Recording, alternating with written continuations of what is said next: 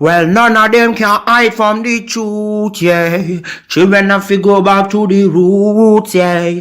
None of them can hide from the truth, yeah. Children have to go back to the roots. I'm telling you now, the truth, the truth. Telling you, yeah, the truth, the truth. You have to go back to the roots, the roots. Go to the roots, to the roots. Yeah, man, you know, this is Benjamin out of the Smiling Coast, West Africa, Gambia, representing for the one and only Abu, the big man you don't know, the Soninke warrior, the man that brings the truth, Soninke warrior, the sign of enlightenment, the Soninke warrior, the righteous and the true African. Abu, reveal the truth to them, you know, no matter how them try run from it, because none of them can hide from the truth, yeah. Yes, we have to dig back the roots, yeah. Fire! Subscribe now.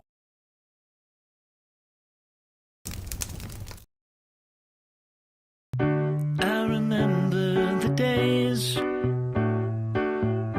all those years ago that never fade away. And I remember your face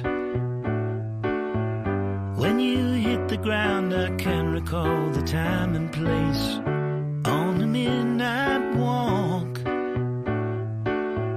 through the old streets, trying to turn back the clock to the days of old, back to the days when all the things we knew were made of gold. As the world moves on, time sings a song. In the old neighborhood, as the clock strikes one, the memory lives just as it stood, like a quiet dream. All right. Ladies and gentlemen, welcome to the Afridamus Report. I want to welcome all of you to another edition of the Afridamus Report. Please make sure you hit the like if you haven't already done so. AB, welcome in the house. Born to be free. Born to be free. You finally made it on time. Astros and all the people I haven't mentioned, welcome to the Afridamus Report. Ladies and gentlemen, I have a very, very interesting, video here that, I want to break down, get into it, separate it for people to understand what they're seeing and hearing in these videos. The reason why I love this video I'm about to do here today is because these are the type of debates that are needed between, blacks in the West and actual African. And when I say African, I'm not talking about some watered down Africans, like maybe you came to the West as a little child, you grew up, and you know how they take mostly these females, they send them to these walk shows, right? So these people are not smart, they just put them in classrooms, they regurgitate everything that the teachers say, and they're like, oh yeah, I'm educated. They take them, they put them on these shows for them to speak on behalf of, quote unquote, oh, he's the African, but the person is actually really dumb because they know nothing about Africa. But you see, when you bring in an actual African or talk to an actual African back in Africa, especially men, young men, engage them in the debate, that's when you would hear common sense. Because I've been saying it for a while, and I've been asking the question. I said, are Western blacks, especially the blacks here in America, are they mentally soft? I said, there's no such thing as racism. You all have seen videos where people, these same people, they would travel from the Western world. Mind you, you show up, whether from the UK, America, they show up, you've seen them. They become the upper class there because they exchange their dollars is a lot more. Now they're, living nice, right? They got the money. But then they are trying to tell young Ghanaians, for example, oh no, man, you should not go to the West because racism, blah blah blah. But dude, you just came from there with with lots of money. You came with lots of money. So if you survived it, you were born there. If you guys are telling Africans, oh, my skin color, they're killing us because skin color, but you survived, you came, and these Africans also know relatives. They have their relatives, like myself, that live over here, been living here for years. So to tell them that no, no, no, no, don't go and pursue your dream, is very foolish. It's very, very silly. So I'm glad, this debate took place. So this debate is between a second generation. I don't know if I should call this person FBB, Foundational Black British, um, but he said his parents are from Jamaica. I guess his people are from Jamaica. This is what is weird, though. Jamaica is all black country also, but some of these Western blacks, they went so woke that they're like, you know what? Let me just move to Africa and go tell the Africans how not to travel to the UK or America. You know why they don't go do that in Jamaica? Try that in Jamaica. Go there and tell some of those yaddies, man, nah, man, don't go to London because racism or America. They'll be like, man, why I say, man, me, I think, man, you better get out of my face, you bumbo clot, get out of here. They don't try that stuff in Jamaica because the Jamaicans don't entertain that BS. The Jamaicans don't entertain that, but they want to come to Africa and brainwash the Africans, telling the Africans, oh no, man, they're shooting the black man on the street. And the Africans are telling them, I just literally finished watching Afredamus on his show. He was just doing a live stream from America, and he just told us how nice it is over there. He's walking around in the white neighborhood. So they're not going to listen because the Africans also watch the internet. And even before the internet, I remember growing up, even before the internet, people were still ambitious to come to the Western world. People already know, it's about opportunity. But what do these quote unquote repats, what do they do? You notice? They try to play a mental game on you because they use tactics like, oh man, you guys are worshiping the white man. You notice with me when they say you Africans are worshiping, I'm like, yes, whatever suits you. Because worshiping the white man, where did that even come from? Where did that come from? Exactly. It's coming straight from that individual's mind because that's how that person thinks. So therefore, this is in their mind. They think simply because your skin is black, so you have the same worldview. You look at white people as superior. But I don't want to keep you guys waiting. Exactly, Bantu Queen. Projection. They project. So this, foundational black UK guy, he's over in Ghana. He's sitting on huge piece of land. Big piece of land. So, he didn't get that for free. He bought it, right? And where did he get the money from? It was surely it wasn't from Ghana. So you don't think, these Ghanaians, young Ghanaians, they have eyes, they can see what is happening. They are seeing it. But I don't want to keep you guys waiting. Let me do my fair use. Today we are going to go straight into this. Straight into it. And also, the gentrification. You guys remember the blacks used to cry about gentrification in America? And I used to say, no such thing as gentrification. First of all, you think if I'm going to an area and were people there for years, they don't know what the hell they're going to do with it. They say they are poor. And They are selling the place to me. Do you think I care if they are poor or not? That's none of my business.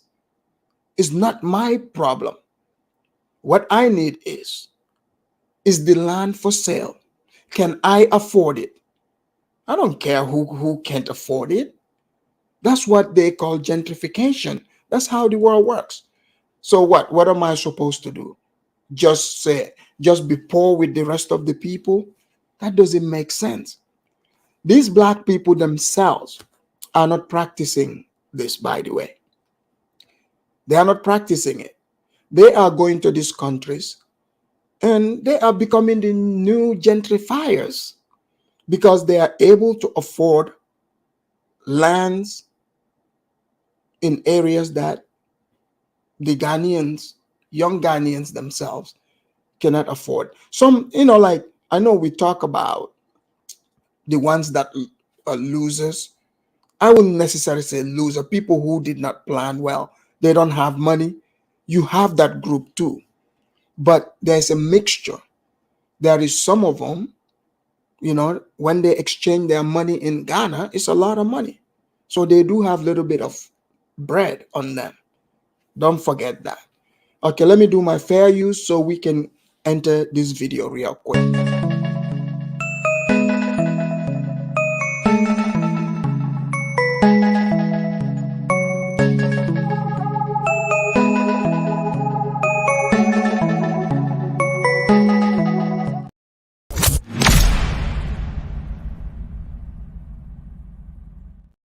All right.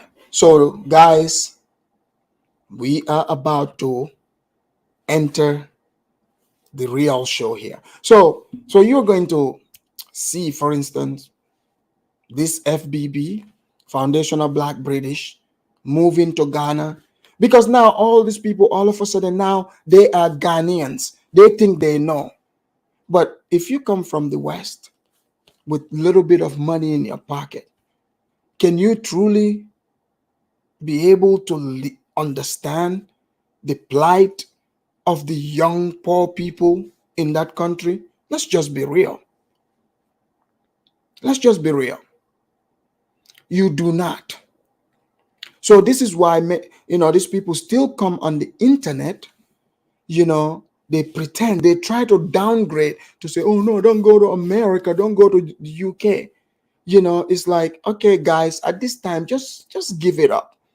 But since they don't want to give it up, I'm glad they are engaging the actual Africans in this debate. You come face to face, because you see that racism excuse does not work for an ambitious African. That doesn't work. Racism, they don't like me because I'm black. Who cares? I would just go around the people who like me. Plain and simple. If I do business with you, I don't need to come into your house and have dinner with you. You don't need to do the same thing. You don't have to tell me how nice I look or whatsoever. We just doing business. This is what an ambitious person would do. So any other extra stuff, extra relationship, that's you looking for that. And when it doesn't go your way, you get upset. To us, the color of money is green. That's right, Bantu Queen. Yeah, the color of that green is more important than your feelings, to be honest. So it would be very hard if you're a black person in the West, black American especially, to be able to understand that mindset where, like, all these things outside of you, it doesn't affect you. You want what you want, you're focused on that, you are honing in on that, and you're going to get it. You're not going to allow anyone to stand between you and that thing that you want. Someone doesn't like you, okay. I don't take it personal. I'm not, you don't like me. All right, fine. Who gets to live with that? You made that decision. You can go your way, I go my way.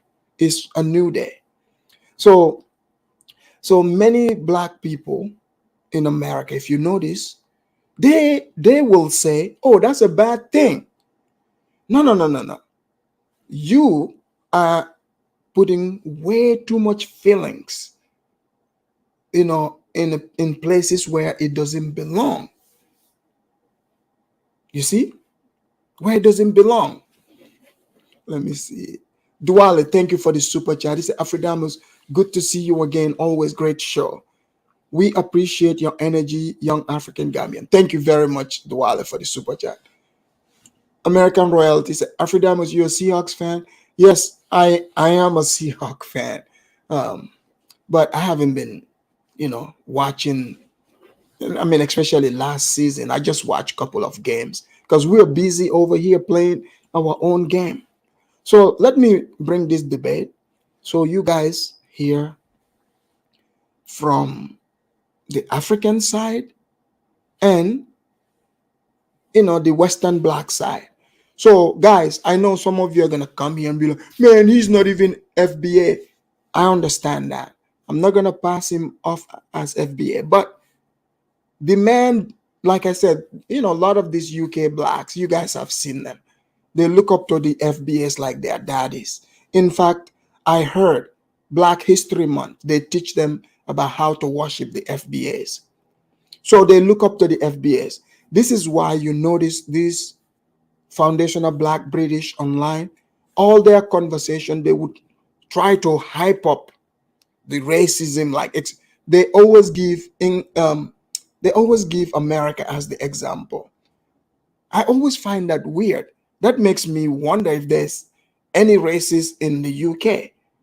I never ever hear, hey, yo, mate, this is what happened, down in Sheffield or in London. No, it's always when they start talking about the racism, guess what place they point to?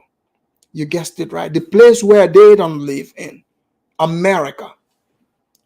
America. They would all their racism example is America.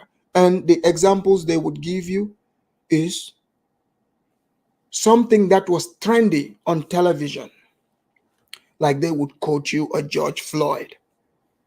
If you're not a criminal, unemployed, on drugs, you don't have to be worried to be George Floyd. Let's just be real.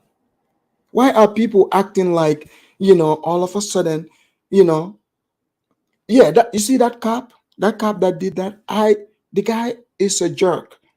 It's two devils fighting each other. You see, there's a rule of law. When you violate, the law of nature, there's this thing called karma. There's this thing called karma. So that cop that killed George Floyd, right? They say, because the guy, is he is a total idiot. You can tell.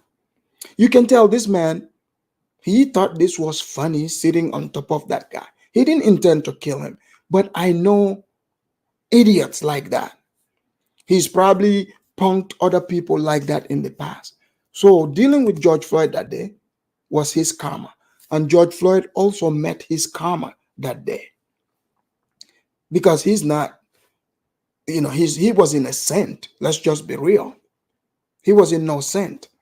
Because what did the report show? They said even if that cop simply did not even do all that extra stuff that he did to George Floyd, even just simply putting him in the car, if the amount of fentanyl drugs he had in his body, he could have, he would have died on his own because his breathing was collapsing. He had, the C-19.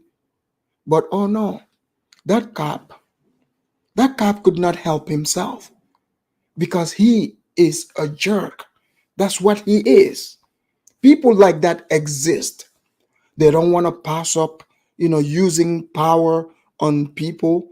So it's two devils meeting each other.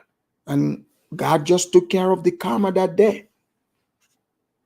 You know, got that cop off the street, and George Floyd went to, wherever he is these days. So stuff like that does happen. But is it common? Is it as common? Absolutely not. The reason why, why you that is sitting in England, when you saw that video, you were all outraged. Oh man, they're killing black people over in America. It's because it's not as common. See, when something is not common, when you show it to people, people freak out. Why do you think they don't talk about?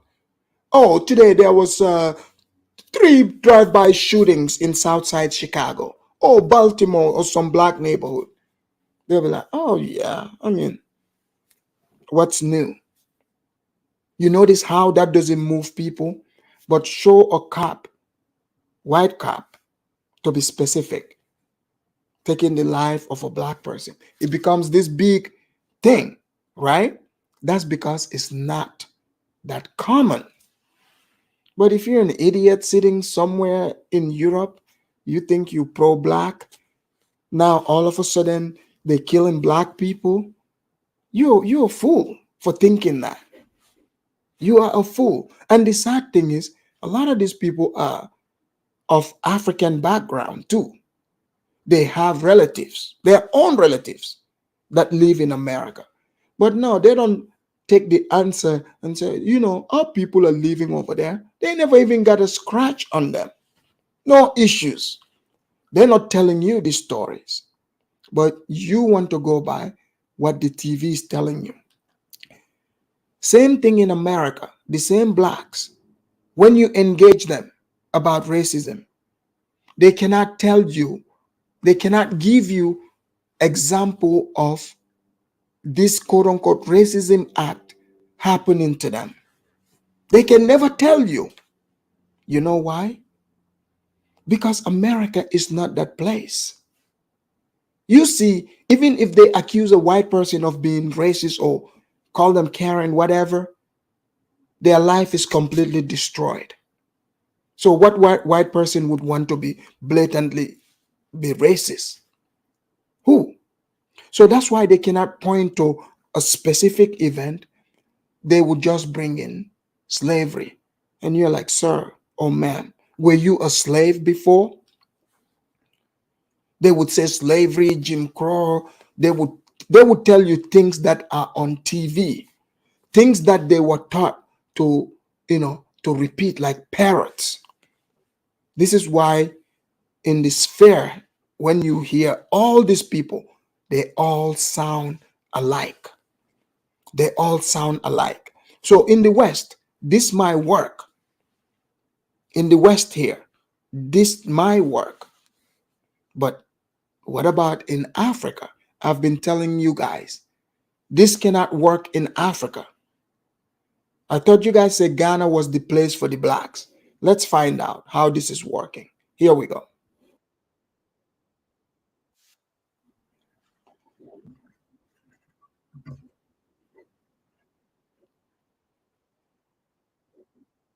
When you see me, you won't recognize me. I dare any Britain person, I dare them, any person born of England, US, to live their whole life, nothing, come to Ghana with empty pocket and see what you go through. I came to Ghana with £8,000, bro, and my money got chopped. I had nothing, and I was living in a tent for 12 months with my children. Literally nothing at all. My wealth is a legacy. My wealth is bringing my children here on a plane when their ancestors left in shackles on a boat. See, we as Africans, we don't make money here. We make the money there, come and spend it here, and when we die, we are buried here. That is what we use African for. Whether you believe it or not, it is the reality. No, you get buried here, but you won't come back here when you have the money. I know the Ghanaians in the UK and America, they have the money. So this is, you can tell this is going to be interesting already. So you have blacks coming from the West.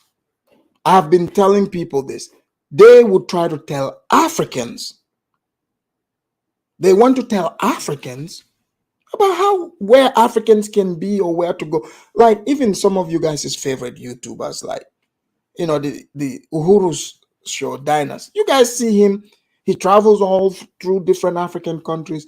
But they used to, before I came and, talk about this topic constantly, they would say, oh, try to saying Africans, oh, you should just come to America, go to school and go back.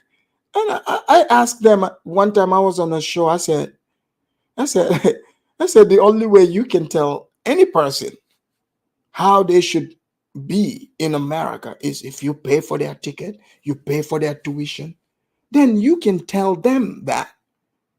But who the hell are you to tell me that when I can stay in America, when I can't?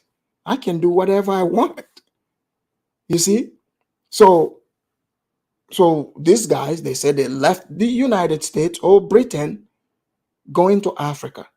They want to tell the Africans, oh no, don't think about going to the West. The Africans that live there are seeing their relatives, people like us. People like us, they used to, back in the day, sit under the mango tree with. Today, I just drive past them. I just drive past the mango tree because I don't want that dust on me. You don't think they notice this? They notice that I just enjoy being around the beachside, water property. But back in the days, I'm just giving myself as an example, but this is common for many. Back in the days, I was sitting under that same mango tree with them. Long time ago, under the mango tree, just displaying our dreams. So you want to come and tell those people that, nah, racism is what's going to stop them. Okay. Money. They can come here and make a difference, but they don't. Many live in their comfortable life. They're in a trap. They're in a trap. The West has got them in a trap, and they're comfortable to where now they don't want to leave and go back to their own country. Do you know they want to keep Africa down? Like the West wants to keep Africa down. We have all the resources. We have everything on this land: the gold, the oil, the coltan. No iPhone can work without Africa. And as long as they keep us poor, as long as they keep us divided, mentality poor, as long as they keep us divided, as long as they're gonna be good and we gonna be the way we are. Hello guys, and welcome back again to another amazing episode. And this is a diaspora transition episode. Obviously, we interviewed diaspora who moved back. And if you watched our last episode, I interviewed a gentleman by the name Jeffrey, and we spoke about why he believed that it's not possible to make it here in Ghana, and he has to, leave Ghana to the States, UK, and other Western countries before he achieves the success he's looking for.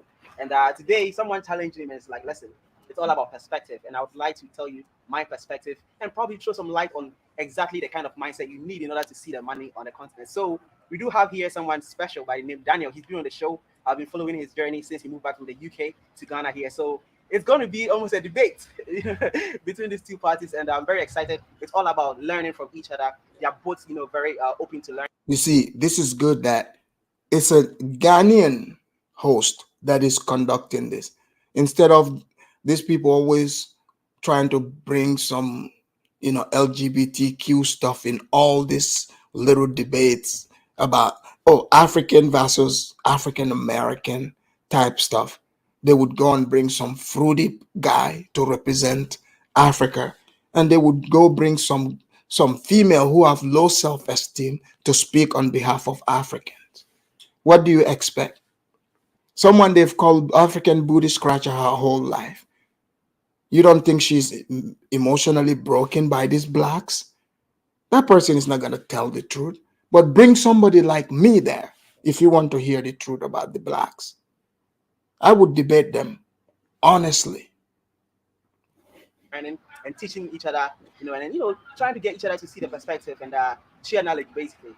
So before we get into that, I realized YouTube said 80% or 81% of you guys watching does not subscribe. All I need you to do is to please subscribe to the YouTube channel for me. And also where we are currently filming is called Bureau. Bureau is a co-working space located in Osu, next to Jamestown Cafe.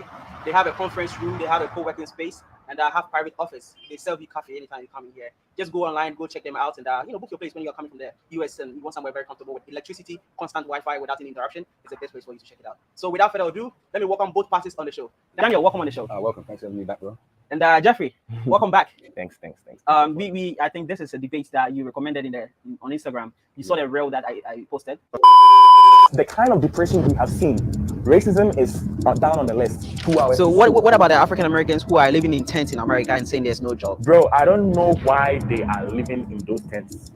Honestly. Because if a Ghanaian is able to leave Ghana to America and live in Beverly Hills, and if you are born in America and you live on the street, bro, I don't know what to tell you. A client in Germany was telling me he's a cleaner and he makes $17 per hour. Look at this. He works 1 year, he comes to Ghana, and a bank manager is not his class. I would rather create an opportunity for a Ghanaian to work in the UK as a health personnel than to create an opportunity for her to work at Kolebu. Don't sit home and say that, oh, look, diasporans are coming. Man, they are coming with money. Go and look at their bank accounts. Some of them are coming with $50,000, $100,000. You don't have any money and you're here saying diasporans are coming. So, man, that is why when they come, they stay at East Legon cantonments and you live at Kaswa and all this place. Finding money here is next to impossible unless you are intelligent like we are. Opportunities are for people who are already having the opportunities. In the whole of Accra, there are only 3 psychiatric hospitals, and there are only 15 licensed psychiatric doctors.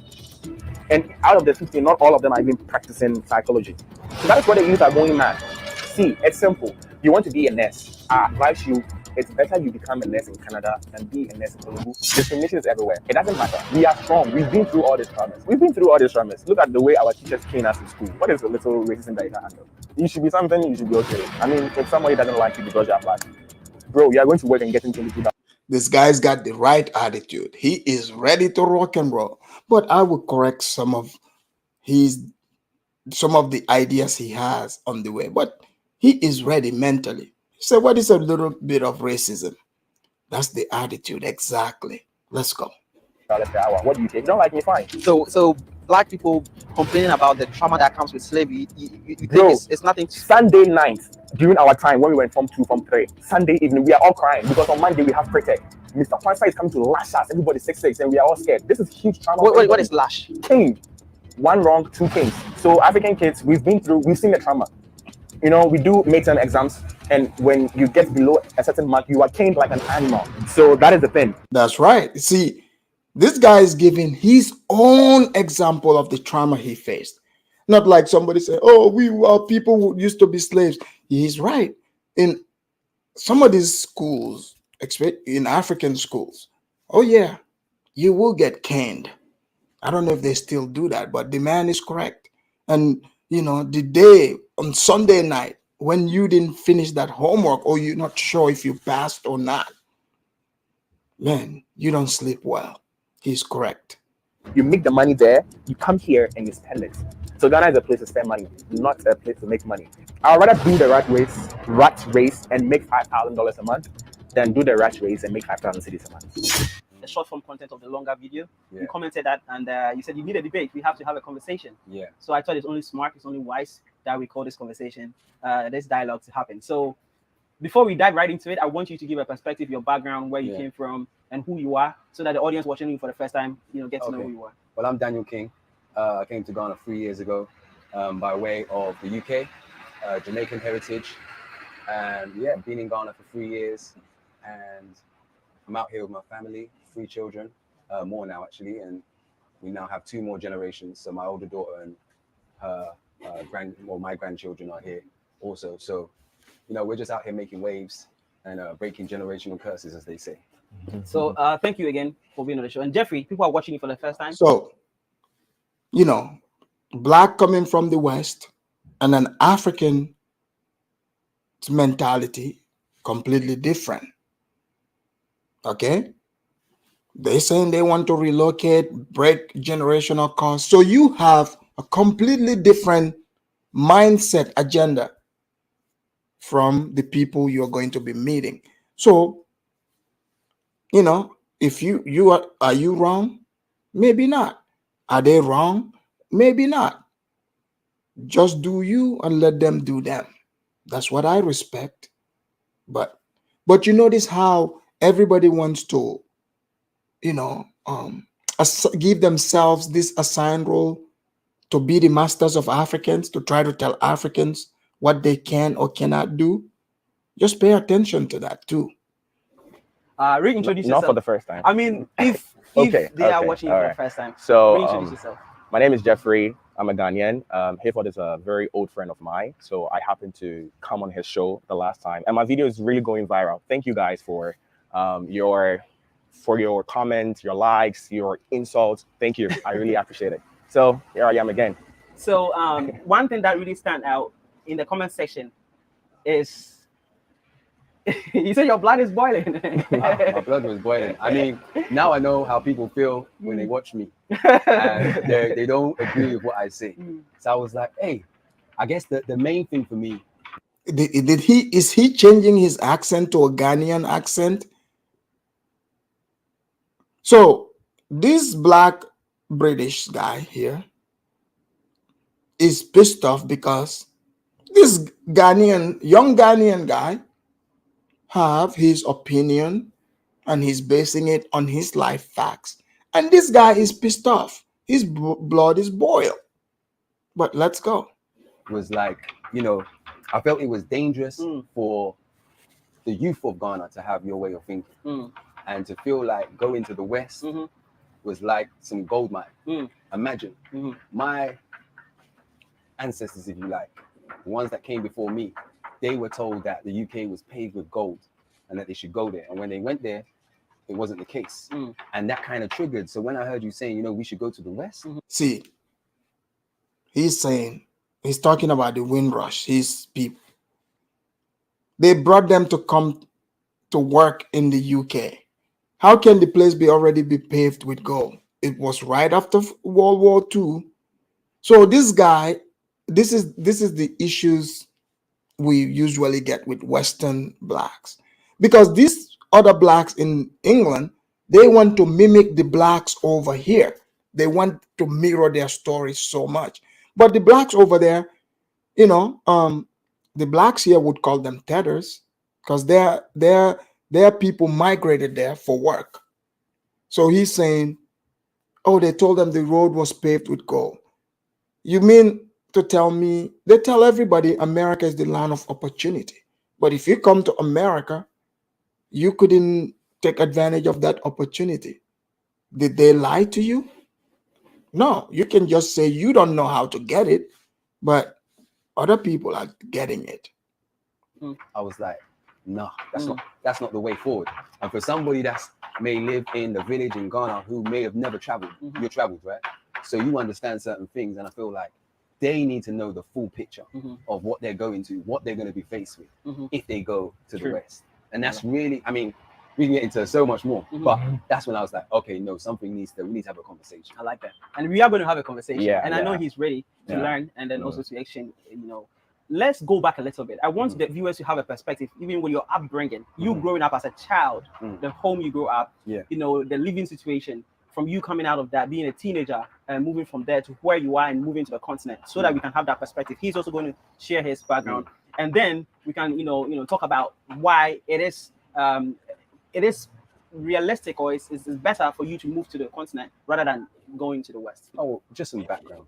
My grandparents were born in Jamaica, and they came in the Windrush to the UK or to the States, both actually. And like I said, they were told that, they were coming and it was going to be paved with gold. And when they got here, they were met with racism. They were met with a level of abuse that I can't even imagine. I don't expect anybody else to imagine unless they have been through it. And then me growing up in that system in the UK, I grew up in a white area, so in the north of the UK, Sheffield. So, my first recollection of racism in Sheffield was being surrounded by a group of skinheads. I don't know if you know what skinhead is. No. A skinhead is a white person, and all hair shaved off skinhead. It was like a trend. So it was punk rocks and skinheads, and they tend to be racist. They don't tend to like black people because they weren't familiar with black people at that time.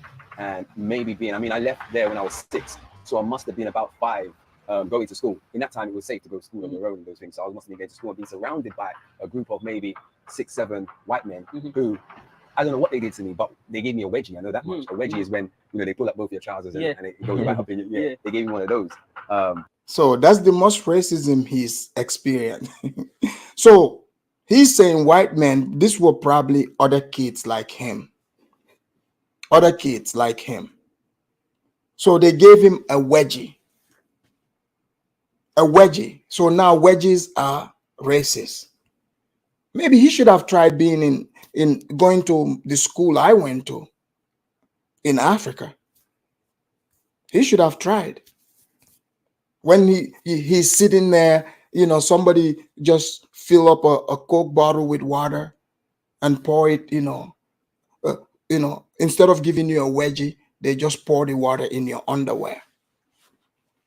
Yeah, so this guy is saying, yeah, they gave him a wedgie. So that's how racist it is in the UK. All right. And that was my first experience of racism. But growing up, it's been a constant. Before you proceed, though, explain the definition of racism so we all understand what racism is in that concept. Okay, so I think, when I heard Jeffrey speak. Guys, pay attention to this. I'm glad the host is asking for the definition of racism. Let's hear what he says racism is. Some of what he was talking about was prejudice. And that's where a lot of us get confused with prejudice and racism. Now, the racism that black people, or melanated people, I like to call us, Nubian people, what we face is systematic.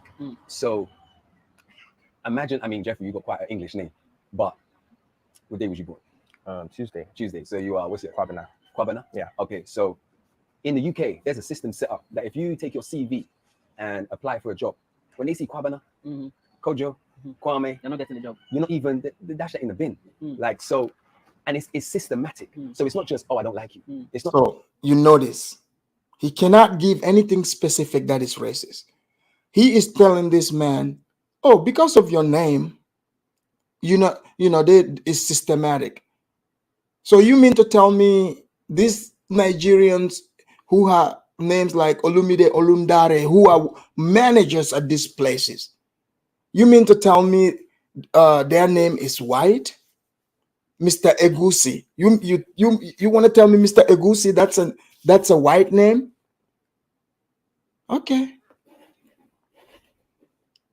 So the indoctrination begins. He cannot tell you the definite meaning of what racism is, because what these people do is they leave the definition wide open so they can keep moving the goalpost. So they just fill it in as they go, and they want you to just go along. Not just, oh, you're black. It's a system that's been set up way back to Willie Lynch when we were taken from Africa and brought to the West. It's designed to hold us down. It's designed to not allow us to grow in any aspect of, the 9 sectors. We can grow in sports because, generally that's what we did, entertain the massa. That's what we did. We can grow in those things. We can grow in music. We can grow in this entertainment because that's how they see us. They see us as entertainers. Yeah. But, breaking those boundaries of being a judge, or don't get me wrong, we have broke some of those boundaries now, but it's not a regular occurrence. Sir, there's plenty of black judges in America. I don't know about the UK, but here in America, sir, we have tons of black judges. We have black mayors, black police chiefs, black pilots, black soldiers, even a black president. Some are going to come and try to say, oh, he's mixed, but over here in America, he black. So don't give me that. In fact, he's half Kenyan. You can't get blacker than that. So what is he talking about? If you want to be an entertainer, just go be that. No one is forcing you to be an entertainer. Here in America, in fact, if you are a very good entertainer, you are rewarded very well. Look at all the entertainers in sports, music, you name it. Oh yeah, over here in America, being an entertainer is not a diss. I hope you guys know that. It's not something that, I'm not saying like anything is possible. A young Ghanaian guy can come up and he can be a judge in the UK. That's not what I'm saying. I'm saying it's made much harder. It's made much harder. And, I'm more likely to die in the UK or America because of the color of my skin. Just because of the color of my skin. See? Not because of a crime I may have committed. Did you guys see he brought America in it? So this man said in the UK or America, he's more likely to die because of the color of his skin. So the worst racism example he's giving us was, you know, a wedgie. Some kids giving him a wedgie. What were the blacks like him, his people, doing to the Africans in the UK? I'm pretty sure those are worse than just a wedgie. So this guy is making it up as he goes. But I can't wait for Jeffrey to respond. Or an argument that I may solve, but just because of the color of my skin, just because of the color of my skin, I may die today. And it's those kind of systematic racism, things that are being put in place that we try to get away from. I see. Now, before we get, I want us to dive into that. In your story, you said after the wedgie thing with the police, you got introduced to what racism actually means. At what age? Oh, well, I mean, I didn't really understand what racism actually was in terms of the systematic and how big it was and how it was constructed until I really started, starting to love myself and look into my history, watching Roots, listening to the likes of Malcolm X. Oh, Roots, Malcolm X. Okay. We see where he's coming from. So, yeah, now we all Nubians, according to pro-blacks like him. So this guy is all over the place. So this is, I mean, I gotta give it to him. People that talk like him, they generally avoid, debates that challenge this viewpoint. So I gotta give it to him. If he believes in it, he came, sat down to defend his position. I'll give him a shout out for that. But generally, most people that think like him run away from debates. Just like I gave you the example. He said he's more likely to die as a black person in the UK or America just for being black. He doesn't even live in America. If your skin color, just being black, is the reason you're going to die, I guess there's going to be plenty of black people dying, getting killed. But that's not a fact, sir. He just said it just to say it, but that's not real. And these kind of, the great leaders that we had, understanding, that kind of system. And I don't know, maybe a teen from about 13, 12, when I really started to become conscious of myself and the way I experienced racism up to that point, and was just like, okay, they don't like me. Do you know what I mean? I know why they don't like me, but I didn't think it was anything more than a personal thing. I only realized it was systematic when my teachers would treat me different from the white children, or workers or colleagues or the police would treat me different. What Jeffrey said in the interview, he said that. So you notice he still have not given the definition of he hasn't given us the definition of racism. He gave us, Roots, which is a movie, and Malcolm X, a civil rights leader in the 60s. So those are his reference point. Okay, fine. You can learn a lot of stuff from reading Malcolm X's book or listening to him. Sure. Listening to Malcolm X will not make you a mentally broken person. He empowers you as a black person. If you don't believe me, go listen to him. Highly intelligent guy. Highly intelligent. How he debates, so if there is ever like a Pan-Africanism to elevate the consciousness of black people, yes, that would be a good person to listen to or read about. But how you twisting that to, because you're not saying you're strong. It makes you afraid of white people. But is he really afraid of white people? I don't think so. Black people are not afraid of white people. I'm telling you that right now. They are not. So all this pretense, don't fall for it. Blacks aren't scared of whites. I just wanted to put that out there. There's opportunities in the West. There's high-paying jobs. You can be making, example, $17, $20 per hour. What is this little racism that you can't, handle? Now, I want to understand what perspective you had before saying that. Now, before you do that, I want you to, introduce yourself by your background. How did you grow up? you also express a little bit of your upbringing. That sometimes our parents can even leave us for some days, and we don't even care. We don't even, we are used to that. I want to see how you were brought up, at least to your age of traveling abroad, and then to this moment, and then address why you think racism is just a little thing. All right, so I'll go again. I'm Jeffrey. I was born in Ghana, not Kanishi.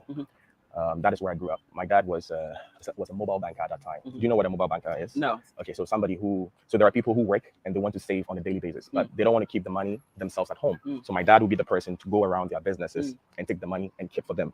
At the end of the month, he gives you your money back and you give him his pay for keeping your money. So that was what my dad did. So we were living in North Kanishi. I remember I used to walk from North Kanishi. You know my house?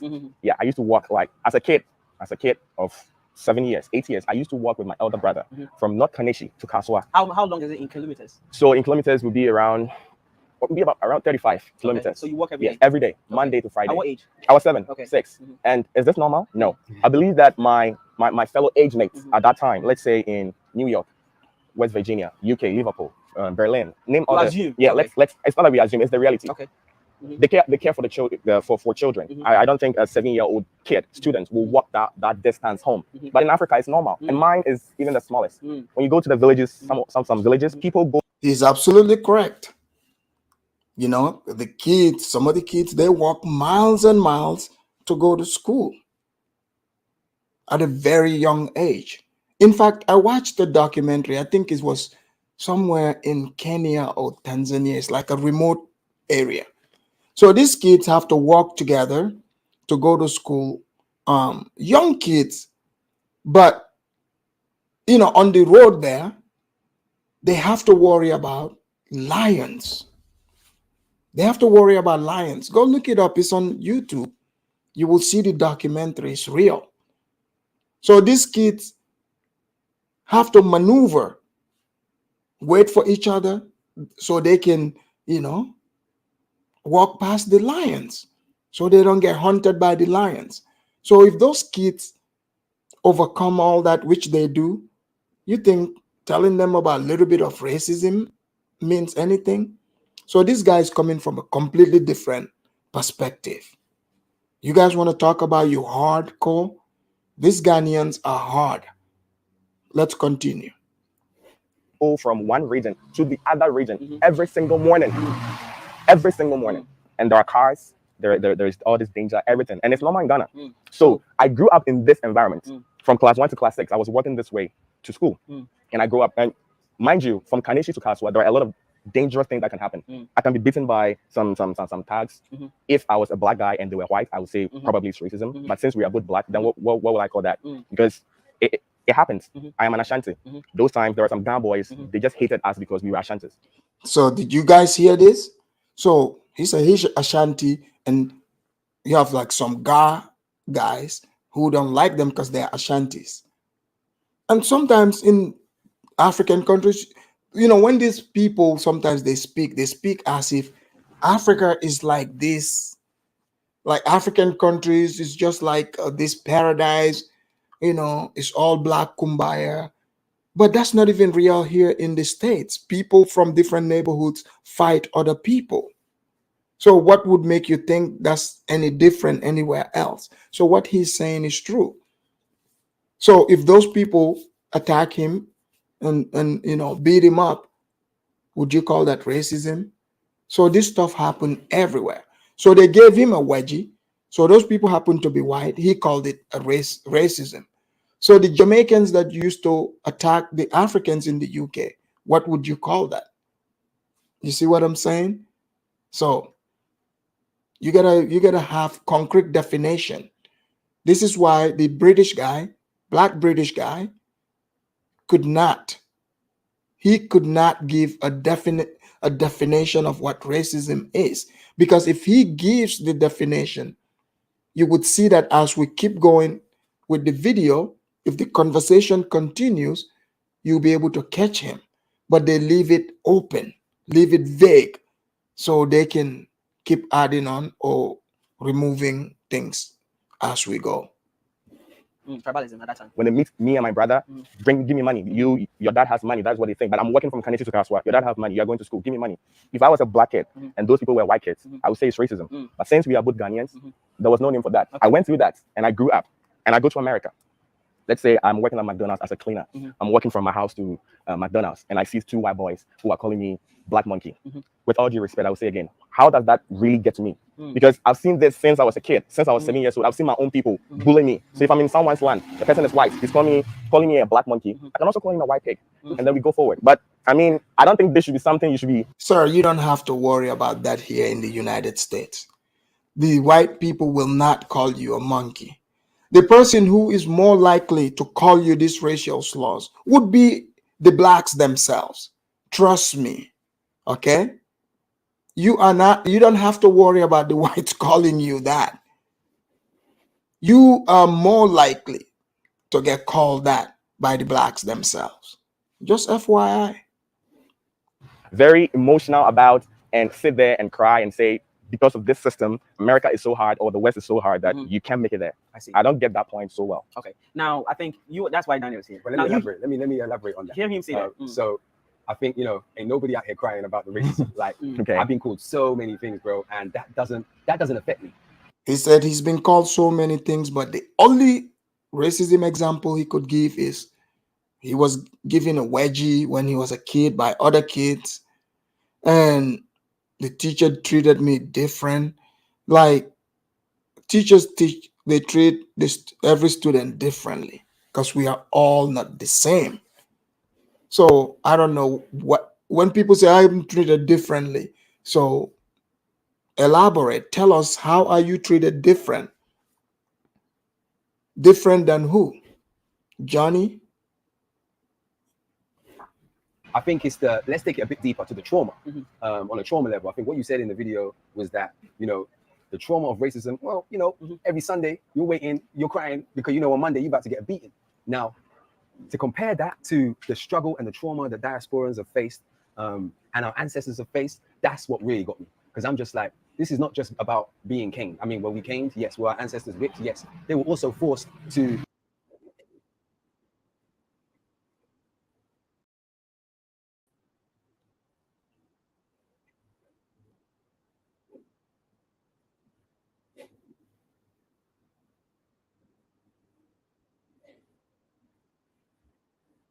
man on man. That's what we were forced to witness. Those things have trauma. Those things are still affecting our people today. Still affecting. I deal with diasporans every single day. They're still. Guys, what did I tell you? What did I tell you?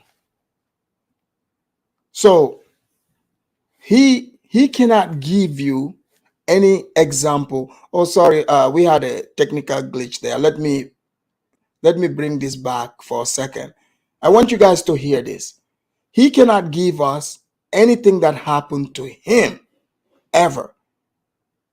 He goes straight for the slavery talk. And our partners forced to watch my ancestors be raped by another slave. And sit there and cry and say, because of this system, America is so hard, or the West is so hard that you can't make it there. I see. I don't get that point so well. Okay. Now I think that's why Daniel's here. But let me elaborate on that. Hear him say that. So I think, ain't nobody out here crying about the racism. Like, Okay. I've been called so many things, bro, and that doesn't affect me. I think let's take it a bit. He could not name one thing he was called. So now he's saying, oh, I'm not crying about racism. So, okay, you got called something. So what? What are you, a child? As long as the person didn't touch you, you're fine. Freedom of speech, man. Bit deeper to the trauma. On a trauma level, I think what you said in the video was that, the trauma of racism, well, every Sunday you're waiting, you're crying because on Monday you're about to get beaten. Now, to compare that to the struggle and the trauma that diasporans have faced and our ancestors have faced, that's what really got me. Because I'm just like. So you notice, this man, Jeffrey told him his trauma as a child, that's the biggest trauma. If you gotta wake up, guys, those of you that went to school in Africa growing up, you guys remember how, you spend they give you this homework, hard homework, or you did the exam, you're not sure how you did. So now it's, you enjoy Friday evening, Saturday, now Sunday Sunday, you guys remember that trauma for some of for most African kids? You're sitting there, you're worried about how well did you do. So if you don't do well, you're gonna get caned. Punishment, guys. You remember this. Sunday was in such a fun Sunday all the time. But if you know you did well, oh, you're good to go. So he's telling this man, no, no, no. You're comparing that to my ancestors being enslaved. Your ancestors, but not you, sir. Not you.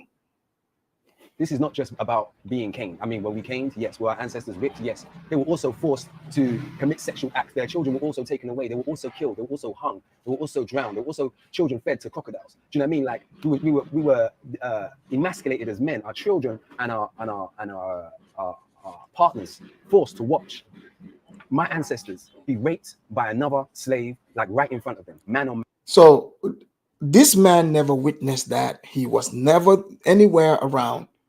What is this thing, the obsession with graping? You know, why always reduce your own ancestors to saying they were graped?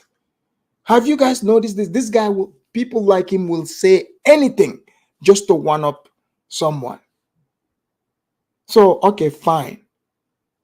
You said this happened to your ancestors. Have you seen this with your own eyes? Have you seen this with your own eyes? How do you know this is not just propaganda? We don't know what happened. We don't know this. But why is that the default position to always run to? So we've established that this man, one, he did not define racism. He didn't give us the definition. Two, now the trauma that they talk about running away from the white countries, he is not giving us any examples. The only example he gave was somebody gave him a wedgie when he was a kid. You see, when he was a kid. So now they are asking him to elaborate. He is telling the man about how they used to rape his ancestors. He's never seen this, by the way. You know, they've never seen anything like this. But they are claiming that, they are traumatized from that. So you want to tell me every enslaved person, nothing good ever happened in their life, ever? There's no enslaved African that was brought in these Americas, whether in America, the Caribbean. You guys want to tell us there is no story far back that you could hang on to that is empowering, that paints your ancestors in a great light? You're just gonna continue to dehumanize them? Because this could be you just making up stories to gain sympathy. See, when a person removes themselves, because when you are asking them about themselves, they want to talk about the past, about people, something happened to, oh, my ancestors, blah, blah, blah. It's all victimhood mentality. It's the victimhood Olympics. That's what this is. But let's continue. That's what we were forced to witness. Those things have trauma. Those things are still affecting our people today. Still affecting. I deal with diasporans every single day. They're still affecting us in our relationships, in our, the way we deal with ourselves, the love that we have for ourselves. I'm not saying that you being beaten at school, that's not a good thing. It's not. But to compare that to that big scale, I think is it's not, there's no balance there. That can't be compared. It's uncomparable. It's like that trauma of, I mean, there was a time in the UK that caning was a thing too. Do you know what I mean? But dude, this is his experience. You're saying your ancestor, his experience. So these people want to run around. You want to tell me about your said ancestor that you didn't witness. You're claiming trauma.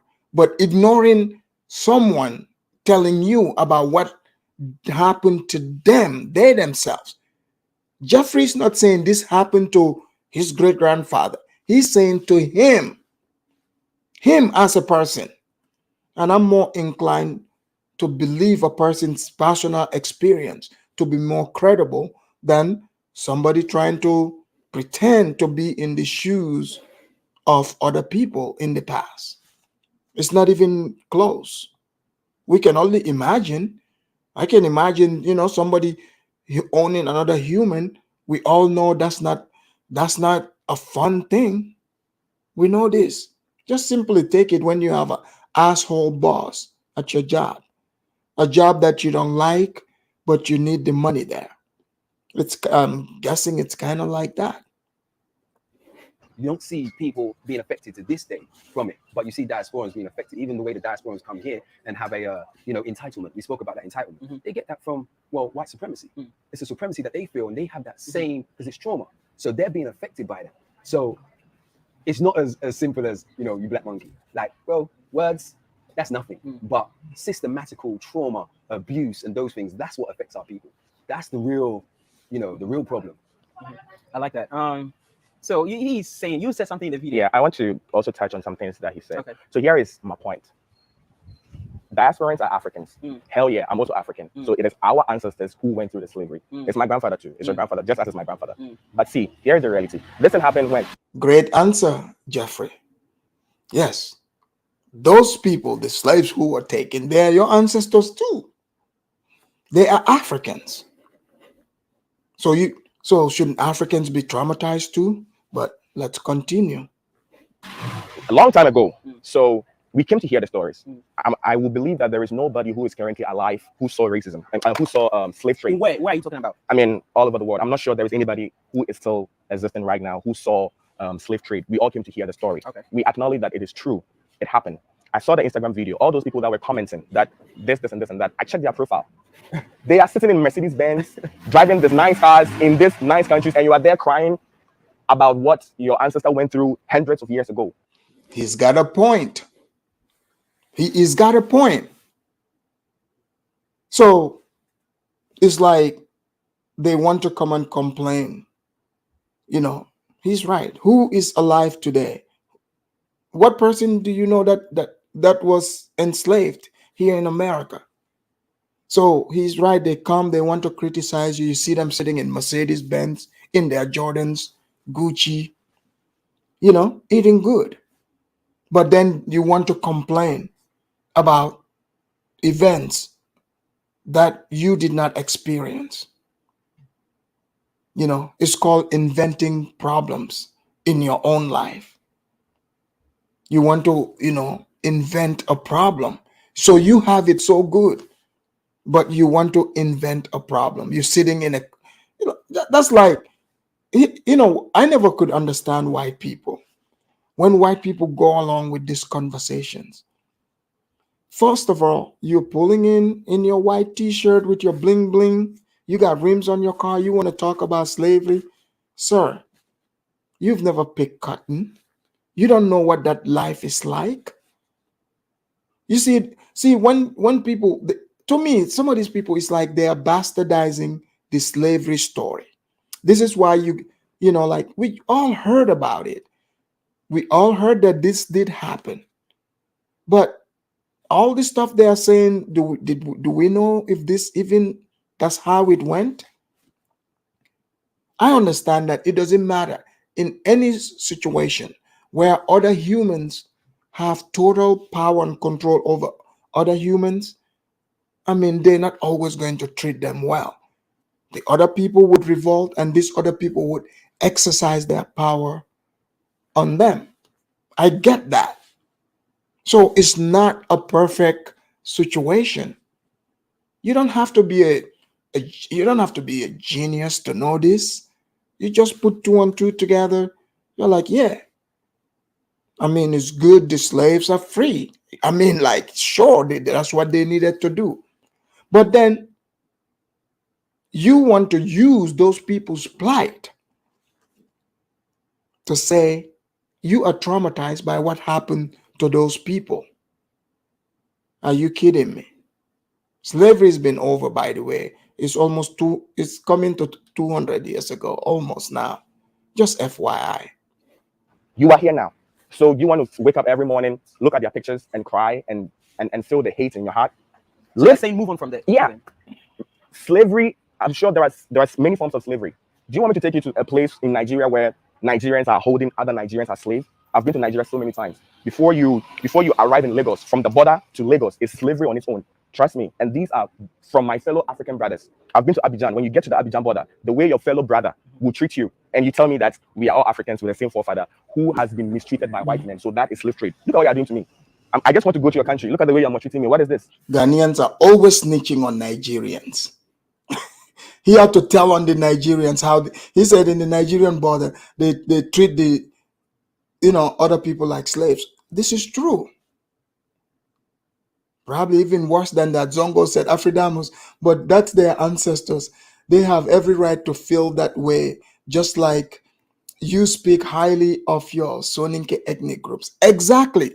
See, I'm not saying don't speak highly of your people, but if you want to talk less and see yourself as less than, you want me to participate in that with you. I'm not going to do that. I'm not going to pretend like we have the same experience, the same lineage, the same history. No, that's not reality. You see, when I talk about my Soninke group, you notice I don't care, who validates it, who doesn't. I don't care about how people feel about it or not. I really don't. Because I know you're not just going to get up and be like, yo, today I'm a Soninke. Like you can just do, oh, I'm black. Oh, you choose not to be. It's not the same thing. Soninke is a whole different level. Just FYI. But let's bring in Jeffrey. How do you want to call this? So I wasn't comparing that killing to what we are going on now. Yes, I get it. They killed George Floyd. I know a man who was also killed on the Kasua Road by policemen. It's happening. It goes both ways. In China, I saw with my eyes, a guy was killed. He was rejected into the hospital. Is this not also racism? So it's happening everywhere. Chinese will go to Europe. The Europeans will call him or her smelling small eyes. It's racism. We Africans in China, I remember so many times, me and my African friends will see Chinese people and say, look at their eyes, so small. What is this? It's racism. It's racism. We have played games with Chinese people and we thought that we were bigger and taller than them and then we beat them. This is racism. This is discrimination too. It's all forms of racism. So we, as Africans, complaining of what our forefathers have gone through. Yes, they went through, but we are here now. We are here now. So let's move on. We are not comparing the system of the countries to the slave trade. We're talking about now. Accra now, New York here. What black men are going through. Before I end, I can go to UK today with nothing. With nothing. Just my t-shirt, my jeans, and my sneakers. I'll live there for 1 year. When you see me, you won't recognize me. I dare any Britain person, I dare them. Any person born of England, US, to live their whole life, nothing, come to Ghana with empty pocket and see what you go through. Okay, so let me interject on that. Yeah. I mean, I'm gonna go back and then we can come off the racism. Yeah. But I just want to touch on one thing because it's saying like, I'm all one for let's move on, let's build. Like that was then and that. But at the same time, it's like imagine you was abused as a child, and then you're older now, and someone says to you, "Oh, that's when you was a child." Like that's done. What are we gonna do? Keep crying about it? Like to an abused victim, that's detrimental. That is detrimental. And if you know the level that people are still facing today, because even though I may not have been hung from a tree or saw that, that still is in me. That is still in me. Like it's in my blood. Like Daniel King 2 generations ago, that's me. It's still in my blood. It's still in my line. So it's felt. And I don't expect you to understand because, well, you didn't have nobody hanging from a tree. You didn't. You was here in Africa. You was here while we were taken on boats. Anyway, in terms of coming to Ghana, I came to Ghana with £8,000, bro. And my money got chopped real fast. And I had nothing. And I was living in a tent for 12 months with my children. Literally nothing at all. Tell a lie. I had a business in the UK, a skincare business. And the story goes, the Most High told me to sell it. And I know what he was doing. He was trying to make me have more faith in him and only rely on him. And I sold it. And that money, we started to build our home. That quickly went. We had nothing. My neighbor that lives right next to me, a Ghanaian and his family, living in a small little mud type hut. He had more money on certain days than me. The difference is, so I had nothing. I had nothing apart from what was in my barrels, most of it spoiled. I had nothing. The difference as to why the regular Ghanaian may not be able to come out of that, and the difference the way I was able to be able to come out of that is just mentality. It's just mentality. It's like, if we're going to go around and tell people they need to go to the West in order to make it, and that they can't flourish here and they're never going to make it, then they never will. They never will. But if we start to educate our Ghanaians, the young ones, and telling them, you don't need to go nowhere. You can make it here. You just need to change your mentality. You need to change that mentality. First of all, let's not have the we get it now, we want to chop it now. Most Ghanaians have that. They get the money, they want to chop it today. And they don't think about safety. So, guys, this is silly. So this guy is encouraging young Ghanaians. It's like, no, don't travel to the white man's country. He tried, first of all, the racism angle that didn't work. I think it's good for Africans to travel. I think that's a good thing. Because if you just stay in one location, how are you going to learn about what other people are doing in other places? Like, how are you going to learn that? How are you going to advance? So he's there trying, he could have just gone to the Caribbean. Exactly, Lisa. He could have just moved to the Caribbean. If it's about where your grandfathers came from, your people, you can go back there. But humans are not confined, to just one area.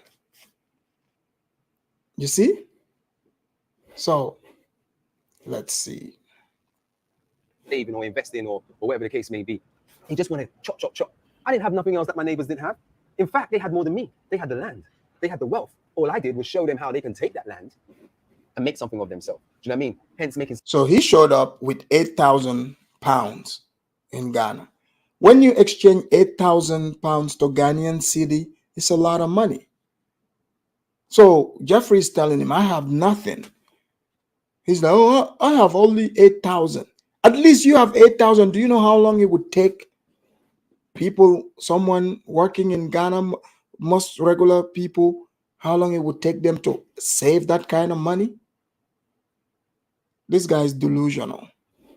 Something of myself. Hence the way, I'm in a much better position now.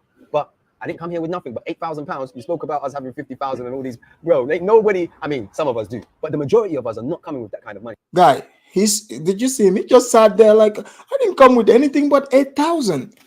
Oh, wow. You were able to work and leave the racist land with 8,000 plus your life to Ghana. Go figure.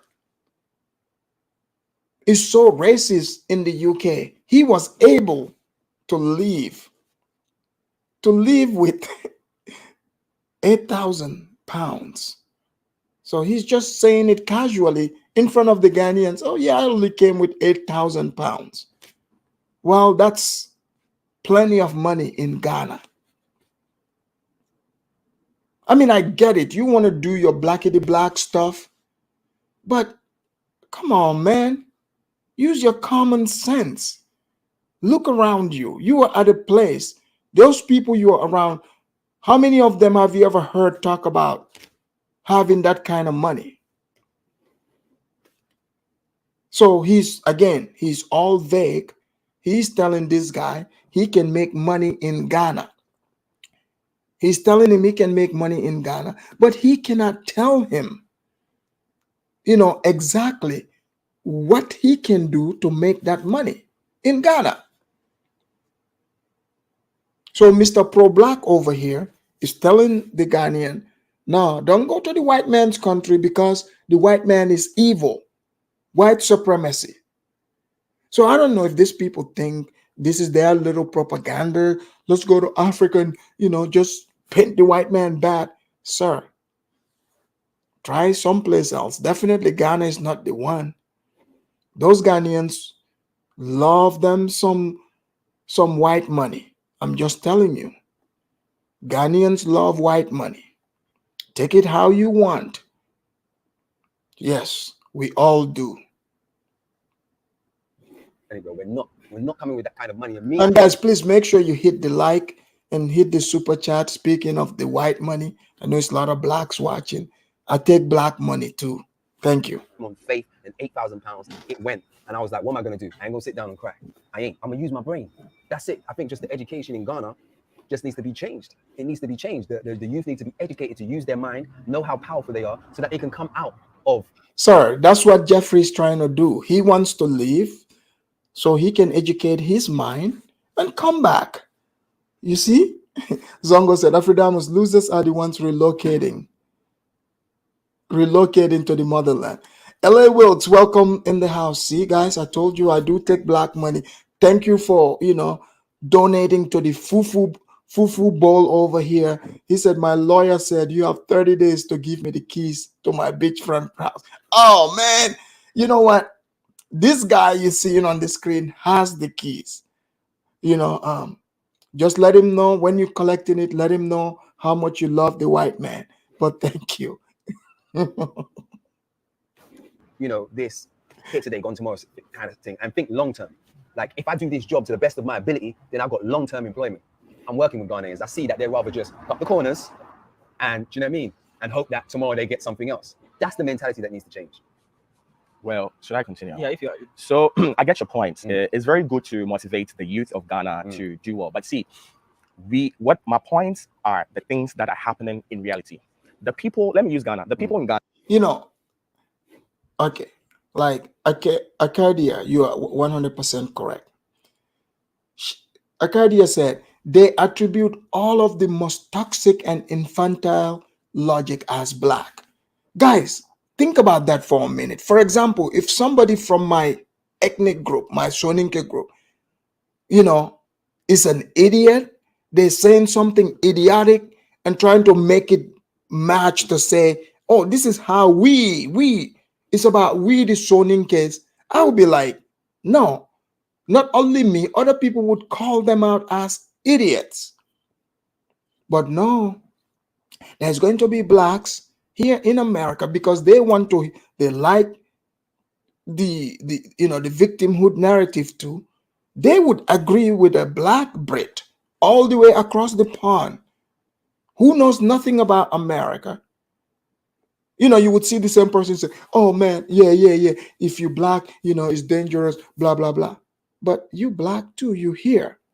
Or when you ask them, are white people superior to you? They were like, no, not to me, but to the other blacks. But how did you overcome, that part? Not to have the white superior over you. How did you overcome that? But it's always other people, not them. So this guy, American Royalty said, Jamaicans are basically Ghanaians trapped on a little island. Probably.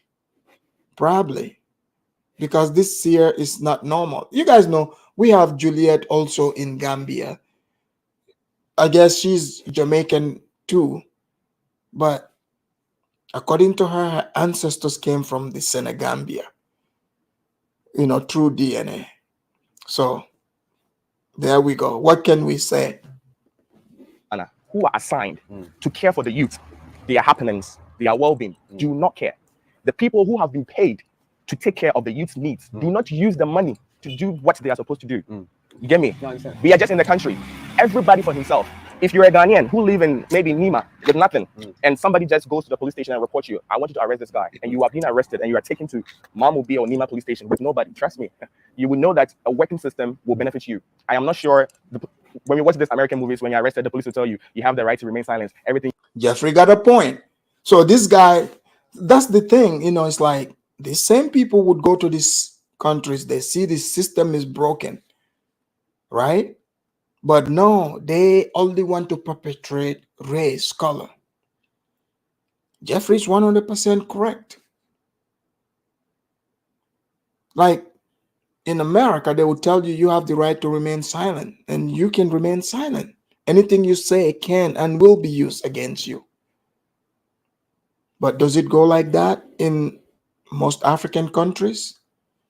I highly doubt it. You say will be used and you have the right to attend. When you have been arrested in Ghana, nobody's telling you this. Your freedom. See, you can be innocent. I'm just trying to make you understand the system we live in here. Yeah. You can be innocent to the zero or the maximum, whatever. But the way you be handled, you will never be handled that way in the working system. So I am not the one who is coming to tell the youth the lies. It is the reality. If you like, wake up on Monday, pack your CV, work to 11 companies, Monday to Friday, nothing. Nothing. We are in Ghana. You go on LinkedIn. See, Jeffrey is keeping it real. This is what Jeffrey's not in the fantasy world. He is talking about facts. So yeah, we see these diasporans talking about Ghana is nice, it's beautiful, but Jeffrey is giving us a completely different angle how the actual Ghanaian youths live, what they are, what they are facing. So if you're from the diaspora, sure, it would be nice for you, but not the people there. You go on LinkedIn, you go on Glassdoor. There are so many online jobs. Where are they coming from? The United States of America. I am a testimony. I used to work for Hotel Planner. Hotel Planner is an American company. I applied, they interviewed me, and they were paying me almost $20 per hour, and I am in Ghana. So how much more people who are there? So what I'm saying is, it's not like I'm discouraging the youth. It is the reality. If you live here in Ghana, you suffer. If you stay here, it's hard. The way is very narrow. It's a very narrow way, and it belongs to some people already. You are not part of it. Your dad needs to know the commander, the chief inspector, before you will be given the police form. You can buy the police form, even when you want a Ghanaian passport, if you like. As a normal Ghanaian, what you have to do is just to walk to the passport office, buy the form, and fill it. Try it.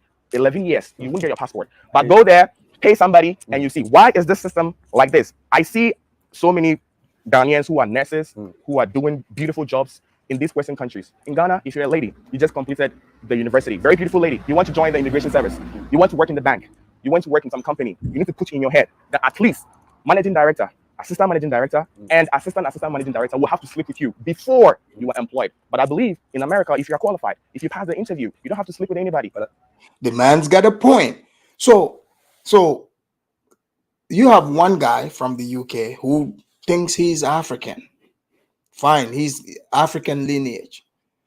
Having the African lineage and being an actual African, a native of that place, two completely different, separate things. Because your reality and their reality is not the same.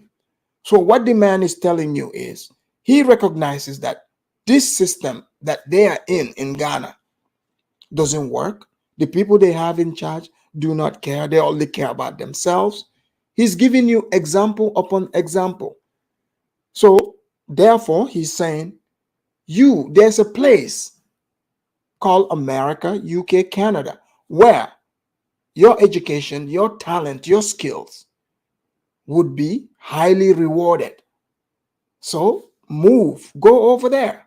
Why waste your time in Ghana? But the black guy doesn't want to hear that.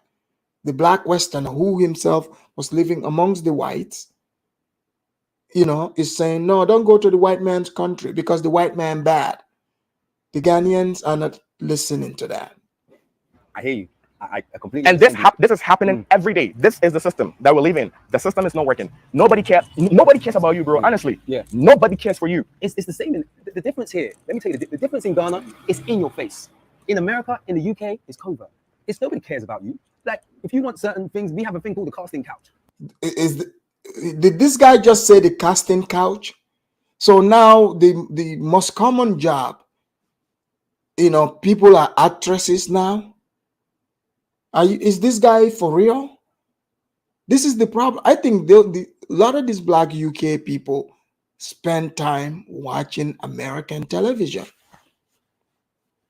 So, the casting couch, because you heard about Weinstein and them people.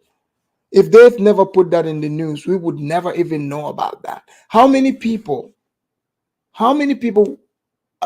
become actors or actresses? How many? It's not that many. So what is this guy talking about? Is he trying to compare Ghana's system, how they run things? Is he trying to compare it to America and the UK? But let's hear him. Women have to sleep with certain people to get, in certain positions. Like, it's not as easy as, go and just pay, and like, that's corruption. I understand. But what I would say to you, bro, intelligent, I can tell, is why would you leave and encourage to leave your own home? Why don't we fix this home? Because we know that it's broken here. Bro. We know it's broken, but let me finish. We can fix it. We can fix it. But you left the UK, your home where you were born and raised, You could have fixed that racism you complained about. Oh, you can go to Jamaica. You ran from your home. But you're telling this man, despite everything he's told you, you are telling him, no, F that, just sit here and suffer. The reason why I left is because that's not my home, bro. That's not my home. The UK is not my home. Sir, you were born and raised there. Your parents were born and raised there. What are you talking about? That's not where my ancestors came from. We came from this land, from West Africa, whether it be Nigeria, wherever. We came from here. So I'm just like, why are we leaving? Why are we leaving our system to go and fix their system or to go and contribute to their system? Is it messed up here? Most definitely, bro. It is. But imagine if intelligent brothers like you, me, Hayford, the people from the diaspora are coming back with that energy, with those funds. But we can change the system here, you know that, right? We can change the system here. We can be the superpower. I know it may seem like a pipe dream, but we can, because that's how I see things. I feel like if we are here and we're putting in together and we change the mentality and stop doing this crabs in a barrel sort of thing and we're trying to hold each other down, that's the way. I mean, you could go to the West and you're going to be good. But what about your brothers and your sisters? Or, I mean, you were saying that you can help them come, but what about the rest that are left behind? Do you know what I mean? Like, what about them, bro? Like, it's either, I mean, we can be selfish and just look for ourselves. We can do that. Or we can fix our own house. We can, fix the plumbing in our own home instead of going to somebody else's home and helping them fix theirs. That's where I think the bigger picture lies. Well, yeah, like I was saying, Dude, you left your home where you were born and raised to come to this man's home. You telling him, so you came to Ghana because you have advantage. Your money stretches. Let's just call it what it is. Your money stretches. So you move there for that. So spare us all this ancestral BS that people try to come up with. Jeffrey sitting in front of you is trying to do the same. He wants to move to where the money is and the opportunity. That's what he's trying to do. And I support him. I really do get your point, but I am very sure with all confidence that you see, you come from that place. So yes, I buy the fact that you say some facts, but I also come from this place. I walk on the street. I live on the street. Forget the way I'm looking. My guys, my boys, my brothers are on the streets. They are hustling. They are suffering. I know the kind of conversations we have.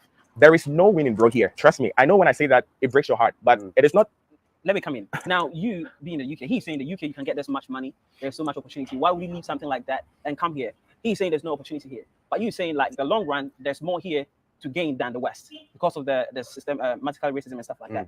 Let's speak on that a little bit. Well, first of all, I'm seen as a man here, not a black man. I'm just seen as a man here, first and foremost. Out there, I'm black before I'm anything. Do you know what I mean? I'm a nigger before I'm anything. But here, I'm black. In terms of the opportunities, imagine everybody wants to go to the West, and even some of our melanated people want to stay in the West. So in the UK, he's seen as black first. But I thought, what happened to B1? I thought people wanted to do the B1 thing. What happened to that? Now he doesn't want to be seen as B1. So in Ghana, you're seen as a man, but in the UK, only black. I thought people were proud of being black. Guys, you can't make this up. Look, this guy is fishing. If somebody is fishing for things that would make them a victim, they will find it. They will find it. Like, how do you feel about yourself? That should be the question. But it's all other people's fault. Because it's comfortable. Because they do have a system that keeps you comfortable, that gives you benefits if you don't have a job, that does all of these things. That could be looked at as a good thing, not for me. I don't see that as a good thing. I don't want the handouts. I don't want nobody to provide for me and my family. I'm a man. I should be the one providing for my family and my community, not the government. I don't want to be governed. I don't. Only the Most High governs me. I want to govern my house because when they give you the benefits, now you're a slave to them. So we talk about... Sir, there's government in Ghana. You're under the government of Ghana. Like, what the hell are you talking about? You cannot escape governments anywhere, sir. All these countries have governments. But I guess black government doesn't count, right? Look, Africans, wake up, okay? Do not fall for this stupid talk. Your condition and their condition is not the same. They were born and raised in the white man's country with opportunities. They have the passport. If they don't want to use it to their advantage, You make sure you leave Ghana, get your visa, come to America. You can naturalize eventually and get the passport and take advantage of the opportunities. Do not listen to people like him. Handouts. Nobody's going to give you a handout. You're going to come here and work for everything you want.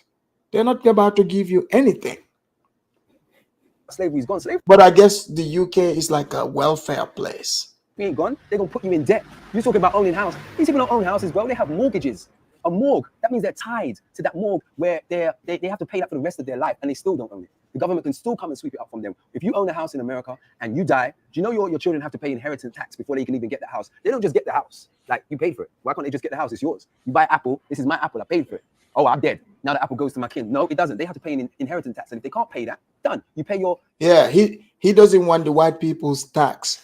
Yeah, after he spent most of his entire life there, yeah, I'm gonna go to the white people's school for free, use their housing probably, and then now, sure, tell some Ghanaian who has to probably pay tuition from the 7th grade to 12th grade and then college. Yeah, you do the math, because we used to pay tuition from 7th grade to 12th grade. The only free we get is 1st grade to 6th grade. 7th grade, you start paying tuition. So of course, yeah, I mean, yeah. Why would I, see free where the government is paying? I just choose to, go to the place where I would be struggling to pay for my own tuition when I can get it free. Your 25-year mortgage for 24 years, and after 24 years, you don't pay no more, gone. Like, you don't own that, bro. And I'm not saying you can come here and own land. Yes, there's lease, there's all sorts of things going on. But at least I can build my property and pass it down to my children without it being taken away by the government. Is there a government system here? Most definitely.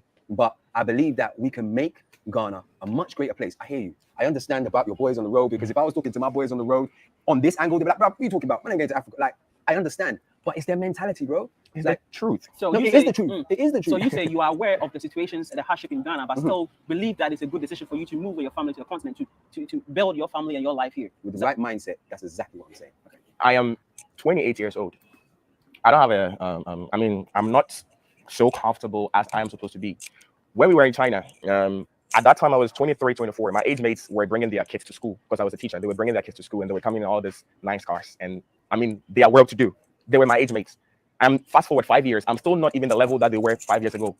I am still not at the level where those kids' parents were 5 years ago. So about building here in Ghana from the scratch. Don't you think, from what we've been through as an African, being at an economical advantage for centuries, it's about time that we keep struggling, and most like die here trying to create that future for your children rather than escaping and your children doing the same thing. What do you have to say to that? See, do you know how much traveling abroad has helped the children you're talking about? Do you know how much those uncles who traveled abroad has helped the family that my brother was talking about? I've been saying that. Those of us that are here in the West, we pump a lot of money into those economies. Do you know how much stuff people in the West, Africans that travel, they bring back to those countries? So if some of these repats are very delusional. My dad was living in Germany as at the 1990s. Every month, he was sending my mom all these nice things, his sisters and stuff like that. When he came and worked in Ghana, he wasn't even able to do it for his family only. So, like I was saying, people are traveling out of the country to the West because of their family. I am very positive that 85% of the men, not only in Ghana, in Africa, who leave Africa to these Western countries are going because of their family. They're going to get the work that they will never get in Africa, and they are going to get the pay that they will never get in Africa. They are trying to fetch a comfortable life for their families that if he were to be staying in Ghana, he wouldn't be able to fetch for their family. Bro, this is the fact. Because there are people who are uneducated, and maybe I know people because of the work I do. There are people who are uneducated. Somebody living in Berlin right now is a cleaner. He's okay. He's taking care of his wife, 2 children, mother, siblings. His colleague, who is maybe a banker, he's in Ghana, can't even take care of his wife and just 1 kid. See the differences? No, I hear you, but I think it's also about, how can I put this? I mean, Jeffrey's right. So let's see how this black guy spins it. I mean, we're striving for different things. And what you may see as wealth, I may not see as well. The point. You know, in terms of, I know for the average Ghanaian in the village, Mercedes, watches, all of these things is probably, I made it. My make it ain't that. My making it ain't that. My making it is seeing Ghana in a better position, seeing my grandchildren being able to live a life that I didn't live in terms of their security, in terms of their sense of being. And for you, I would hope that you would want to see your boys on the road and their children, the boys, your real boys, like those ones, in a better position to where they don't have to walk how many miles, so they don't have to, you know, walk and try and get a job. For me, that's the bigger goal. These fancy cars and all of these things, bro, they come, but they will go. Like, when you die, you ain't gonna take these Mercedes with you. You ain't. What do we leave behind when we die? We're just going to leave a legacy. What legacy are you going to leave with these material things? I mean, that material thing can go, but a legacy is there, bro. Like a legacy. And that's all I'm saying is like, my wealth is a legacy. My wealth is bringing my children here on a plane when they're... Well, you brought that money with you from the white man's country. That's the whole point. Why can't he go and work in the white man's country too and get money and come and talk about the wealth you're talking about? Ancestors left in shackles on a boat. My legacy is knowing that, you know, the piece of land that I have will go down from generation to generation, and they don't have to work for anybody else other than themselves. Do you know what I mean? Like, I just think we need to look at the bigger picture of you know, it's more than us. Because when you die, like, if you die today, bro, like, what are you leaving behind? Bro, if if one of the people I have taken outside who are working and making a good living dies, I think it would be far better if he had died here, because then his family will have nothing. So again, I get your point. See, you are coming from an advanced place. Your mentality is different, so you see things in different ways. What is helping me also is I have been to these advanced places and I'm from here, so I'm combining the both. And if before my boys on the street would be able to live a legacy, they need to leave Ghana if they want to make a legacy. If they stay in Ghana, bro, they cannot make any legacy. Perhaps you have a British passport, if you have a nice CV and you go to TV3 or GH1, maybe you'll be employed, because again, You see? So he's got that British passport. and you have the advantage. But none of my boys will be accepted in these jobs. What should they do? There is nothing. There is literally nothing for them to do. And the average Ghanaian in the villages who you think don't like cars, they really do, bro. When I drive from my car to my hometown, when my grandmother sees my car, she's very happy. She is happy. She's okay where she is because she has no opportunity. How is she going to get a car? How? But they look up to you, though, right? Exactly. Your boys look up to you, right? All right, I'm gonna bring in the panel. So, guys, sometimes I wonder if these guys fetishize this racism thing. They want to kind of see Africans suffer. He's such a hypocrite. So the guy's telling you the economic issues. He even acknowledged his own privilege for having that British passport. How come he didn't say, no, man, that's discrimination against the regular Ghanaians. Give the job to them. He would never say that. So I get it. You want to be pro-black, you want to do your pro-black thing, but use your common sense. Use your common sense. Like when I went to, Gambia to visit, I see people hang around. I can tell I had more money than them. But if they tell me they want to travel to America, I would be a hypocrite and an evil person to tell them, nah, racism, blah, blah, blah, while they are looking at me. They are looking dead at me. They can see the advantages I have over them and everything. But then, how is that even helping? How is that serving me to try to, delude these people? I just say, hey, if you can make it there legally, if you got what it takes, by all means, go on. The opportunity is here in America. If you can do it, come through. Plain and simple. All right, let me bring in the panel. We have Foundational East African. We have Kidola, Zongo, and Zion. Foundational East African, thank you for coming to the Afridamus Report. Yeah, what's up, Afridamus? How you doing, bro? I am doing well. Foundational, Good. you see, the debate between the Ghanaian and, this UK black person. Yeah. So he is trying to, is racism a fact? Should racism be a factor for Africans, young Africans that want to travel? First of all, I want to talk about this this UK black, because he's from London, and he's talking about oppression in London when Oh, it are doesn't you? make sense. Oh, I can, I can tell by the Yeah, accent. yeah, I'm You from drink, London. I'm from you drink tea too, right? tea and crumpets every day. From Crumpets. Okay, okay, perfect. I'm glad you called in. I'm glad you called. So, okay, he's from your neck of the wood. Why is he going all the way over there in Ghana and trying to pretend like he's oppressing the UK? I feel like he's gatekeeping the UK as well, but because you got the Caribbean blacks in the UK that claim they created the UK culture. UK culture is them, they so and they say Mm. they made the blow a bit softer for the rest of the Africans. When it don't make sense because the white man here That don't smell doesn't. like So white they man in do. America. They want to copy the blacks because I heard when the Yes, Africans came yes, there, when the yeah. Africans came there, in fact, they the ones. I have friends that live in the UK. They said these Jamaicans, give them a hard time over there. Yeah, because the what's it called? The West Africans got there in the 50s and the 60s. So when they got there, what's it called? They had the little rivalry between the West Africans and the what's it called, the Jamaicans. And then let's see when the East Africans started coming after that, that's when they started having a problem with the East Africans. So they're gatekeeping. So every African that comes, they must give him that little interrogation for the government. Huh. So wait. This is interesting. So you think he is? It's just maybe natural for them to gatekeep Africans from coming into these countries.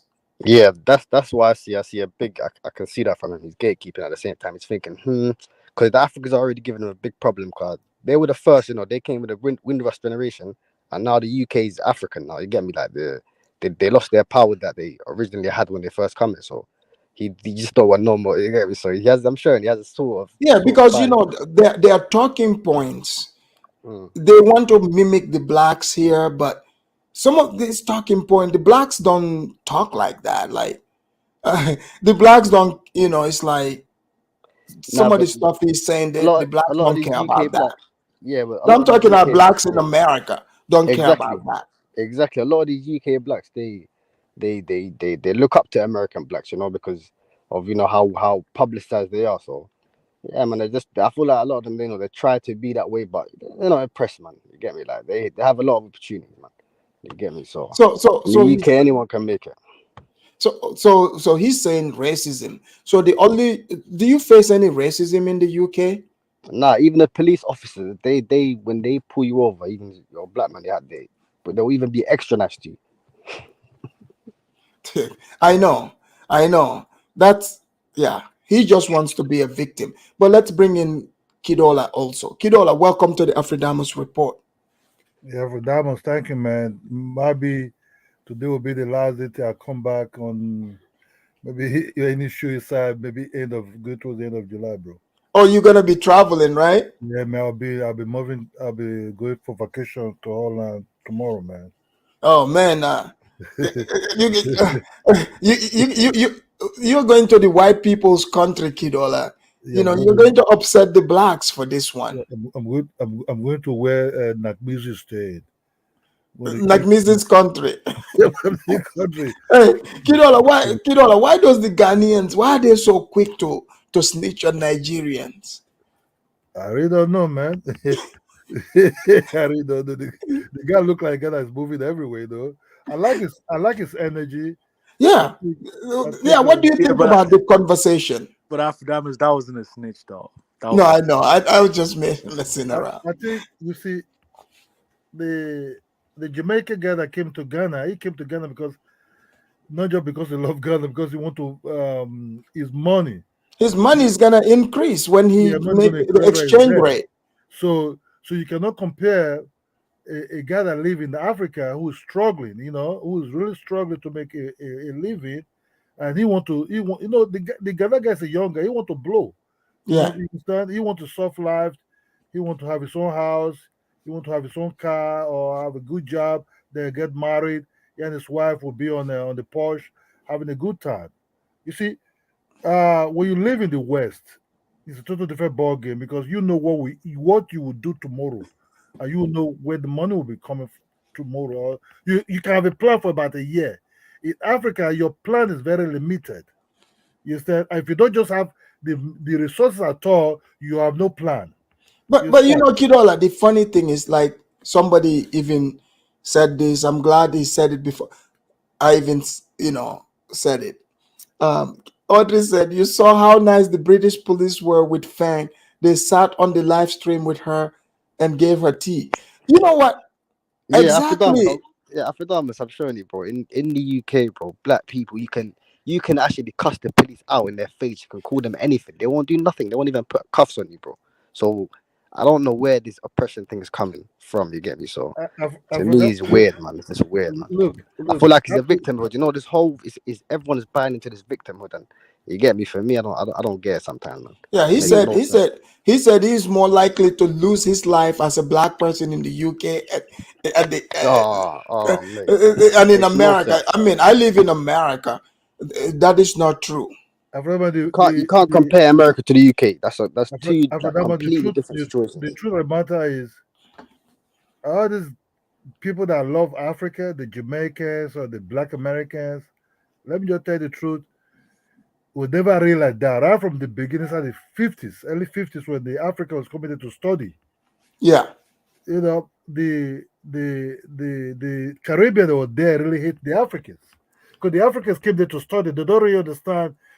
Most of them came from nursing, nursing, because the missionaries were really trying to train the Africans to, for this nursing of a thing. right. Then the coming inside the 60s, the other Africans started coming for engineering and all those things. But the Jamaicans were more doing like the capital job, like to nail to build after the Second World War. So Right. they kind of like hatred. And that hatred lasted to even inside the 80s, the hatred was still there. I think it was when they fought themselves. Because look, because of Africa way of reserving, observing, and all those things, they see Africans as a weak links. They are weak. We can take on them. We can deal with them. Then when they start trying these Africans, they start, oh, we jam a rock. You understand? We jam a rock. Sometimes, even when you come to their clubs, they will bounce you. That's just the truth. They will bounce you. So But how come so he's sitting there telling us, about he's trying to find, racism in the UK. I don't know why he's if you look fantasizing about police if you brutality. look for racism, you get racism. But Africa, also, Kidola, there's a lot of these black British actors. They come to America to get the jobs here. So why isn't he telling them don't go to America, come to Nollywood and make money in Nigeria? look, Because American money is a lot more. look. It's not that when you see, Africans are far more, because of our system. We're far more hardened up. So we're not really looking for racism. We just want to make that money, or whatever you want to do, study and make that money to survive your family. Because we know local hardship. You understand me? We know local hardship. If you don't have a job, you have to work miles. You can't afford money for taxi. You have to work.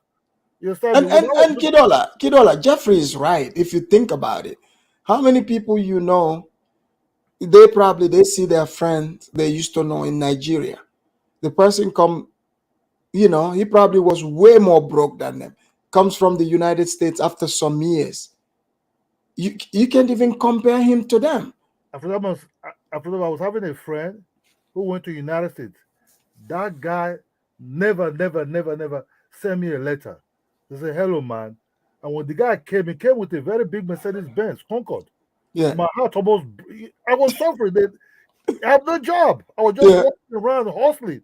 yeah, I was sweating. I was living in a room without no yeah. phone. You understand me? Sleep Right. on a mat. So that we just sit on this kind of face me and face you house, just be looking up. There's no phone at that time, but you just have to start running, looking for what to do. You understand me? You think we that jump to the other side, to the white source, you think it's easy? And Kidola, imagine you seeing that somebody coming to you telling you from America, another black or UK telling you oh, don't go over there because it's racism. But you seen your friend, you knew him from from from back there. You never hear him tell you No, that. the guy came with a big head. The head is big, folded Uh-huh. head, with a baseball cap, with a very big black Mercedes Benz, with a fat black polo. I said my heart almost break down. I'm like, God damn. And and the worst thing, when I want to shake his hand, he gave me one finger. Like, hello. You know, how much just Wait, wait, you didn't even get the two fingers? not even the full hands, just one finger. He put one Just finger. one. He gave me one finger on my full arms. Man, I was looking at this guy directly on his face, like, man, God, look, And I bet some people started calling him Oga.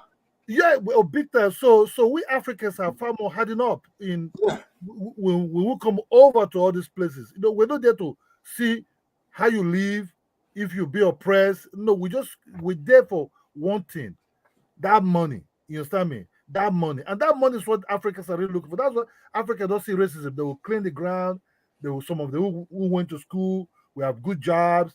But even those are not even educated, we will find something to do that they will like to build that big house they want in Africa, to survive their family, to send their junior ones to school, their cousins to school, and make a life from themselves also. So that's why Africans are not really see. And these are the things why we Africans sometimes they look at us as very, oh, these are because we don't want trouble, we don't want no heat.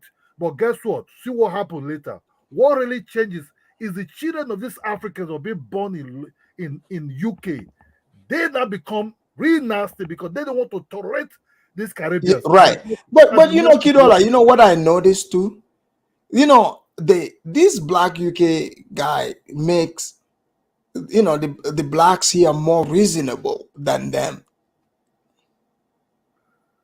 You see, you look, the the the Africans have totally different mindset. That one you have to understand. Our mindset is different from Black Americans or Caribbeans. The Black British, whatever black, there's nothing like Black British. Either all Africans or Caribbean, Jamaicans or Barbados or wherever. There's nothing like Black British. The name called Black British does not really exist. You understand me? A Nigeria born out of Igbo child will call itself Black British. No, it's a fucking Nigeria whatever. You understand me? But like, because I've seen, like, Audrey gave the example of those British police. You know, it was on the live stream. You know, Fang, right? Fang, the crazy. So Fang, I guess someone called the cops on Fang, and he was on the live stream. They sat there with her drinking tea. Okay, look, I'll tell you right now, that's not about to happen in America. Okay. Yeah, I mean, I'm not saying that, I'm I, not saying like they are, like people exaggerate to say they're shooting black people, but also I can assure you, they call the cops on you in America, like in Fang's situation. That is not how it was gonna go down. They would have told Fang to After that, do you know calm what? down, to give them their hand, and if she refuses, they were gonna tase Fang Do you know why or the shoot black? her. Do you know why the Black British are sometimes looking upon the Americans in England? Let me just say to you, UK, this kind of integration really is not really there. Look, you have to belong to your side. You cannot just walk into a white British cafe to just drink a tea like that. You understand me? You really you hold a position for yourself, for your side.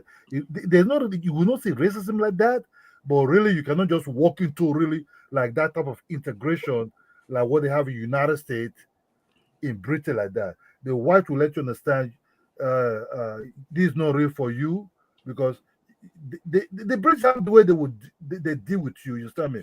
But still, because the Africans are not looking to this racism, so the Africans are able to create societies for themselves. You understand me? Like their own restaurants, their own joints. Now I think the Caribbeans and especially the Jamaicans and the Africans are really involved together now, but it was not really like that at first. So these are the things sometimes that will shock you because the British are in a way they will not tell you, but you will belong to your own, belong to your own self. It's not like United States like that. That the integration is kind of like a bit there, but in London you can go to other countries like France and other places whereby you see reintegration, whereby you can work in a cafe, something like that. You can have a cup of tea while the white people sitting down everywhere. Like, in Britain, not really there like that. They will Yeah, really, well, yeah. I mean, from what I've seen in that Fang video, apparently she called the cops on herself. Um, those British cops were very nice, sir. Like, I mean, that's not gonna no, happen no, over they will here. not shoot you. They will not shoot you because some of them don't even have guns. The No, British, even here they're not gonna shoot her, but the way she was acting, at least from that, I think she would have at least gotten tased every black because British she was person, very rowdy, and it wouldn't have anything to do with her being black. It's just she's a crazy person. every That's black all. British have a territory. Jamaicans, Nigeria, Ghana, Barbados, some of these St. Kitts and all those areas. They are from those areas. They're not like black. It's not like United States. Yes, the British people have slaves that they went to United States. That some of them were in UK. Yes, there are some native. Okay, I cannot call the native, but the slave that they brought is something that yeah, really know where to ship them to. That was there, but they're very few.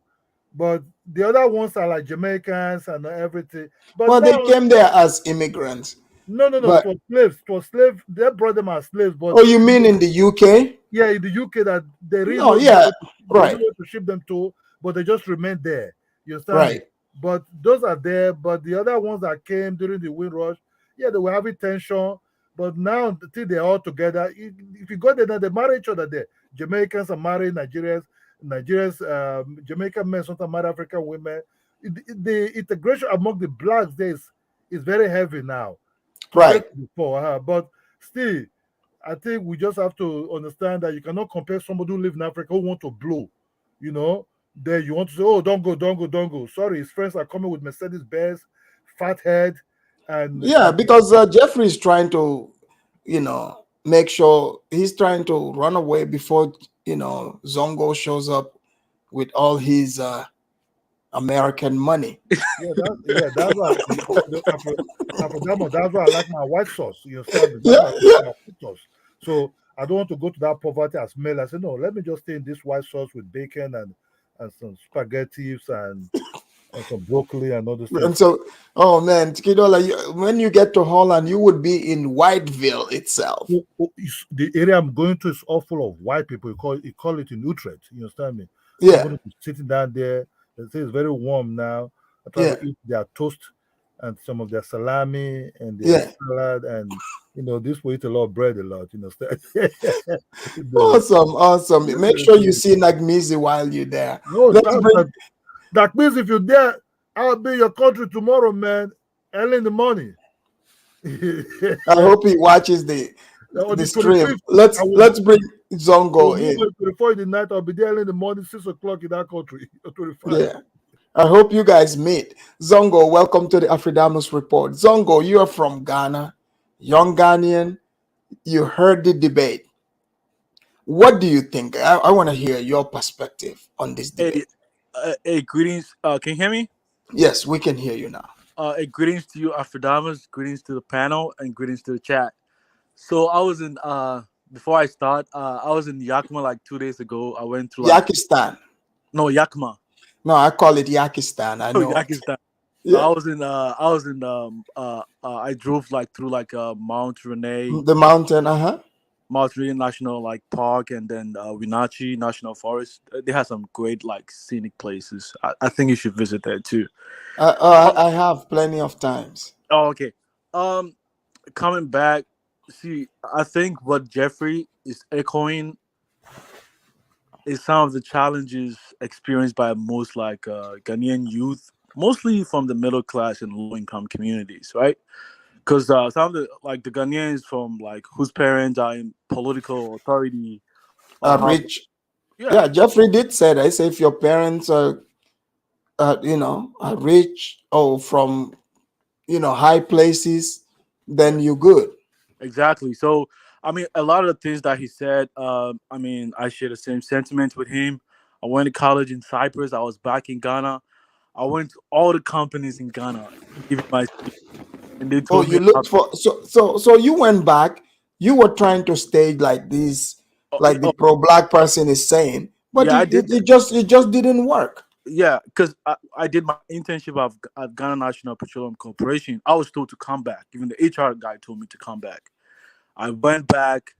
When I went back, the HR guy wasn't. He went to London to pursue his education. They told me I have to find someone in political authority. Maybe they can, speak on my behalf. I mean, Oh I, wow! So you have to go find they want you to find like a political person to speak. on my behalf. It's not like See, it's no, not but like what that's what I'm saying. it's not a That's the standard problem. procedure like people who want you Oh to no, get it. I know, but you Yeah. see, that's the problem. Like, Mhm. okay, here in the States, oh, I'm sure in the UK, you don't have to go through all that hoop. Like, you're gonna No. go find your job, you know, Yeah. do your job, get paid, and move on, right? Yeah. But all this extra stuff, like you gotta go, kiss someone's ass over there, this other guy's ass over there. It's just And it's you know, ridiculous. and you So are this Jeffrey is saying, no, dude, you don't understand how hard it is. So Zongo, is this the repat people? Are they out of touch with actual yeah, Ghanaians? they're crazy. They're crazy. Nobody want to listen to them. So like I mean, because a lot of the time they have this superiority complex. 'Cause they come from advanced countries. They come. I mean, someone from a lower class in Western society will go to Ghana and feel like, oh, they can tell them what to do or not to do. Because I mean, you live in America, you know that a lot of them do have this prejudice against some African countries. Not a lot of them have gone to Africa. A lot of them things is still backward, like within their subconscious mind. You know Right. that, because someone making like 8,000 UK pounds. If I was Ghana, I was going to respect him before I traveled to the US. But after hearing that, he's nobody, man, even in America, right? Yeah, So yeah, now that's I can flex a little but you bit, see right? but So that's because now you also can show up with your oh yeah, I 10,000, can twenty flex thousand, and flex, exactly. but if you were sitting there in Ghana, you would be working, you're not gonna make that much. Exactly, like the year of return. I mean, you couldn't you couldn't even visit some of the places they used to visit too. There are a Or the lot of year of return, so the blacks came and gentrified your city. yeah. I only visited like the capital, but I mean, the thing is like a lot of the places that they go to, an average guy. I mean, an average person from Ghana wouldn't be able to go to those places. These standard places, even buying food at KFC and all those like franchise, restaurants. You can't do that. Kentucky Fried Chicken. Yeah, Kentucky Fried Chicken and stuff Oh like that. wow, so Kentucky over there is luxury, huh? It's luxury, man. I had to realize that when I came to the US, like, damn, it's for poor people. You can't even take a day to Kentucky over here. I'm like, what? In Ghana, that's a big thing. You can take a go. Yeah, if you take, maybe if the chick is from the hood, you can take her to KFC, but Nah, I'm but but but regular chick, even a chick from the hood, if you want to impress her a bit, you gotta take her not to Kentucky because she's probably been there several times.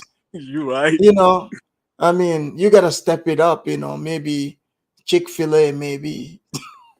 So, I mean, I think what Jeffrey's speaking about, I mean, I'm sure he knows a lot of Ghanaians in the US and he communicates with them and they tell him like a lot of the opportunities. Just like I'm here in the US, I'm like, fuck, man, what you doing in Ghana, man?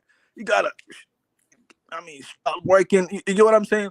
Jeffrey just So say so like, Zongo, those like some of your friends when you talk to them, you know. When you give them the scoop, do they go like, nah, Zongo, man, Ghana is better, I'll just stay here. oh no, man, I don't even tell them that. I'm saying, man, come on, man. I tell like the guys, I'm like, come on, man, you gotta do whatever possible, man. If you want to get here, I mean, you're gonna make it. Because I know like 10 people who have the potential, they can make it once they come over here. Looking from what Jeffrey's talking about, you can tell like when he comes to the States or he's But definitely. what about what the repat guy is saying? Like, don't you guys want to build Ghana? Like, what's going on there? I mean, because a lot of, and that's what because a lot of the people that come to, I mean, I don't think most of them are really that smart. Because what makes you think that normal citizen can just build a country? I mean, the country is meant for the executive branch of the government to build infrastructures and keep things in place. The legislatures to pass laws to ensure things. But Don't you when you're think these out. people are super delusional? Like they came from a society here that is built by the powerful government and big businesses. But Exactly. then they go to Africa in Ghana, they talk to young people like him Mhm. saying we should stay here and do this and that. Like, what is he going to do? And also, he said, oh, you can make it here, you can make money, but Yeah. he cannot tell you how. I mean, you get what I'm saying? Like even in the US, if you have an idea, startup, like you're in the IT, you can go to Silicon Valley, start something. They have investors. They're going to invest into your idea. They are like infrastructures in place. In Ghana, on the other hand, I mean, you don't see that over there. You can only build your business at a small scale level. That's why when you go to Africa, you see a lot of small scale business over there. You don't have a lot of investors that invest in people with ideas. You get Right. what I'm saying? Because even see the guy who invented like what is his name? Thomas Manson, who invented what is The IG, eh, you're eh, talking about yeah, IG, exactly, the yeah, the like to Instagram photo thing. yeah, like to send like I think Right. it's nanotechnology. I forgot about that. Yeah, the nanotechnology. Yeah. Yeah. I mean, he came by way of education, right? I mean, just imagine if he was still in Ghana, who would have invested in him? You know, so the people who have the And opportunity. also, there's like a Kenyan guy. He's like worth 1 billion now plus. Mhm. He's the one that invented that the cyber security Exactly, right? system that they used during 9/11. You see, Yeah, he's a Kenyan. yeah, exactly. So, If he was living in Kenya, he wouldn't. He went back. He lives in Kenya now, yeah, back and forth. But I mean, because because he's got I mean, lots of Afrodamas, I'm not money, gonna he lie to you. invented it. I didn't want it to come to America. Even my intention wasn't to come to America. I wanted to go to Canada. You know? Why Canada? Yeah, I mean, they denied me a visa. I'm like, okay, let me try US. No, no. Why Canada over the United States? I mean, because why Canada? Because I mean, I wanted to because when I graduated and I came back, like Jeffrey was saying, most of the jobs that you see on LinkedIn is in the US or this. Oh, Or like, yeah. Canada. So if you are not from the US, you wouldn't get the jobs. I'm like, okay, let me apply So to school and give it a try and see, so I can get into the system and get access to those jobs. And that's how I did it. I mean, it's not like I wanted a better life. No, I just wanted a freaking job, and I used school to come over. yeah. So Zongo, a lot of young guys like Jeffrey, his age mates. So it's not like they are just sitting. They are applying for these jobs, going on LinkedIn, doing like they are doing what doing what they need to do, right? Yeah, exactly. I mean, because like, see, I did petroleum engineering, right? In Ghana, when I came back, I've been to a lot of conferences because the industry is capital intensive. Just even a project is over millions of dollars. Where can you get that money? There's not even structures in place to even help like new like graduates kind of like go into the system, like technical assistant programs and stuff like that. When I was in the States, a lot of these Americans, even with no college education, they get these jobs in those like oil fields over here. Mm-hmm. It's that easy for them. And that's how they start to build, they get experience and they start to build those infrastructures. So I had that insight when I came over here. A lot of the times just a few section of people within Africa did just have access to those information. You might go to college, but it's still not enough. You still have to get in the industry.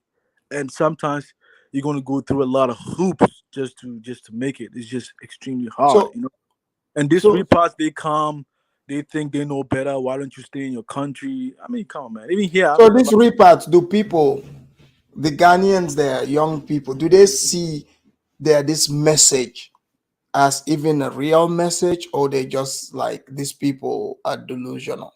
Oh, they're delusional. That's why a lot of them just dupe them, probably scam them into marriages and stuff like that. Because they are not being honest. If someone likes you because he said he came from the UK, the fact that he's even given a platform over there is because he comes from the UK. Nobody gives people from even Niger that platform, Or Nigeria? or Nigeria. Yeah. There's a lot of like immigrants from other African countries in Ghana, and nobody gives them the same platform. Why do you think he has that platform over those African immigrants? It's because he comes from the UK. Yeah, because he's got that British passport. Afrodabas, Even though he said that's not his home. Oh, sorry. Afrodabas, Afrodabas, Audrey I'm eating Jamaican pancake. Audrey Sekinola is over there eating Dutch pancakes. Oh, Audrey, he said he's eating Jamaican pancakes. And then I heard him saying like, "Oh, the school system, they have to." I'm like, what? I mean, you came from the UK. What qualification do you have to even speak out the school system in Ghana? I would even do the same thing in the US. You have to take time to understand the country's history before you can even give a comment about the country. But he's got good Ghanaian accent.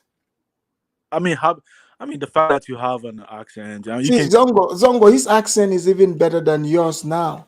You talk like American. I know I can speak pidgin. I can speak pidgin too. He can't speak pidgin. There's no such thing as Ghanaian accent. Every tribe have their own accents. It's just like Nigerians, because a lot of people think Nigerians have one accent. It's not one. Even the people in the north have different accents. Even like when Kidola was saying that when you listen to two Niger, you can tell the kind of accent. There's a difference between the Igbo accent pidgin and the Yoruba accent pidgin. Yeah. I can tell the difference, but not a lot. Yeah, I of people. can tell too. There are, even from my country, certain tribes, there's certain words, English words, they cannot pronounce.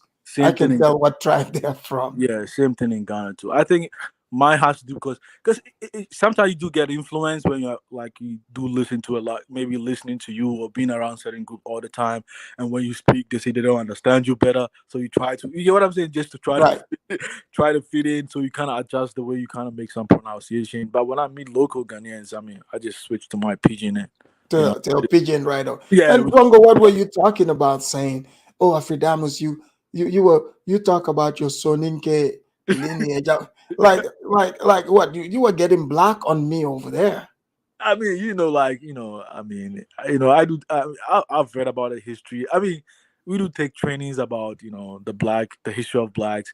So I do understand. I do sympathize with some of the because these are their ancestors, right? That's what they got. No, but I get what you're saying, right? Mm-hmm. That is, if the conversation is relevant, sure, right? Yes. But why always pull out that card? Yeah, even in Africa, even in Africa, dude, come on, especially he's from the UK too. Not even a conversation. Yeah, if anyone knows traveling, for opportunities to America and the UK, that's Jamaicans. Yeah. Even like there's like a visa exchange program, work program. Yeah. I know Jamaicans that come here. They come here just to work and then go back. Yeah, the work visa program. The work visa. The Jamaicans, they take advantage of that big time. Yeah, the Jamaicans. So what is he talking about? From the UK or from this thing? No, from like Jamaica. Like they would get visa. They come here in the States and work. When it comes to the African countries, I think sometimes we don't get the same access, and I think that's what I'm saying. We in Africa don't have that direct access. But these other blacks, they do. And that's one of the frustrations that I have when I was in Ghana. I'm like, damn, man, these people can just move from their country easily, and we can't even go to their country that easily. I'm like, damn, like what? I would have wished I was there speaking to that guy over there. I would have wished. I'm like, what would you tell him? I'm like, you use your British passport to move easily from countries to country, and having even that liberty to even you have that privilege to say that, oh, you gotta stay in Ghana. Well, let him go to UK and experience it over there. Did he even know if he had like a Ghanaian passport, even to travel through that border into Nigeria? I know that because my mom. It's not gonna go smoothly. Yeah, my mom, she trades, in West Africa, right? She's been to Togo, Benin. My mom, she's speaking in Yoruba language, right? So, come on, man. What he was saying, he wasn't like, he's just being honest. It's there like, if you go into Togo, Benin, even when an English-speaking African tell you this African is a French man, it means he's disagreeable. Right. Most Africans are disagreeable. You notice that when you go to their borders. Right. It's evident. I mean, even Almighty Judah will attest to that fact. Yeah, let's bring in Almighty Judah. Judah, are you there? Oh yes, Afidemus, can you hear me? Yes, we can hear you, Judah. So, Judah, what do you think about the conversation between Jeffrey and this foundational Black British from, they came, he said his ancestors are from Jamaica, but this Black British. He's telling this man, trying to say, stay in Ghana, don't leave for opportunities. What's your take on it? He's doing the pro-Black thing. I bet you he's not gonna go to Jamaica and tell Jamaicans not to leave Jamaica, right? Yeah, I already said that. Right. So they have a disdain for Africans. They don't want Africans to make that money the same way they have made that money. But at the same time, man, I'm gonna come and say the truth. Look,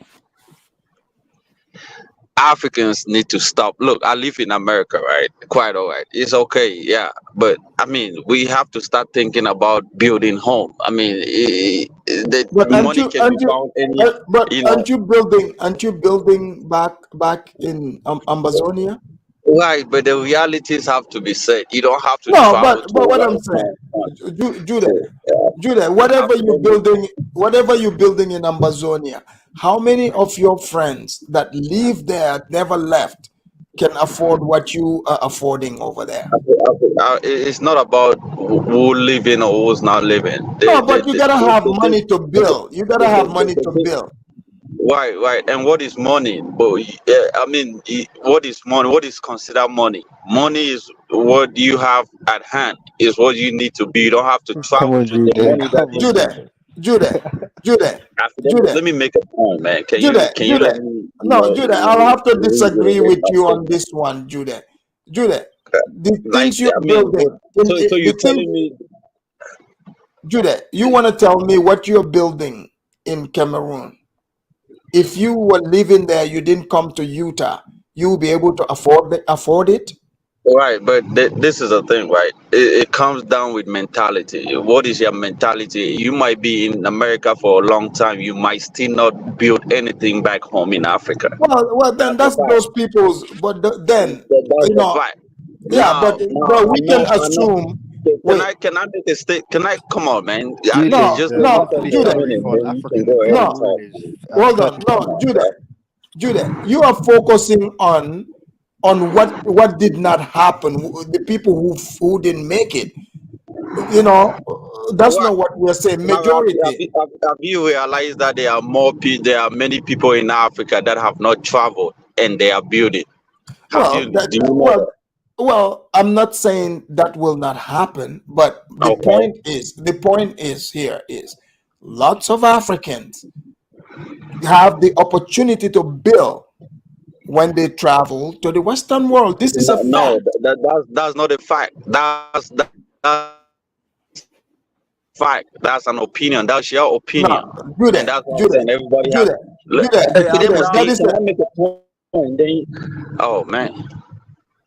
Judah, that is a fact. I mean, you cannot use your own opinion and call it a fact Judah, and want everybody to attest to it. It makes no sense. Judah, I went to Africa, saw for myself. I've seen YouTube videos of different Africans who have traveled, left different countries, Kenya, Ghana, Nigeria, Ivory Coast, you name it. People making YouTube videos who they traveled to the West, they came back and building. They got the money from the West. Can you turn your alarm on? Maybe your time for work is approaching. But this is the thing. Let me tell you something.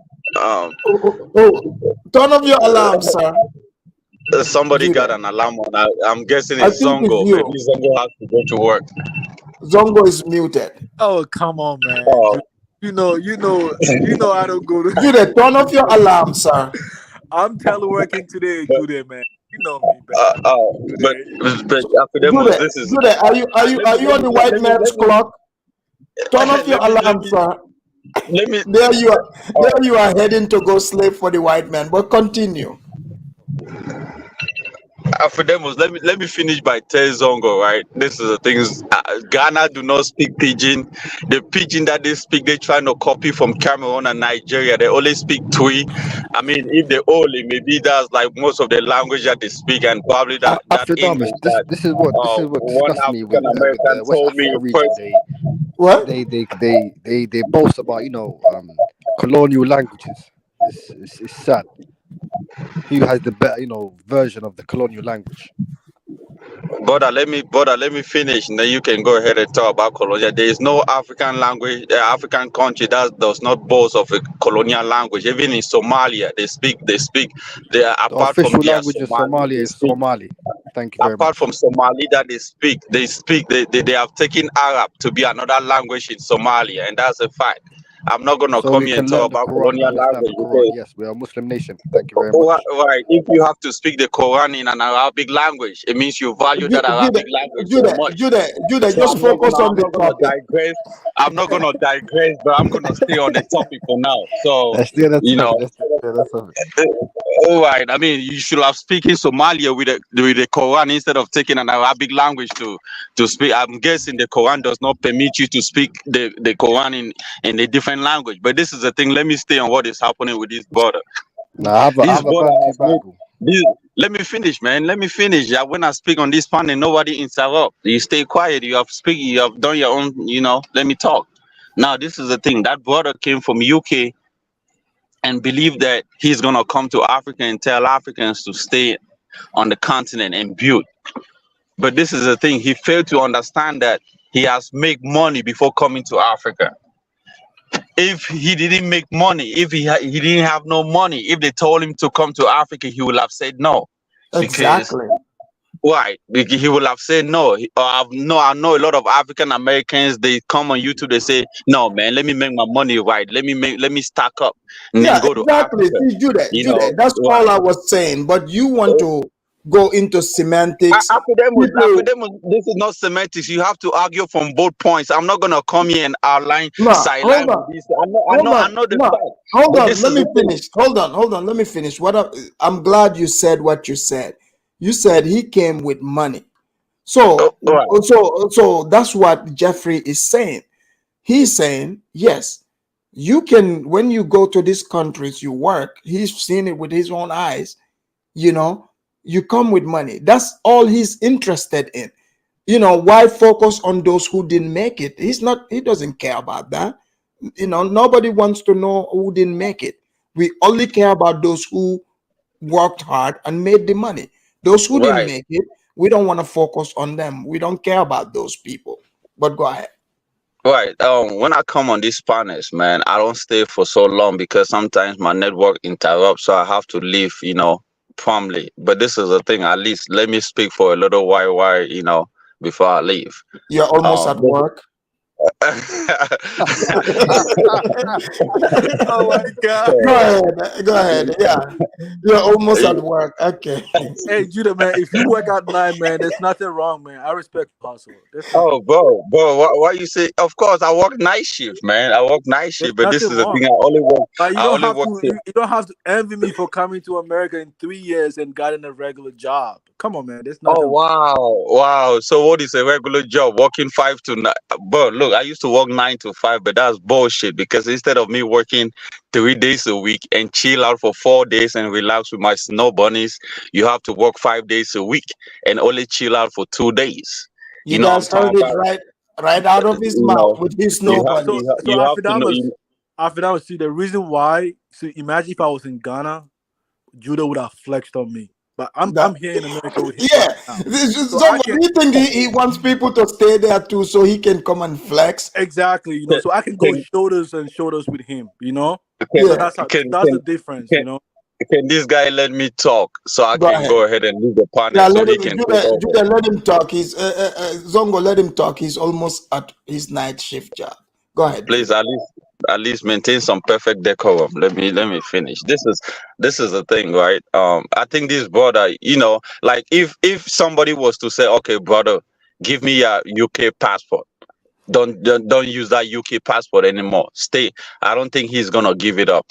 Because they value that American passport or UK passport, and this is what these brothers do not know. What they value much is what other people wants to get, and that's the mindset. That's what this brother was saying. If you don't fit, if that shoe doesn't fit you, do not talk about it. Because you don't know what the person that is wearing that shoe, is complaining about. Like the same thing that is happening in Cameroon. Like, people say, "Oh, language problem." It's not a language because you don't live in that people's shoes. Once that shoe doesn't fit you, do not say anything about it.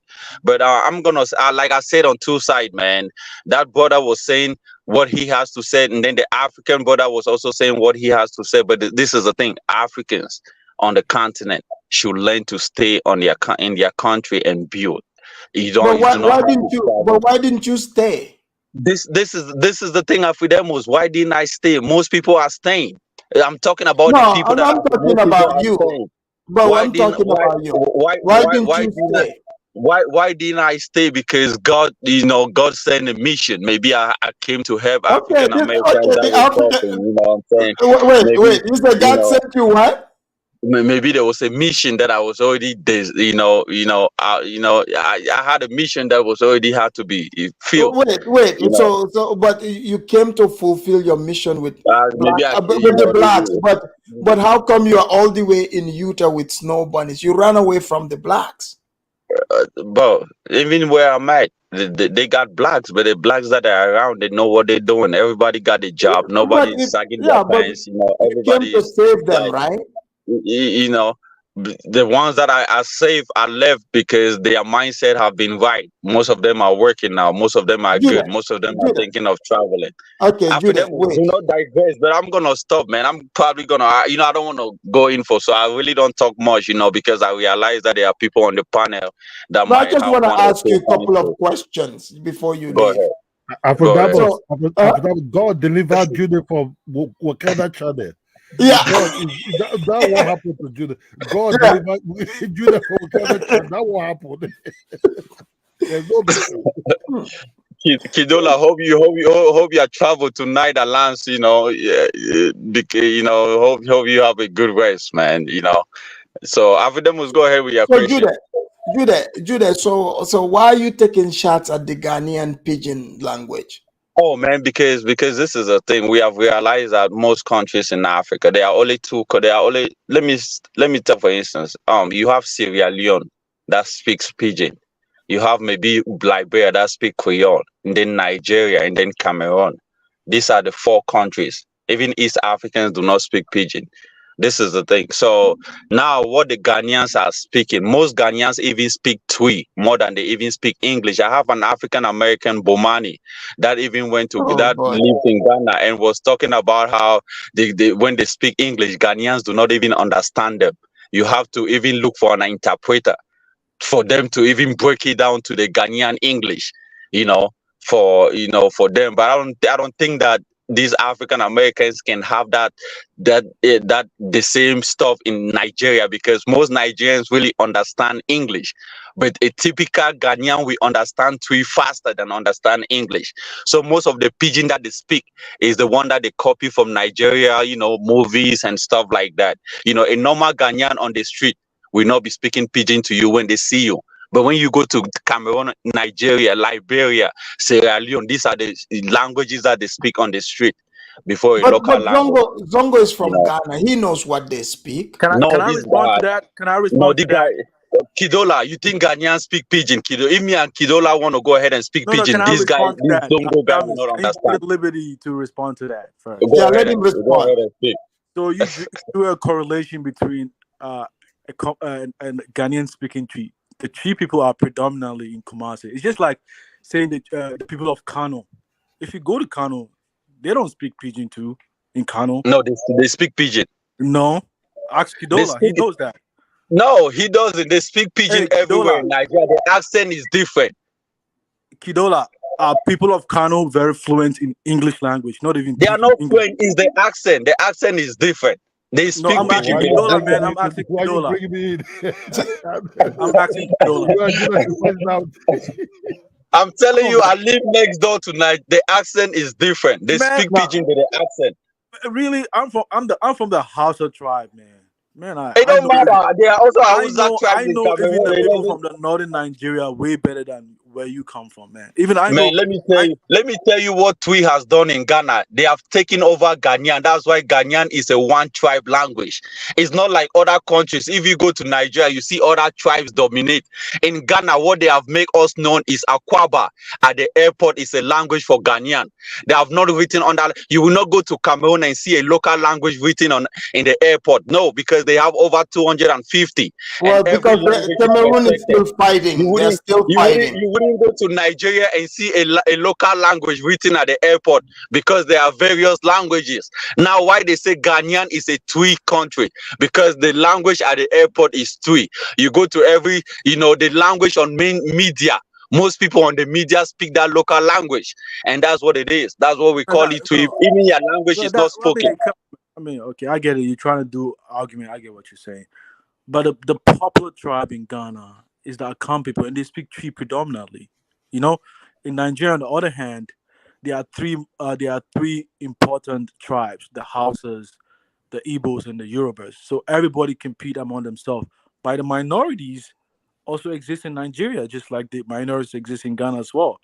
In Nigeria, they have three main majority ethnic groups. In Ghana, we have one. That's why the one dominates the more. In Nigeria, it's three tribes that dominates the more. And that's my point. So the minority is forgotten. So we shouldn't be talking about your tribe. That's why I say Ghanaian is a Twi language. So But we when I don't. speak about Ghana, I'm part of the local minority. Even my tribe, we part of even migrants in Ghana, actually. But you know that you have to speak Twi in Okay, Ghana to survive. okay, So, but let's But not why I stay? digress. okay. Okay, Hold on, hold on. hold on, guys. Afidamas, Let's not die on the language hill here. We no, got two Afidamas, more let me just wrap speakers. it up with this Yeah. this one, right? It's like, I mean, moving to here in America, there are certain regions in America that speak Spanish predominantly, right? So if the people or if the system is heavily Spanish, you'll be forced to speak that language, even if you're a migrant from elsewhere. I mean, it's just same. I mean, this is not even a conversation, Judah, man. I understand I've spoken certain things that might, hurt you in the past, but this is not even a conversation, man. We would do the Someone, so language another someone, time. someone is saying that the way I speak, it seems like I've been to Ghana. I'm an African, so I know a lot of what is happening on the Well, continent. But after that, Judah, we've had this conversation before. You've pretended to know what was going on in Gambia, and I proved that exactly you didn't. everywhere in Africa. So I come. I'm saying I proved that you did not know. Oh, come on, Afidemos. Now I'm gonna stop. But thank you, man, for letting me come in and Hey, at least no give a problem. little icing on what was happening. People have to argue on both sides. You cannot just come and say, "Oh, that brother was, he has this, he had this." Africans also have to have a mindset of, "Oh, let's stay and build," because Yeah, not everybody that if comes you on had YouTube. stayed, that would be awesome. Oh, Yeah, when are you planning on moving back so the young Um, Africans um, can be inspired? I'm planning to moving back because now I have so many white people that I'm trying to do business with, and these are people that have money, But you said God sent you to save the blacks. right? So why aren't you doing it with the blacks? No, I'm done saving the blacks. At least they are now stable. They are now on their feet. At least they can go ahead and start paying their child support because most of them were running out of their child support. So now they can go ahead and start paying it because now they have Wow. a job. But God now save, this is Well, God make sure save you Judah talk for nice to trouble. Massa when you get to the plantation there. this is the thing. I'm now talking to the master and see how we can establish the companies that they have over here in Africa. Because most of these people that we call blacks do not have a mindset of business, manufacturing, and stuff like that. They believe in handout. So when they come to Africa and they want to school Africans on like, oh, do not go over there. Oh, I'm considered as black. Yes, you are considered as black, but you do not have a mindset of building. You only have a mindset of consumption. That's why you tend to go to countries that is already built by Africans. You tend to see them going to Ghana. If you tell him, hey, move to Somalia and build Somalia, he is not going to move there. He's not going to move to Sudan. He's not going to move into Djibouti and all these other countries, right? Because he's scared. Amazonia. He, You think? he doesn't Yeah, have a but I mean, mindset of Afidamas, like Judah. But even Judah, Huh? you living in America, you have the same mindset as them too. You consume all the time. What have you built in America ever since you've been here? But why am I gonna build in America? I have a country that I can. What the heck is this guy talking What have about, you man? built? What have you Oh, built? At least what the the heck? blacks What have the built heck? something over here. What What have you the built heck in are you America? talking about? Am I gonna come here and display my word on this panel and show you what I've built Yeah, in Cameroon or you haven't whatever? built This guy. anything. Stop it, Oh, man. wow. Well, Wow, who's this guy? Judah, you did Because talk about the Afidamus is a blacks. businessman. So Afidemus, who's this Yeah, Zongo guy? I Afidamus is a mean, businessman. Afidemus, who's this Zongo guy? Like, I mean, who's this guy, man? How long have you well, been on this planet that you wanna, Afidamus is a businessman. He built in Gambia and he builts in America too. He employs, he contributes to the local economy in Washington State. I'm not gonna build in America, man. Building in America is a lost cause. It's a what misplaced priority. Let me what finish. Let me make this statement. It's a This is not lost cause. intelligent. See, It's when they it's say a mis. Africans have low IQ, Uh, Judah is the okay, let's okay, hear epitome of him. that. Let's hear him. You said okay, it's a okay. lost cause. Go ahead. We want to hear it. So you're a consumer. Building in America is a lost cause. It's a misplaced priority. You put your Really? money where it's already built. I mean, there is no money that you're gonna make from building a company here in America. One, most companies in America are high tax. But You have know, you have you ever built one? bro. Let me school you. Let me school this No, guy I on mean, the panel for a no, little but bit. no. Well, I'm just saying. Look.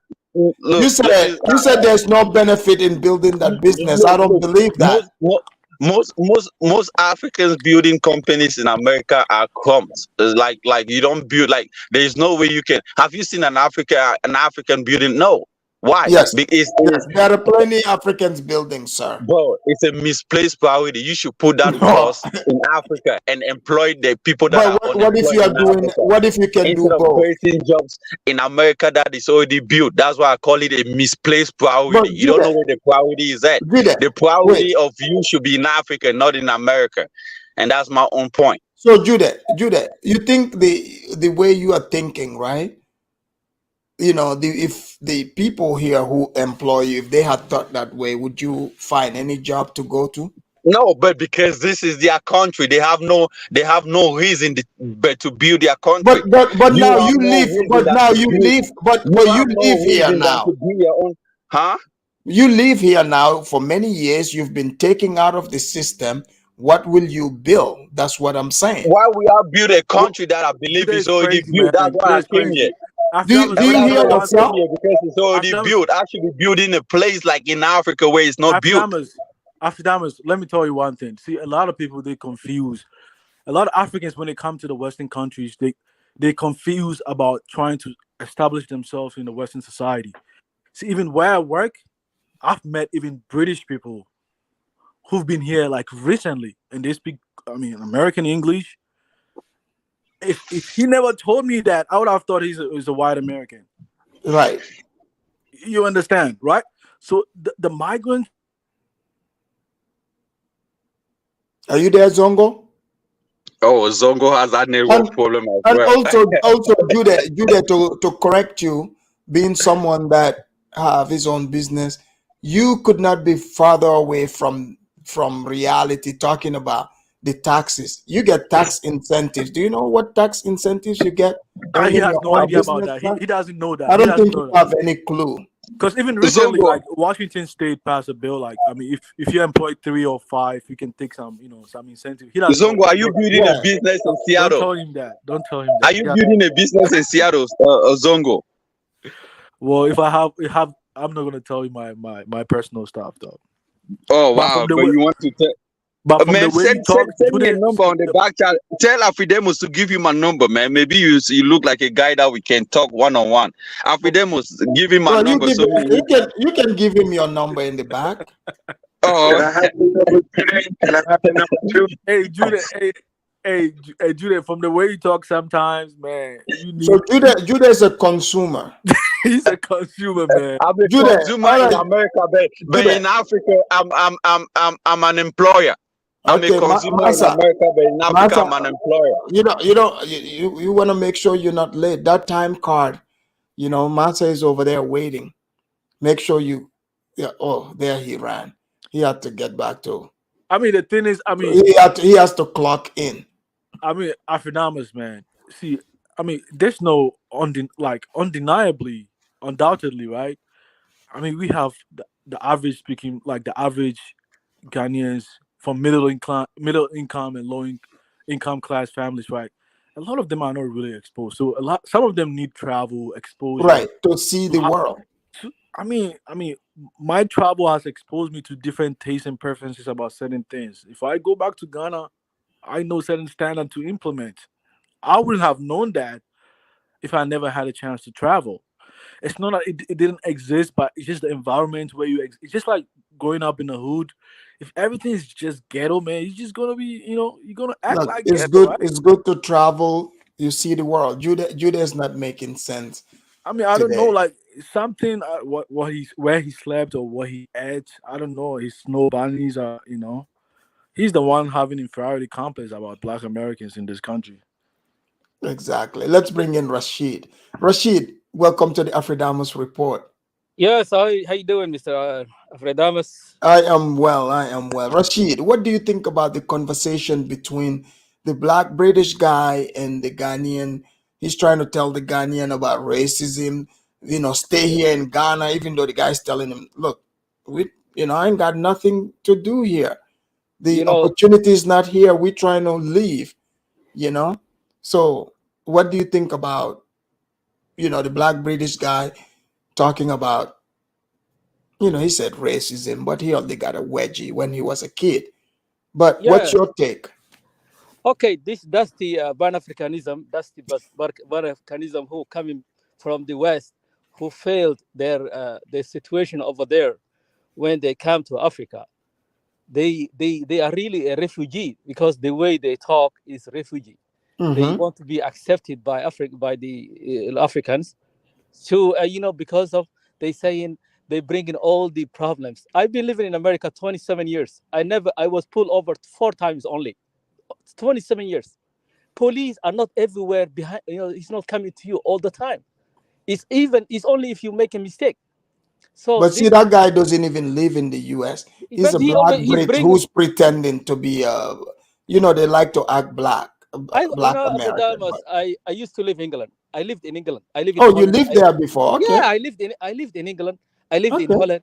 I lived in many countries. So in England, there is no these things. There is no that problems that he's talking about. The police are more respectful. They don't even have a gun. They stand on the side of the road. Even they help you given directions. They're really nice. The British people are very Oh no, respectful. we seen it when Fang called the British cops on herself. They Yes. showed up. They did not tase her. In fact, they gave her tea. Yeah, absolutely. Yeah, So this, we They saw it should have online. tased her ass. They so should look, have look. tased So her. then Huh? Somebody said something. What? I said they should have tased her ass. If he was so over look. here, she would have gotten something. So for Damas, we living in the West, this country, especially America. America is a land of opportunity. We came to America to better our life. If not, we Right. will have to stay back home. We came this country to earn money. So I can't tell someone who is in Africa, stay there, don't come here. That's illogical. But You Judah is saying that. What do you think about Judah saying it? But he said God sent him to come and save the God blacks. sent him to But in stay his case, the there. blacks, God sent him, God but sent he's him to not stay being around the blacks. God sent him to stay with a white girlfriend in Utah.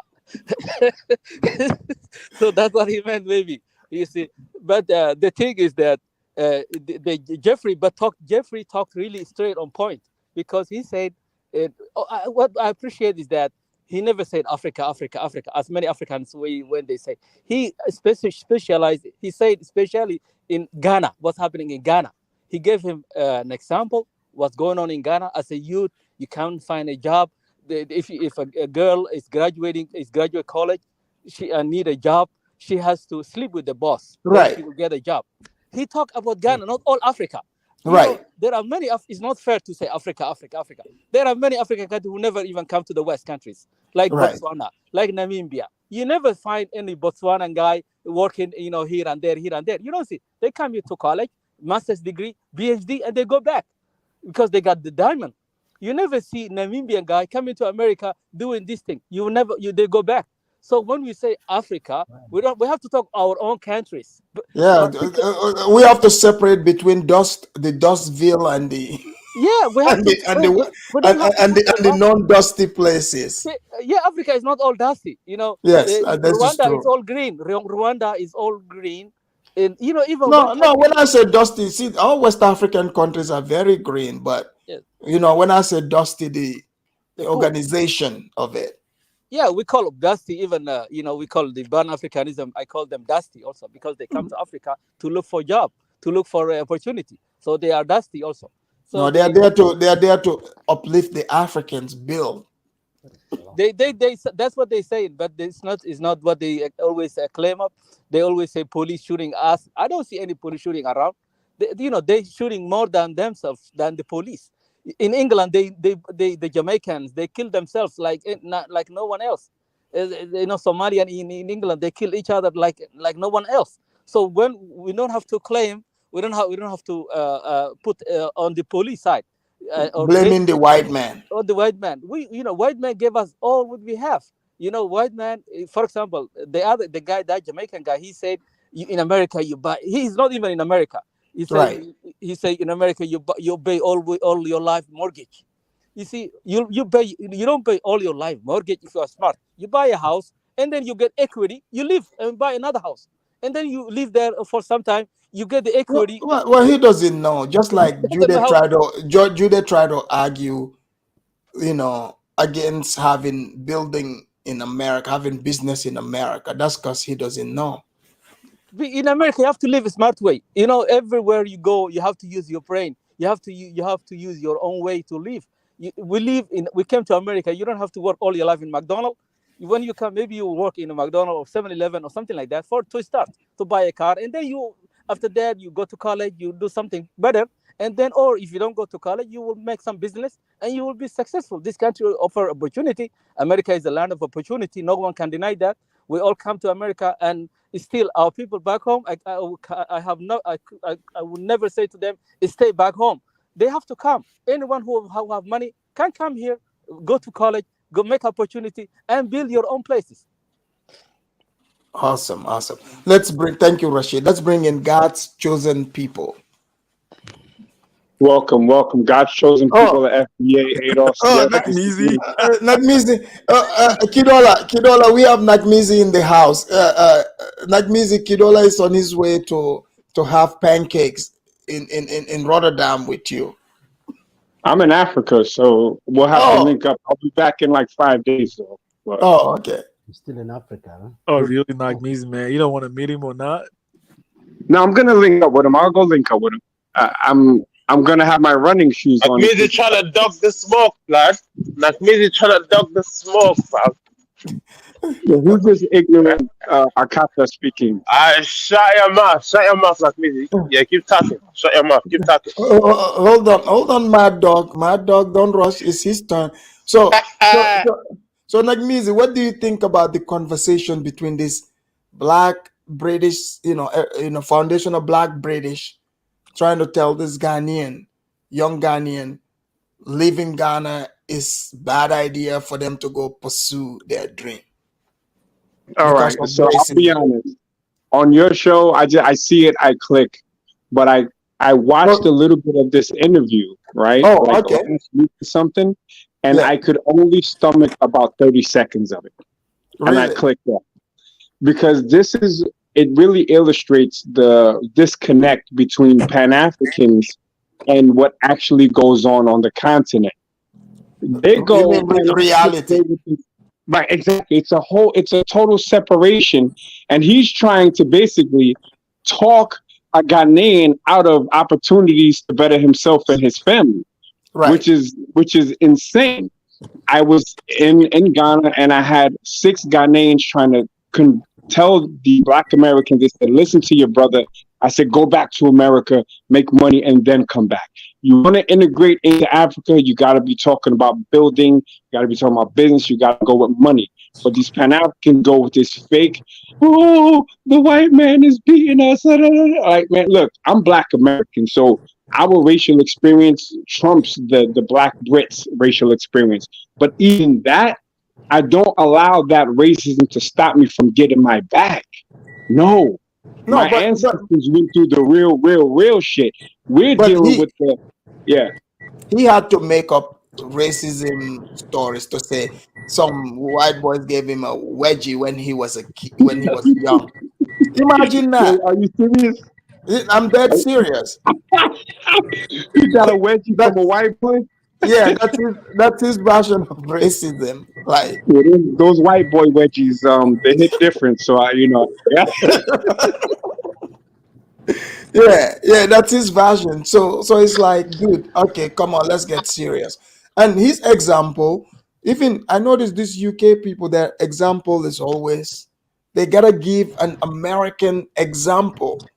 It's like they are yearning for police brutality. They have to give an American example. Why is that? Because the world looks at Black America for good or for bad, or for better or for worse, for leadership on certain social economic issues, or really like social justice issues.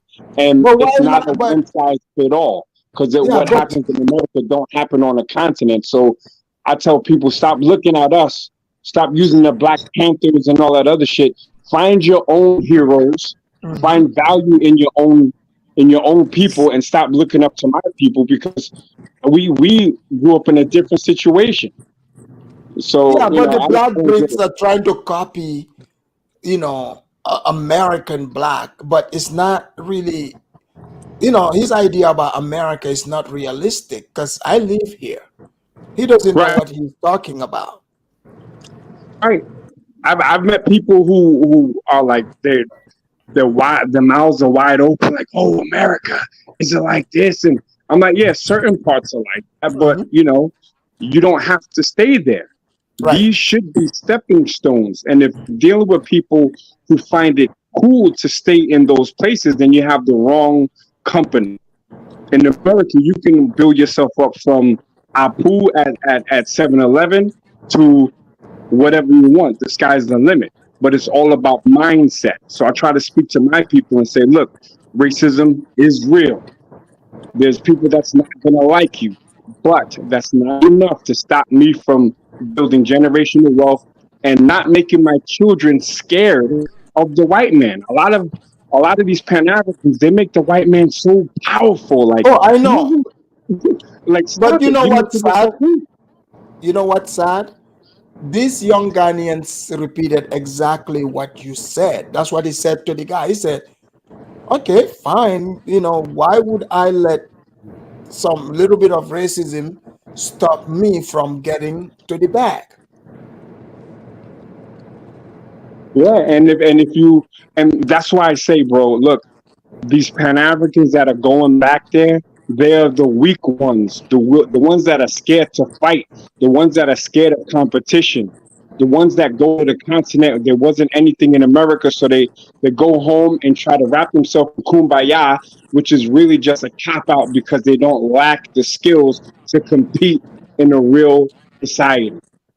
That's what it is. These people are losers at home, and they're losers abroad as well. Oh, here we have a crybaby. Look at Mad Dog. Look at Mad Dog. This guy is from Nigeria, but he's gone to Ireland. Who wants to go to Ireland? He works in a factory where he boxes up Lucky Charms cereal, and he's a goddamn loser. Hey, Mizzy, shut him up. Don't try to think, bro. Brother, you and I both are in Europe, innit? Brother, you are in Netherlands. I'm in Ireland. What's the difference, my bro? What's the difference? We both saw opportunity and we took it. We saw opportunity and we took it. Bro, shut your mouth. Don't come and name your mouth, bro. Don't come and name your dick sucking mouth. Do not come and name your dick sucking mouth. You're Nigerian in Ireland. I'm a Black American in Holland, right? That changed nothing still. That changed nothing still. That changed nothing still. Rings bells. Brother, that changed. Makes people think that you're scared of them. My brother, that changed nothing still. If that was the case, Why didn't you just stay in Ireland then? Why are you traveling back and forth to Africa and that? Because you know What? what shit over there, bro. You still have to touch down the motherland to at least build I'm certain in things, Africa right now, infrastructure bro. here and there. That's what I'm saying, my Dude, bro. I'm That's what I'm watching saying. You're not listening. Seinfeld. You're not listening, I'm Mizzy. watching You're not listening, Seinfeld my on the bro. flat Where are you? screen. Where You're are not you What back, are you listening, my Mizzy? doing? Where bro. are you now? What? Hold on. Mizzy, exactly. That's what I'm saying, brother. You still have to touch down the motherland so that you can build certain infrastructures to your own benefit. And with that said, that's right to the butterfly benefit of other people on the motherland as well. No, You know what I'm listen, saying? listen. Like, bro, you can't diss me for being in Ireland when you Netherlands. Bro, you Netherlands, my bro. Hey, Nobody goes Mizzy, where are Netherlands you other now than for in sex tourism. Africa? You know what I'm saying? What Like, did you say? man, bruv, Where are you man now only in go Africa? Rotterdam for sex tourism. In Africa? Yeah, Ew. which country No. are you residing now? No, why are you? I said man only go Rotterdam for sex tourism. But why are you now in Africa, like In Zongo said? Why are you Rotterdam? not in Africa, bro? Well, I don't know about sex tourism. The only sex Bruv, worker man I only. spoke to Hey, was an bruv, African. all the man I know from the UK and Ireland, yeah, that goes to Rotterdam and what's that other place they call in Netherlands again? It's for sex tourism, my bro. There's nothing else there. Okay, let me There's nothing explain else to you, there, bro. stupid Nigerian. No, I That's don't go there. I don't go there. Amsterdam. You stupid cunt, Rotterdam bro. I is don't the go there. center of industry. There's no. It's I've Den never Haag gone and there. Sorry, Antwerp. It's Rotterdam. Mizzy, look, Mizzy, listen to me. I've never Say my gone there name because again. Say my name I don't again. know what's going on Say my I don't know name what's again. going on in Rotterdam. I don't care, bro. There's Say my nothing there name for me. again, You got me, bro. It's a dry place, bro. There's nothing there for me. bro. Don't even tap my name on your What's the name of fucking the mouth, bro. what kind Shut of your business are mouth, you bro. doing? Shut your mouth. What kind of Mizzy, business are shut you your doing, mouth, bro. bro? Shut your mouth. Mizzy, What shut kind your of mouth. business are you Shut your doing? mouth. Shut your mouth. Hold Shut on, your guys. mouth. Let Okay, Zongo speak. hold on, guys. One at a time, please. Oh, hold on, Zongo. You were saying something. Yeah, I was acting like Mizzy. Where is he now in Africa? Is he back to I'm Nigeria? in East Africa right now. East Oh, yeah. Africa. Oh, okay. They didn't sell me, so Somalia. I'm cool. You went to connect with your Somalian ancestry. 1.2 Somali and my 12% Kenya. And that's crazy because most black Americans don't have that much East African DNA, Oh which wow, you are explains my super good man. Welcome, brother. looks. Oh, Yeah, bro. Duali, you're welcoming your Somali brother.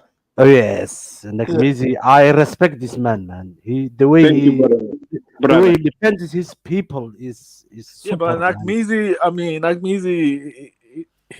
yeah, he's older than. No, and he defends his people with facts. This that I respect. I respect that. So welcome to East Africa, Nakmizi. Thank you, Duali, brother. I appreciate it. Duali, what do you Nakmizi. want to add to this? Oh, go ahead, Well, kiddo. can I say something after Damos? If you Yeah, don't mind? yeah, Yeah. Traveling is human nature. It's not just African who travels. Everybody travels. right. Every living travels. Birds travel. Fish travel. Humans travel. I live now in Germany and I'm from Somalia, and this is my 22nd country that I live. I travel all in Africa. I travel all in Asia, Europe.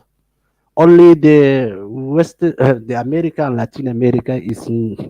I have not gone there. Travel there. Yeah, Yes, travel is a human nature. It's a living nature. We travel because we need to better our lives. We that's right. need to get opportunities. And most people who travel, do you know who they are? They are white people. Of course. Yeah. I would say So the British. The yeah, British British. travel. Once I was in Thailand, I was with in South African white man who was so tall and strong, and with the Nigerian guy, and one African American came to us, and he was like talking about race. That was 2003. He was talking about racism and stuff. This white South African doesn't understand what this man is talking about. I don't understand. I am from Africa. Right. We never experienced racism. Maybe they did, but we have never experienced. We may experience mistreatment among us, among Africans. Uh, sometimes I was in Sudan, South Sudan, and Libya, and I was also in South Africa. You may feel that you've been mistreated by your fellow Africans, but you never think this is a racism. Racism is a very, very strong word, you know. And I live in Germany. I'm a black man, Somali man. I will tell you, 15 years I've been in Germany. And if you ask me if I ever in my these 15 years ever experienced a racism, I will tell you no, I haven't. Yeah, but I mean, but you cannot deny that racism Yeah, there exists. is, Zongo, there is. but They are. Zongo, what is your definition of racism? I mean, what's that? No, I mean, it's what is your definition of racism? for me, if you ask me, I would say like racism has like three components. It has like a prejudice about certain group. I mean, and then there's there's a social power attached to that, and there's a legal backing attached to it as well. So, can you name? You think in the U.S. Can you name a law that is now backed I that mean, is racially based? I'm saying like historically, that's No, but if it Sorry. doesn't, if I'm talking about what can affect people. I mean, historically, sure, like just like there was apartheid in South Africa, hmm right? yeah. And it ended. I So mean, at what but like I get it, like but like that guy was asked to give definition of racism. He could not. but the point I'm trying to say is that I'm not even reference. I'm saying that we cannot deny that it exists in most Well, Western it's hate. societies. It's hate, of No, course. I'm Hate. saying like even recently, the Washington State just passed a law in trying to pay back the people who lost access to have homes in the past because of racially backed laws in Yeah, Washington. but those are not black people. So No, they are black. They are black people no, and other groups as see, well. Blacks read and other groups. read the history of Washington State. No, I'm The, saying blacks. the population of blacks in Washington State is Mhm. very small, very minute. Yeah, The but I'm saying Asians, blacks, and I was just hold citing on, an Asians example. are the Like, majority, right? uh, And you can read the historically where whites went and burned down like Asian community right here in Washington State itself. yeah, just like Did you know about that? yeah, I know about like the So Asian when people community. talk race, like it's like because of US's, history, like slavery trumps everything. Yeah, But these pockets, you gotta look at the composition. Like you live in Washington State, you see there's way more Asians, right? exactly. Yeah, They've been here, you know, longer. Like here in Washington State, they didn't. This is not one of the slave states. They never had slavery here. yeah. It's one of the newer states. But After that, you see, racism to Africans because we have some of our family members. I don't know most guys. If you're from let's say West Africa, have some family members. If you're poor, they don't want to even have open the door. They don't even want yeah, to. yeah, discrimination, The discrimination prejudice. because of your Yeah. economical situation. Hmm. What is more worse than that? Will you want to visit some family members that this can be your mother's sisters, Yeah, even but see, but the point I'm trying to say is that the the impact of racism in the past is still lingering my in the brothers present, all and have that's why when emotional. they see, I mean, Yeah, what I but mean is in America. I'm Zongo, just speaking about America, right? If you've never experienced it, witnessed it in your lifetime, it will be hard to speak about that No, but I'm not saying because you don't have any proof of it because it's not that like but Fidamus, you don't have up to have a proof. You can learn about it. I learned. right. I was part Right, of but some group. people, what I'm saying is, what you're describing is, I Mhm, agree, there is hate. Okay, mhm. people base hate on anything. You can, they can hate somebody for being too tall, too short, too black, too white. You know what I'm saying? Like, I mean, how many black people have you heard openly, say things that you're like, damn, that's crazy about white people? That's racism. Is hate, right? But people don't see it that way. They are like, no, the black person got a pass to say that, right? But white people, if a white person says it, they would say it's racist. These are just words. Yeah, but What? ask Afidemos, whose fault is that? Whose fault is that, bro? No, no. What I'm saying, these are just words. What I focus on, what is written in the book. What can they legally? What is legally written? You see what I'm Yeah, but saying? no, Afidemos, let me tell you this, Afidemos. The reason why black people have been able to get away with that for so much time, although if it is racism, we can call it reverse racism or whatever we want to call it. I don't believe there's natural racism. However, if you look at an example, let's look at an example, right? An OJ Simpson case whatsoever. When he beat that case in court, based on the sole argument that in the justice system in the USA or whatsoever state that he was living in was trying to convict a black man of such and such case. Let's look whose fault is that. It's not necessarily the fault of him and his lawyers to create that argument. It was the fault of the white predominated population of the United States Yeah. of America. Well, the thing That is their fault. They have perpetuated racism for the longest time against black and right. African people. No. So it That's is what their I'm fault. saying. So And also, let's not make it Afidemos, look like so it's what black I'm saying people's is fault. that No, what I was I don't dispute that, right? If you look at OJ, that's uh a different case. He's popular, he had money. Obviously, he can pay for the best legal service. Okay? That's given. You see what I'm saying? So my point here is there is no legal law written today that says black people cannot live here, cannot do X, Y, and Z. They used to have laws like that. It was Yeah, legal. yeah, They used to yeah, but I have don't. laws like that, right? So yeah. I my get what you're saying. point is, Uh-huh. you know, they don't exist. Didn't Ghana used to be colonized? Yeah, it was. Okay, so Yeah, but what are you gonna just keep going and pretending Yeah, but the that point I'm trying to say, that Afidemos, colonization still? I'm yeah, not but saying that. Afidemos, that's the bigger conversation. That's the bigger conversation, and that's not a conversation Afidemos, that we need to have here. I'm not even But saying that it exists in this contemporary age. I'm saying the impact of it has some lingering effect in this present time. I'm not saying that. How?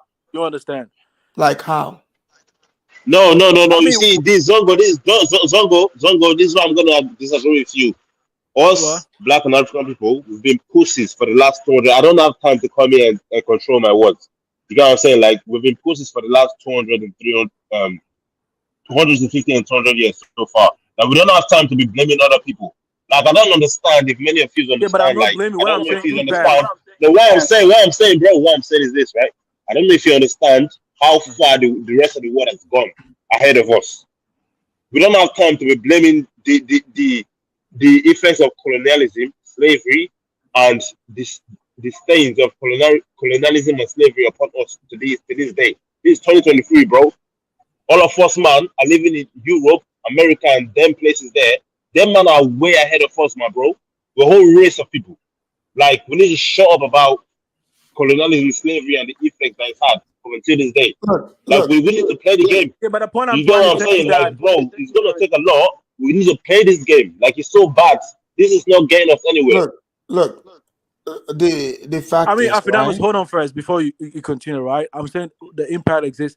I mean, that's why they pass affirmative action just to help, help You them. think you think affirmative action is helping black people? I'm saying that I'm not Nothing saying a how. white man or woman pass towards us is gonna My help dog, us hold on anywhere on the first, face man. of this Let me planet. talk. Can you let me talk? I'm not All right, saying Zongo, that. go on, my bro. Go on, my bro. Go on. Yeah, but I'm not saying that I'm experiencing it now. I'm not trying to blame others. What I'm trying to say is that I understand that. You understand, like we understand. Oh, what happened is the reason why they passed these laws to kind of rectify these errors that was done in the past. No, it's And not. It's not. It's that's the point. not that. It's about marketing. It's about business. The United States is a business. It's a big business. Mhm. You know, it's not because some people always sat there and say, "Oh man, we want to right those wrongs." What wrongs are they right? Exactly, but They already after them, that's enslaved. something Hold on. Let I've me that. finish. Let me finish. They've already enslaved those Africans. Got the free labor. How else are you going to, correct that, right? You That's cannot, what I'm saying. you cannot correct that, right? What I'm saying is this, Hold on, right? Mad Dog, can I Yeah, please land? go on, yeah, go on. So when you look at it, Mm-hmm. I can understand, like when somebody legally, you have to know the word legally. If there's like say in the South, they used to say white fountains, black fountains, or in apartheid South Africa, there was laws in the books when you have to respect the white person, you have to get off the sidewalk for the white person. These were laws. My Just like point in is, just like in my America. point is, these laws do not exist. Racial laws no longer exist here in America. So therefore, if somebody, you as a black person, you're allowing someone, you crying racism because you said someone said something to you, you find racial, you're just a weak-minded person. Because they have no legal recourse over you. You can in fact take care of that problem. I The can point I'm see trying in to the say, past, Afidam, hold is on, in the past when it was legal, mm-hmm. then you could say the law is, not only that person against you, the law is against you, the system, you're going to lose. So that's what put blacks in a disadvantage. Today, that doesn't exist. But There's no legal written laws yeah, but that the is impact. stopping, that says, Yeah, but the impact Zongo, has. Zongo, if you're born, how does something that no longer exists impacts you? I mean, call it epigenetic traumas, epigenetically, Hello, can you hear me? Hello, can you? Yeah, but yeah, we what can I'm hear you. saying, like when Okay, I was a kid, let me just give an No, but example. no, Zongo, let me say Afidam, let me say this up. So hold if on, you get no, what you're saying, hold on, before you reply, Mad Dog, you're gonna have to stop interrupting. let me give it. Let me give an. Zongo, Let me give an it's like example. this. It's like, for example, these were laws. They're no longer there, Mm-hmm. right? The, if someone, even they've never experienced it, if you've never experienced this, how is this affecting you in The any point, way, shape, or form? Afidam, the point I'm trying to say during the time when the red line in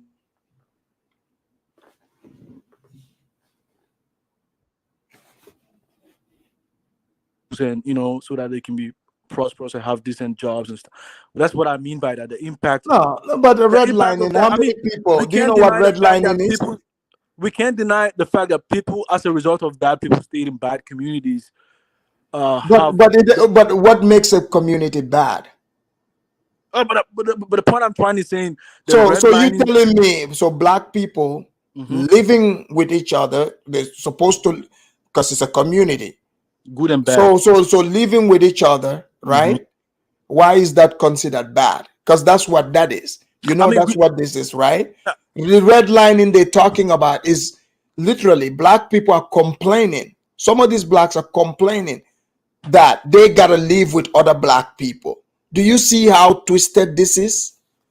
So sometimes when you hear phrases, don't just yeah, but go with what, I'm just talking because about most even in people. Africa where we stay in the same. Like they have some of them that are inclined to violence. They have people that don't. So right now, if But is that a lie? I'm saying that if you are a black person, you don't like violence, you don't want to stay in the hood, you want to stay in a decent Then community. move. No, but sometimes because of that, you didn't get access to go to like those No, nicer no, that's communities, not right? true. That is not true. Here's the thing, Zongo. But I'm saying if Zongo, your they cannot parents, say, wait, Zongo, they cannot say the whites are racist, their life is in danger, and in another side of their mouth, fighting to go live amongst them. You do realize that doesn't make sense. after that, I'm not even speaking about what some of the But black. that's what but you do realize that's what you just said. If I'm they don't wanna, why would, if they say whites are dangerous, it's racist, their life is in danger. Why would a black person want to not live amongst his own people and go live amongst whites? So my point is, this, because now a black person have legal recourse to counter all this. Before, They didn't. Now they do. These are written on the books. You cannot do this to people. So this is why all these people talking, all this, it's all empty talk, this racism stuff, blah, blah, blah. That's why they always run back to saying back in the days. No, let's talk about now. Yeah, How are you impacted by this? what I was talking about, I'm not talking about the people who complain about victimhood. I'm just talking about the historical part of it. Oh, when this happened, oh, this is the impact that had on these people. I mean, it kind of makes sense. I Yeah, understand but that, but how many the people current though? people are not experiencing that. They can do something about it. It's a bad history in America. It's a Do you bad, like, know? Do you know Zongo? Even yeah. here in Washington State, right? Hmm. I can assure you, even though the black population is not that big, um, the up till now, the early 2000s, even way before that, there are entire black neighborhoods, not only in Seattle, but in Tacoma as well. They own houses. They've passed these houses to their children. So some of these people, either they are just one generation removed from slavery, right? Some of their people were even born in it. So despite all, how were those people able to acquire all that success and even passed on the wealth, which is the house? And But I the mean, laws, hold on, like, the laws at the time, there were what there were what you are saying. discriminatory laws against blacks, but that did not stop these people. Yeah, Now that there's no laws, stopping blacks. Now all of a sudden they're saying, "Oh, we were impacted by what happened to my ancestor." yeah, That I'm not doesn't even make speaking about sense. those who are complaining, though. I'm not speaking No, about that. but whether they're complaining or not, the logic is this has no impact It on has you. impact. Even If it's when not your Martin lifetime, Luther was saying, hold on first. Martin Luther said that you cannot just grant them like integration without giving them land. You gotta give them some money to build it up. Even um, here, hold on first. Here in America, when they're trying to pass certain laws about Clean Air Act, sometimes they give these companies incentives in order to look, make sure their look, business transition I get properly. what you're saying, but here's the thing, Zongo. This there were people who were born in slavery who went through all this, right? They pulled themselves, they overcame. This is why the blacks are where they are today, because of they are those ancestors who stood up, right? Yeah. Who like overcame. It didn't matter what was in front of them. Yeah. Mind you, like it's even an insult to those people. What these people today are doing is an insult to their ancestors. Do you not realize those people, even all the way up to the 60s, close to the 70s, there were laws in places where blacks are not allowed to be there. Yeah. There Yeah. were laws against them. Yeah. You're And they right. still, mind you, those people who were alive, they overcame. Those laws could not stop them. They acquired land, they acquired homes, But you Fernando, know. I think So, perhaps so, so, my knowledge may be limited, but I did get yes, experience. yes, I I think did, so. You but know I what did I take into noticed with Africans, no, Zongo? no, but I did take it. Africans pretend to say they in solidarity, feeling sorry for the blacks, for their ancestors. But you would see Africans, Mhm. look at, let's say, Liberia, Sierra Leone, Sudan, other places, Somalians. These people, like I used to live in Sierra Leone. I've experienced that civil war, right? Mhm. Um, I know Liberians. You have Somalis. People from many regions. Directly, our lives were impacted by this. But Africans don't care about feeling sorry for us. They don't care to say, "Oh man, maybe this affected your life." But then they want to pander to a group of people who this didn't, they never faced any of this. They live in the richest country, yes, it's their history, but they've never experienced any of this. But you would see a Sierra Leonean, a Liberian, a Somali, who this is it happened in their lifetime, Who do you think is more affected and should be more traumatized, if there is any of that? So those impacted, the ones Yeah, impacted. but how come that same logic never extends to Africans? You notice, like Africans, nobody's feeling sorry for African. Oh, okay. You are on your own, and you don't see no Liberian, Sierra Leonean crying, talking about, oh man, it was the war. Yeah, You you're see right. now Though. they for Damas for these guys who came now from the West, it works for them when they say this thing happened to my grandfather, great grandfather, or something like that during the slavery, because they get in Ghana some free land. You know, I saw one and they were saying like they got from a chief, they got some lands. So that's what Yeah, they're looking because for. the reason why they would say this, because there is So they are hope refugees. for They are there refugees is actually. hope for incentive, because if you say slavery, then you can claim reparation to get free money, right? You can go to Ghana and shame them, you can go to, shame people and get things for free. But do you see Brazilians doing it? No, The you're right. amount Brazil, majority of the slaves were taken to Brazil. Brazil and Do you see other. Haitians doing it? Look at how Haitians are suffering in this hemisphere. They don't Yeah, even let them come into America. I That think they are tells you, pampered. They are pampered. They are pampered. exactly, that's what it is, because you are going along with the pampering. But think about it for yourself. Think about, even in just Africa. If we're talking about trauma, a child, man, watching your country destabilize, people getting killed, you gotta leave your country. Bro, there's nothing more traumatizing than that. There's nothing like waking up first thing early in the morning. Gunshots is what is waking you guys up. You gotta grab anything you can grab and run into that jungle to escape. You know, Okay, Afadamas, so that is Yeah, that is I more mean, Afadamas, I traumatizing. mean, I understand what you said, right? I took a training on that too. I mean, I did a training about the chronicles of racism in America, right? So, I mean, I did understand the part of it and the impact. I mean, this was a training taught by a Harvard professor, right? So I'm not even dismissing Yeah, what so you. that makes him real because he's from Harvard. Zongo, I have a question I'm for saying you. he's a You know, learned person, right? I mean, I'm not Zongo, saying he's Zongo, a. I would challenge anyone that is you just read a book. I'm talking about lived experience. I'm talking lived experience. I don't care how much book you read, what school you went to, you can never ever read and know exactly more than the person who's lived the experience. Because you're reading about I mean, them.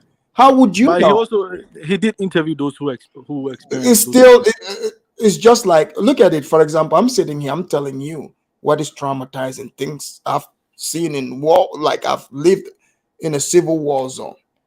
But still nobody would take it as, not, they're not gonna take my word. I'm saying I'm there, it happened. You're interviewing me, you're not taking my word, but you're taking somebody's word. An interviewer just wrote it instead of the person's own word. So because they give titles, oh yeah, he's from Harvard, so therefore he knows.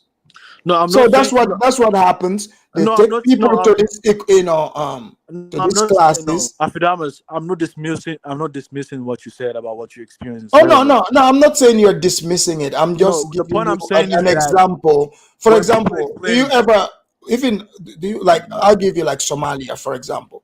They've been at war for a while, right? yeah, Okay, the countries destabilized, people left.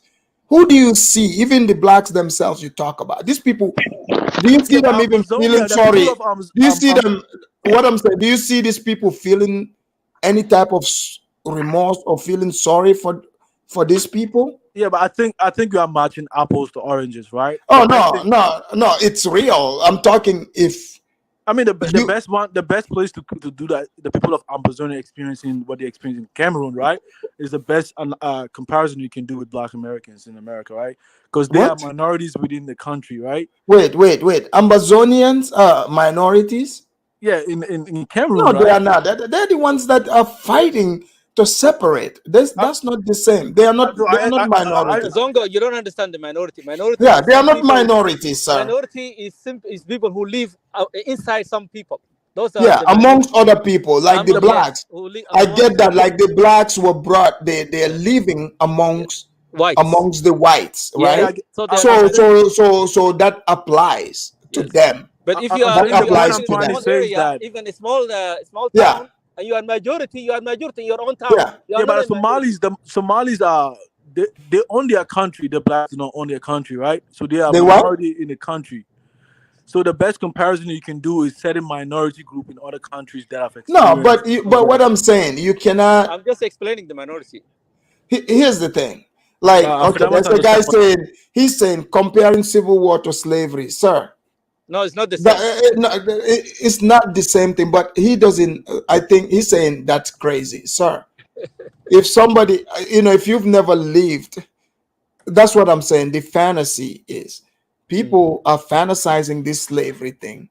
Now they are downplaying someone like from a war zone, a civil war. I don't think this individual understand what civil war is.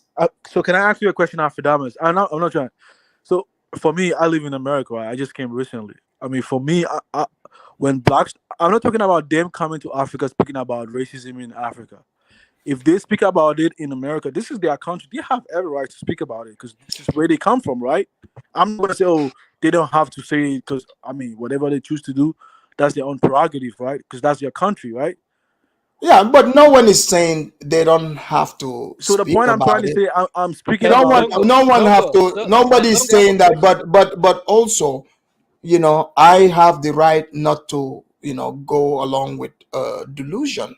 Okay, that's fairly understandable. But Yeah, you are it's just American like, citizen, let me tell you, so like you for you example, can speak right? about it, right? You're Yeah, American citizen, yes. like So transform, like a man can say they are a woman, right? There are people they say these are educated people from Harvard, whatever. They're confirming this. So are you all of a sudden now going to agree because they said it and then this person said it and the Harvard professor came and said it? You're going to all of a sudden now forget about your own brain, leave it aside, and let that person think for you. Would you just go along because a Harvard professor said it? I'm just speaking in America because No, I'm giving you an example. Even I'm talking in America.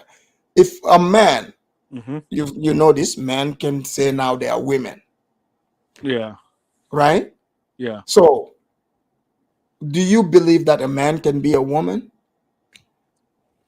Do I believe that? I don't think. No, I don't believe that. Okay, so would you all of a sudden they bring some professor, they say this man is a professor of whatever from Harvard.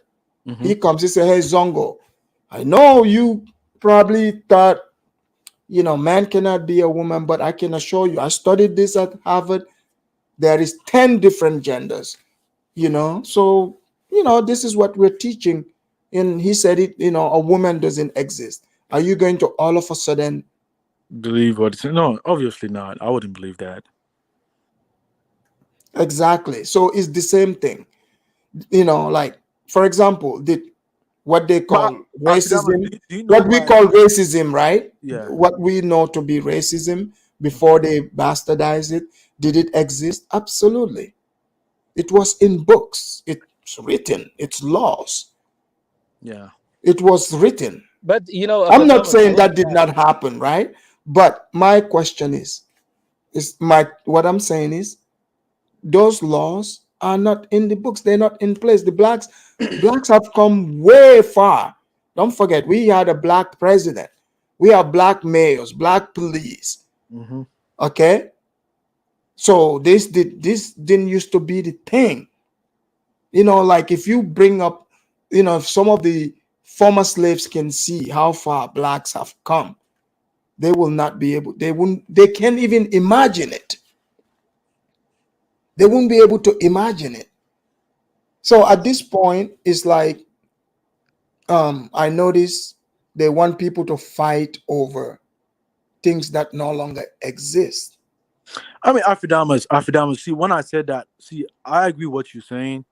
And when I started on Harvard professor, I'm not saying I didn't take the information from a pseudo guy from the internet, right? I learned something from a training about American history, just to increase my knowledge about the You country. don't think they would lie to you? I mean, there's a possibility Okay. if I'm exposed to different information, I can be able to get because I only have access to one information. So maybe I might be inclined towards that. Yeah, you might wanna, Ex- in these trainings, you might wanna expand expand on that. So that's why I'm expand saying because it's a yeah, learning process, right? So I'm yeah, still at yeah, you might wanna the expand the early stages. because you have to remember, Yeah. in this country they are very good at, especially some of these training stuff. They are very good at taking, especially when dealing with blacks. They are good at taking the past thing and try to make it seem like it's the current, to get them distracted to fight over things that is no longer even law. Yes, you're right. Yeah.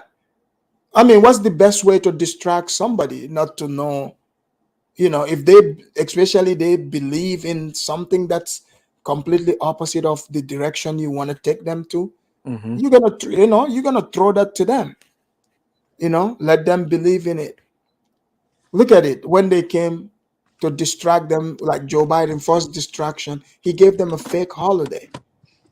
He called it Juneteenth. Yeah. It's not real, just I like celebrate. Kwanzaa. Because majority, if you saying some slaves in Texas weren't free, but the majority of American slaves were free by then. They got the message. Why is just a small group who didn't receive the information sooner more important than the majority? And it's not like it's blacks who came up with this holiday. It is their former masters or still masters that gave this to them. And he also gave them crack pipes. You're right, crack pipes for free. How can that person, be, how can you think that person will not lie to you? I mean, so Afidamas, are you saying that the impact of racism, the, there isn't even in this current time, you don't see the impact of racism in America? Is that what you're saying? Well, I asked you to give me the definition. You couldn't. If you give me the It's not about that. definition, then Zongo, what racism you talking about? I yeah. say the You are in, impact. you have a But nice what is job in the America. impact? You What have a is the nice job in impact? America. Right? What racism you have? Rashid, I'm not saying racist, I say impact.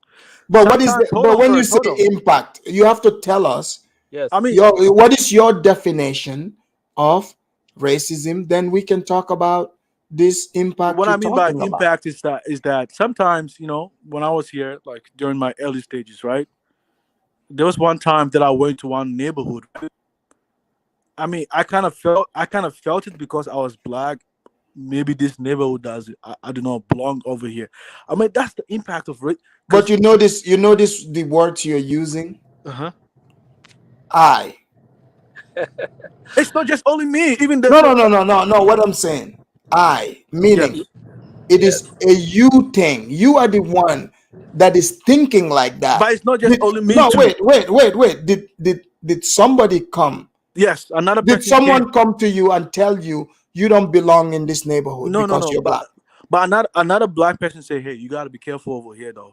You Of course, understand? they're gonna look. The black person will say that. But and there's a Do you Hispanic, know? an Hispanic lady said that. So the point I'm trying to Oh, get there we go. They First they of hold on, all, still hold on, say hold on. that, Zongo, but they live with the white neighborhood. Zongo, They live Zongo, in the white But neighborhood. but Zongo. Afterdamas. I'm not saying what they are saying is right or wrong, but the impact of this is the fact that they're having that conversation.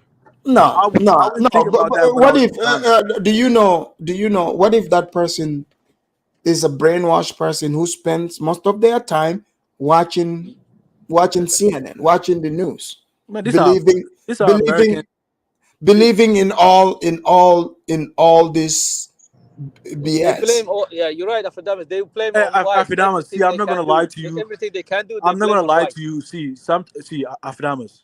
Let's not pretend ourselves. When my first internship in Springfield, Missouri, I was afraid to go to certain white neighborhoods.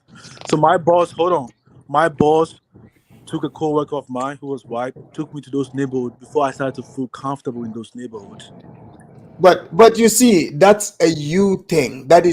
Your that is your thinking. But the question is, why was I feeling that way? You should tell us. I don't know why you I come felt from that Ghana. way. I wasn't. It's because when you came to Maybe, America, they bombard you. Hold on. maybe you swallowed it. You see, when I came to America, Yeah. up till this day, Mm-hmm. I'm not restricted by anything. I don't think like that whatsoever. I just use common sense. I don't. If it says no trespassing, then the sign is there. It's not because I'm black or whatever. There's not a single place. I give I you an have example. traveled across America. I have been to the most remote places. To some blacks, they would say, "Oh, I would never go there." I've been to Montana, Wyoming. These are white places. I've been Okay. there. I've been there. I've been to Sioux Falls, which is South Dakota. I've been to North Dakota, Iowa. I've lived there, Yeah, Wisconsin. I've been there before too. But most other people, they're gonna say, "Oh, if you're black, then you can't live in these places." That is not true. It's not true. It's not true. That is not true. There's no law that says you cannot live there.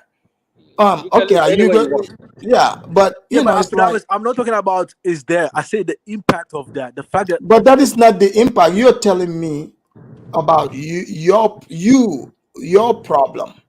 Yeah, I mean the fact that it's not just only me who thought that way, man. There's Well, happening well, black all over America. I'm black. I'm African. Me and Rashid both. We've been here way longer than you. We're telling you Yeah, but I'm that talking about we people. we Okay, we are not. We don't think like that. but I mean, regardless, Absolutely. Afrodamus, regardless, the blacks from here, there are certain information that get to pass to them that is not written into That's books. personal experience, though. It's Yeah. that guy's Yeah, experience. you know that. I mean, we all from you can read about Africa from books, But but the Zongo, people you over can't there can rely pass on certain one guy information information. You can't rely on about one that guy. country that you wouldn't have access to unless you interact with them.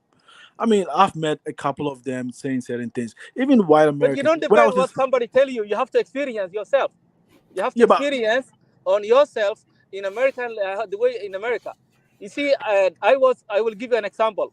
There was one time I was in a gas station. There is a white girl. She was saying everybody sir sir sir, and when I came to her, she said yes, how you doing, man, or something like that. She said to me. So I didn't see that as a racism. I see that as a she is that way. I see personal level. I don't see that as a racism. But if you look for racism, you will get it. In Yeah. America, yeah, if the but I mean, white, if I think what I'm saying about impact, Rashid is misconstruing what I'm saying that I'm not saying I'm they will never personally. stay in this country.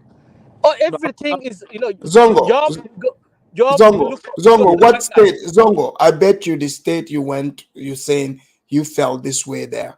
It's not even. Wasn't even a slave holding state. So the history is not even there.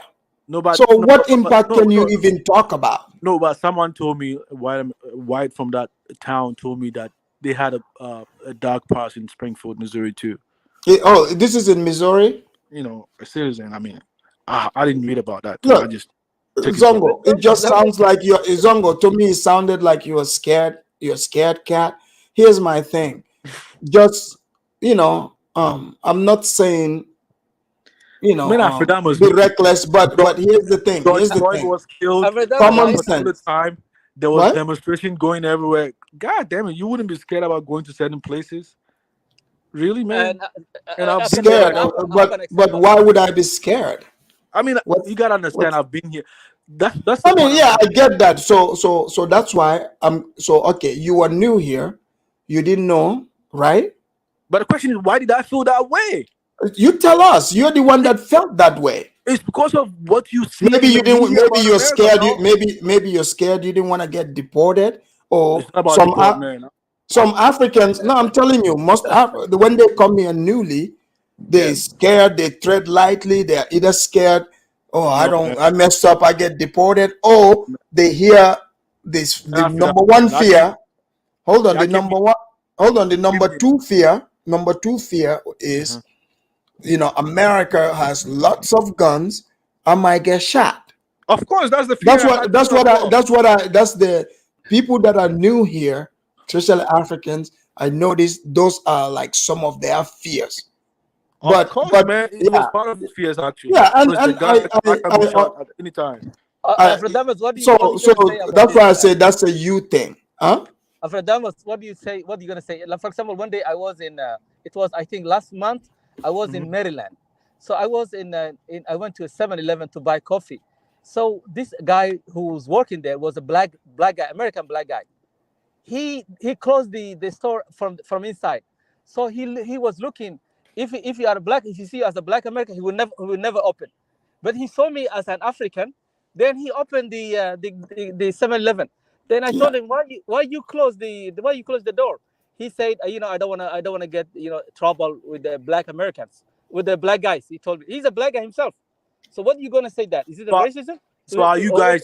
Hold on. Are you guys denying the fact that the history of like you are denying the fact that the impact of racism doesn't exist here in this current time? I see there is no racism in this country. I'm not saying I say impact. Come on, man. I don't Well, see that. Zongo, you cannot even, give us the definition of racism to begin with. Come on, do we right? have Hold on. No, but what I'm saying, to talk about the impact, you have to know, you have to give us a meaning of what you're talking about, the definition. I mean, you have to have a definition. Yeah, absolutely. You will have individuals. Can I talk now, Rashid? Yeah, if you give me the definition of what you're talking about, because you can't just say it vaguely.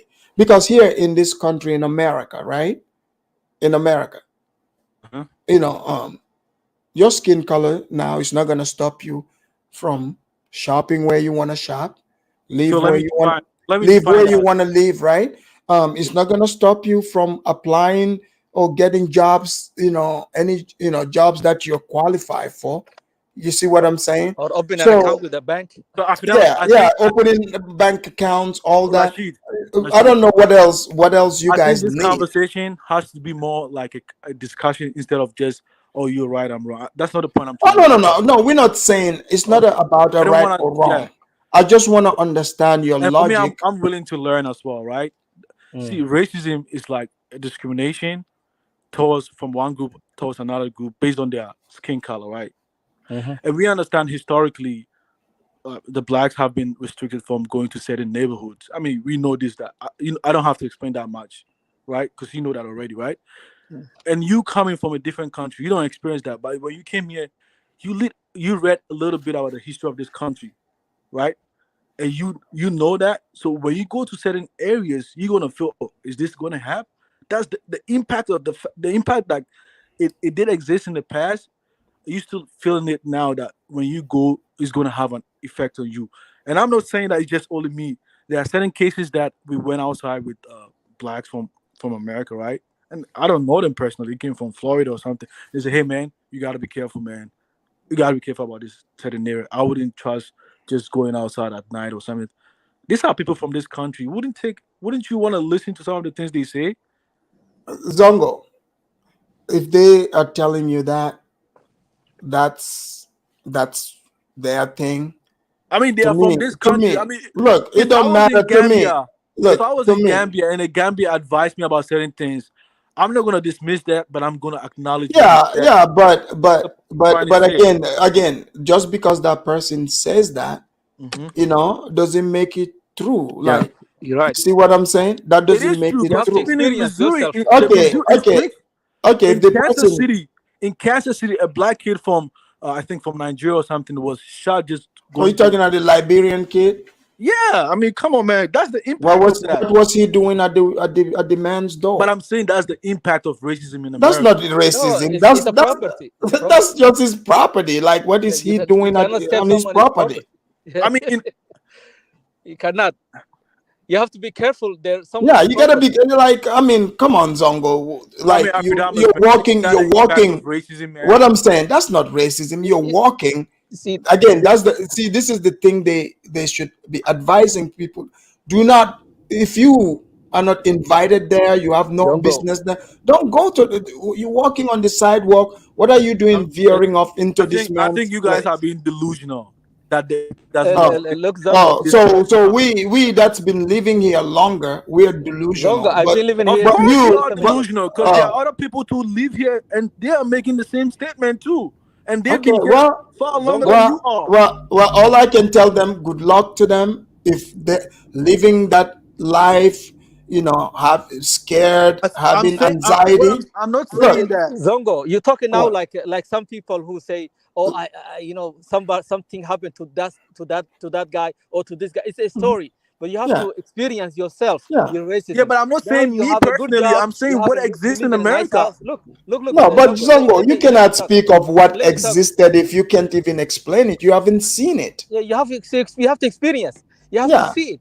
You see, in America, you don't have racism everyday life. You don't have it. You might find somebody who is really racist, but individual person. You just keep going. You find the Yeah, next but I guy mean, to be Rashid, nice guy to you. I think you understand when I explained If what you racism look, was. we're talking about individuals who are racist in America. If the all white are Hello, racist, hello, Afridamos. do you think that we will live in America Afridamos. peacefully? Yeah. I live now in a white Is it neighborhood. okay to smoke in your show? Is it okay? Oh, Just you can cigarette. just turn off the camera. To smoke. Yeah, I Hey mean, guys, I don't let's know, like allow. why this Oh, Afrodamus, conversation. I mean, I I mean, Look, forget what look, Afidamas. Okay, I Zongo, forget what you Afidamas. Zongo. Let me ask you a How question. long have you been here so far? Can I speak? I'll be 4 years now in 4 years. probably for you in, speak Okay, now. in, okay. in December. In December. How In the many states, states. KKK incidents did you have so far? What do you mean, Kiki? Like racist, Like, what you would call racism, white people you know. bothering you because of your skin color. How many of these incidents did you So have? white people what? How many white people Hmm. have come and harassed you, bother you because Oh no, none, you're black and you have none, an accent? none. Okay. Zongo, you are here 4 years. I think that's the honeymoon time. We call it honeymoon time. You never see a lot of things, but in this country, there's a lot of opportunity. Look for your way. Find your, don't look for racism. Don't look for it. If Yeah, you but find Rashid, I somebody mean, I good, think you misunderstand. I'm not talking about me personally, man. yeah, Come on, man. Why you? Well, don't talk you other talked people then, about you Zongo. personally, No, you Zongo. asked me to cite to an Then don't care example, about what right? happened And I to tried me to or cite to an. You ain't gonna let I me Afrodamus. tried to give speak. you an example. Why you I'm care, not. Zongo? Why you care You ain't gonna let me speak. somebody else? What happened to somebody else? What? You have to care what happened I to mean, you. you live in America. You don't want to understand about the country that you exist in. Come on, No, man. look, you have to experience this. No, you don't have to. You. You have to learn Afrodamus just about ask what you. exists in this Have you country, man. What experienced? are you Look, talking about, look, Rashid? brother, look. Afrodamus just asked you.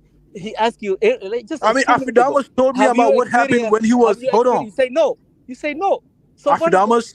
Afidamas told me about when he used to be a prison officer about setting this thing. No, he got his own business. When you got Yeah, your own business in America, when you got your own business in I America, that's took it. information that he said because he worked over there. I respect professionals that tell me information about where they No, you have exist to in experience America, right? yourself. No, but Because Zongo, I'm telling you, yeah. the reason why I bring the prison, because that's under the criminal justice system, where you have the badge, you got the power. Where And I, if there's racism, that's where it would be. People will be using it, right? Hmm. Okay. Yeah. Do some people bring their prejudice? Do they have prejudice against certain groups of people? Absolutely. But if they get caught, if you can prove that, it's bad for them. Like imagine back in the days, Hmm. they get away with that because it's legal to do that. That's my whole point. You can literally destroy someone's life, a white person that tries to practice this with you. Yeah, you're right about that. That's my whole point. So to talk about all this extra stuff, that's just people looking for attention. Like the law, there's no law that says they can do this to you. Absolutely, yes. There's No, no there is no law law on the at all. books. Not law. So if it's not legal, then I don't understand why anybody Yeah, would why you even care about discuss someone it then? or worry about it's not legal. It's you know this. Then why would you be scared? Unless you just have anxiety. Yeah, that's an It's anxiety, not, you know. I mean, Afrodamus, man. This has not. Has everything to do with a stranger going to a different place. If you understand the place extensively, Well, you be I extremely, understand that. That's why I you be was trying extremely to. cautiously, Okay, especially Zago, where you know in America, anybody can just shoot you down, man. Come on, man. No, I'm that's saying, not true. Zongo, I have a question. Zongo, that's not Where real. will you That's feel not safe? reality. Zongo, okay, I have a question for you. If Where will you feel safe in America? Black neighborhood or white neighborhood? I haven't stayed in a black neighborhood before. No, no. Which one you say you'll be safe to go? I haven't stayed in a black neighborhood. How am I No, I supposed? say you go. I mean, not lived. If now, for example, you live in a city, if you go to which area you will feel more safe, black neighborhood or white neighborhood? I mean, it kind of depends, No, no. actually. So just say straight. Just say you have experience in America, where you can just walk 10 p.m. At night, black neighborhood or white neighborhood? Well, I'll feel safe. Yes, at 10 p.m. at night. I mean, I don't know, man. Zongo, You you don't know know. the Why you answer. talking? You No, know no. the answer. See, Oh man, you don't telling the Afrodamus, truth. Afrodamus. I've been to black neighborhood, Illinois, Where? in the ghetto. Yeah, in the ghetto, in Yeah, South Texas, I've been in ghettos, but what in he's South telling Texas you, at night. I've drove what like at he's night. telling you, what he's telling you Yes, is, as you stay here long and now you know the difference. At night, where would you feel safer? at night. Where would I feel safer? Like to walk around at night. I mean, I don't know, man. Shit. I Man, think you're you not know. gonna We'll you know we'll let you off. It's like, We'll give you a pass. I think we know the answer. Let's bring in. Afridamos, Afridamos, Yeah. may I? Hold on. Let's bring in 100% through real quick. Then you would come in. Okay. 100% through. Go ahead. Hey, Alfredamus, thank you for letting me in. I've been chiming in, and I love the topic at hand. Okay. Very Where interesting you calling conversation. from? I'm calling. I am a South African. Oh, okay. Oh, is this Roddy? Yeah, yeah, Hey, Roddy, where have yeah, you been? It's been a while. yeah. It's been a while. Yeah, man. I've been busy. I've been held up by some stuff, Yeah, but yeah, I'm glad yeah. that I caught you. I'm glad that I caught your show live. Awesome, Maybe I awesome. can also add a few Yeah, add a few things in. Roddy, this is perfect you called in because I remember we had the conversation here and you're calling from South Africa. Roddy, would you, this conversation to say, for example, racism, would you allow some little racism to stop you from coming to America to pursue whatever you want to pursue? Well, Alfredamus, if you put it that way, then definitely not. Nothing should stand in the way of your goals and what you're trying to achieve.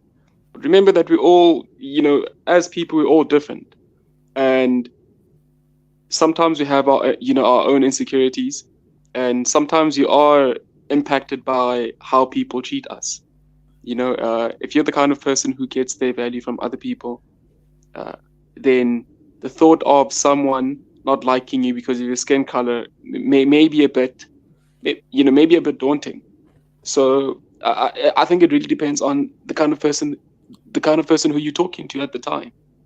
But Right. on yeah. Go ahead. You were going to Yeah, say yeah. something. Go ahead. Yeah, but on generally, nobody should be stopped from achieving their goals. I think we should all be determined and resolute in trying to get what we want out of life, despite the despite the obstacles that life presents us. That's what I'm Right. trying to say.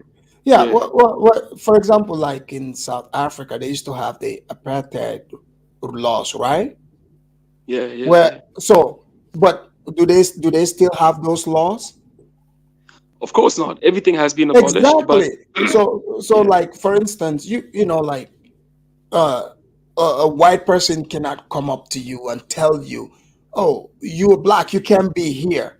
That's illegal, right? yeah, Yeah, so it's the same thing in the USA. That's what I was trying to tell Zongo. And I think Zongo knows this. Like, But Afidamus, just because somebody doesn't say it to you openly doesn't mean that if they don't say they're it, it not. doesn't. If Yeah, it's they don't say it, yeah, they, whatever yeah, they don't. is in your heart. Guess what? You get to live with that. Yeah, I but don't. you asked me the black neighborhood if which one you are telling me I have to experience that, right? A lot of the information that I heard about black neighborhood being bad is what I heard from you guys. So do I have to judge based on what you guys said, or I have to go and live there myself? Hey, if you Right? you can go experience it Because too. a lot of the things you say, you have to experience it, and you Well, are telling me to make a judgment based on what I've heard from you guys. well, Zongo. Again, this is not even a, a debate. Like, hey, You get what I'm saying? give it. What I'm saying, give it a shot. And I haven't stayed there yet, so I don't know. what I'm saying, give it a shot. But from what I've heard, from what I've heard, from what Well, I've heard from people around, even some blacks over here, a lot of them don't want to stay in those ghettos, right? So, right. so in a You nutshell, see, you still take information from people living over here. So there's nothing wrong in me no, learning about racism from here too. At the same time, but again, I'm not saying trying to get you to think any kind of way. I'm engaging you to hear where you are coming from. That's all it's like, because your experience, yeah. depending on what you want, you know, you at some point you will be able to make the decision of the things to focus on and allow them to impact you or not. And also realize in the US, it's this country is very legally based. It's all about the laws. Know the laws, familiarize yourself with the laws. I've seen videos. How many videos you've seen, like black people arguing with a cop? They would videotape it while violating the law Yeah. because they don't know the law. This person don't know the law. You see? So you have to know the law and walk according to that. So let me ask that this South African guy. So now everything has been abolished in South Africa, right? But isn't there any impact of um, apartheid um, in South Africa now? Because sometimes when you do listen to South Africans having a conversation, they do say, "Oh, even though apartheid has been abolished, the impact is that majority of the wealth still is conferred into the hands of just few, the white Americans, and even though the blacks are in power, the wealth still exists in the hands of the white people. That's the impact of that, right? So there has to be some kind of redistribution of income, just like Mugabe wanted to do that, and he was, uh, in for Zimbabwe, right? And they like he was like lambasted and he was chastised until he was ousted from power, right? So we cannot deny the same thing in the case of America. I mean, it does racism does have impacts, right? People who engage in slavery in the past as a result of racism have made a lot of fortunes that still exist Zongo, today, right? So that's the Zongo, there point are I'm a lot trying to of make. people, right? Yeah, that's the point I'm In trying to make. South Africa that just became independent in 94.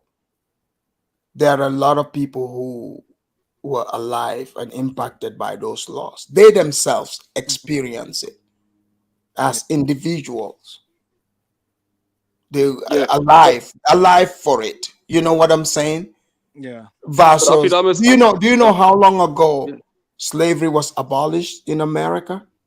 I mean, 18. I mean, we celebrate Juneteenth. They said that Oh, geez, here we go with the fake holiday again. Okay, in 1865, like they said. I mean, right? that's a long time, almost 200 years ago. Yeah. I mean, so I mean, come on, Fidamus. I'm So, not. who do you know who's 200 years today? I'm not saying. See, the point I'm trying to say is I'm not putting myself inside. The point I'm trying to say, as a foreigner living in America, learning from the system, I understand why certain things is that way. I mean, I'm trying to. I'm not saying that I'm impacted by that. I work in a place where everybody's majority white. I don't have the same thing. I don't give a damn about that. but learning about a country's history, it's not something bad. You understand Yeah, that? you can look Just at the like you, history of a country, yeah, especially America. yeah. The smart thing to do is don't allow yourself to be brainwashed or be biased. You will lose. I'm telling you. No, Here in do I sound? America, there's certain ways of thinking. Yeah. Trust me. Do I sound like I'm being biased or brainwashed for my commentary? You're falling for things that I see further down the way you think. You Like, will need, it's gonna hinder you big time can you give me an example? I don't. because you know like in for instance, okay, you say you're a foreigner in America, right? Yeah. Sure, you should learn faster than the regular people. You can just, yeah, I'm not saying don't listen to those people, but always dig deep and verify. You cannot internalize the things they say like they do because you don't know why they think like that. You know what I'm saying? Maybe they heard it from somebody because most of these people is like, I heard, I heard, I heard. So their fear kicks in and they are putting that same fear in you. Some of these people, that's why they overreact, even when they're dealing with the police, because somebody have put in their head that the cops are killing black people. So they take that as truth. Instead of being cool, calm, and collective, they internalize this. See, yeah, these things happen, I mean, but it's so not. It's like, not. It's not. so It's my not fear, was happening. it natural or it wasn't natural? I No, mean, it's not. coming It's to, I mean, nothing.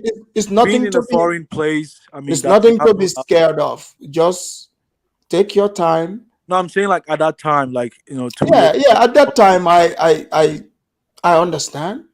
I mean, I so understand. are you trying to say like when you came to the States, you didn't like before you studied the history of America, you didn't feel some kind of way, like even when you were navigating through the system here as well? No, I was dropped in the middle of New York City. Oh, okay, Okay. so New York is a little bit, Um. right? Yeah. By the time I hit this other states, man, I Yeah, but was good. I've I been was to a lot good of to the states go. that you've been to. I've been to South Dakota. I've been to But my thing is, I've been to okay, all those places that you're even talking about. besides that, because I know like a lot of these New York people are more afraid of this racist Yeah, stuff when they yeah. leave New York, right? They are more into the race thing. But for me, to be honest, it's just common sense. My interactions with people, I deal with you according to the way, you know, You whatever you bring, I meet you halfway. It's based in individual. If some so white person is if a rude, like native, some white person, I'm a grown man. okay, I'm a if a grown native, man. I can take care of myself. so if a native, like no, if a citizen from this country of a minority background meets you and he noticed maybe you are a foreign person in this country and he tried to give you an advice based on his experience, is it something that you can acknowledge? Not necessarily, Yeah, yeah. not No, necessarily. I'm not. That's what I told you. You So can, that's the point I was just trying listen. to Yeah, say. I did acknowledge certain things that I was told. yeah. I'm not saying It's not don't like I did. listen. It's not like I didn't stay. Yeah, but Zungu, Yeah. Zungu, I think you should understand uh, Afidama's point of view. What he's trying to say is that sometimes, even when someone's lived in a country way longer before you, or when someone is a native of that area, says something to you. Sometimes you don't know where the source of that comes from. Yeah. Sometimes they're trying to, maybe they have an agenda towards their own country, or maybe they're trying to instill fear inside you. What Afidamas is trying to say is that you need to take those things as what they are, as opinions or as people's perspectives, and not as facts and things that you need to live off by. I think that's the angle that Afidamas is coming from. Yeah, but I'm not saying I'm living off by that though. But I mean, sometimes Yeah. when you learn about what they say, I mean, you're gonna so that's the historical past of this country. So you gotta be, Yeah. you gotta understand. Oh, this was Zongo, this country is huge. It's got over 300 Yeah. million people.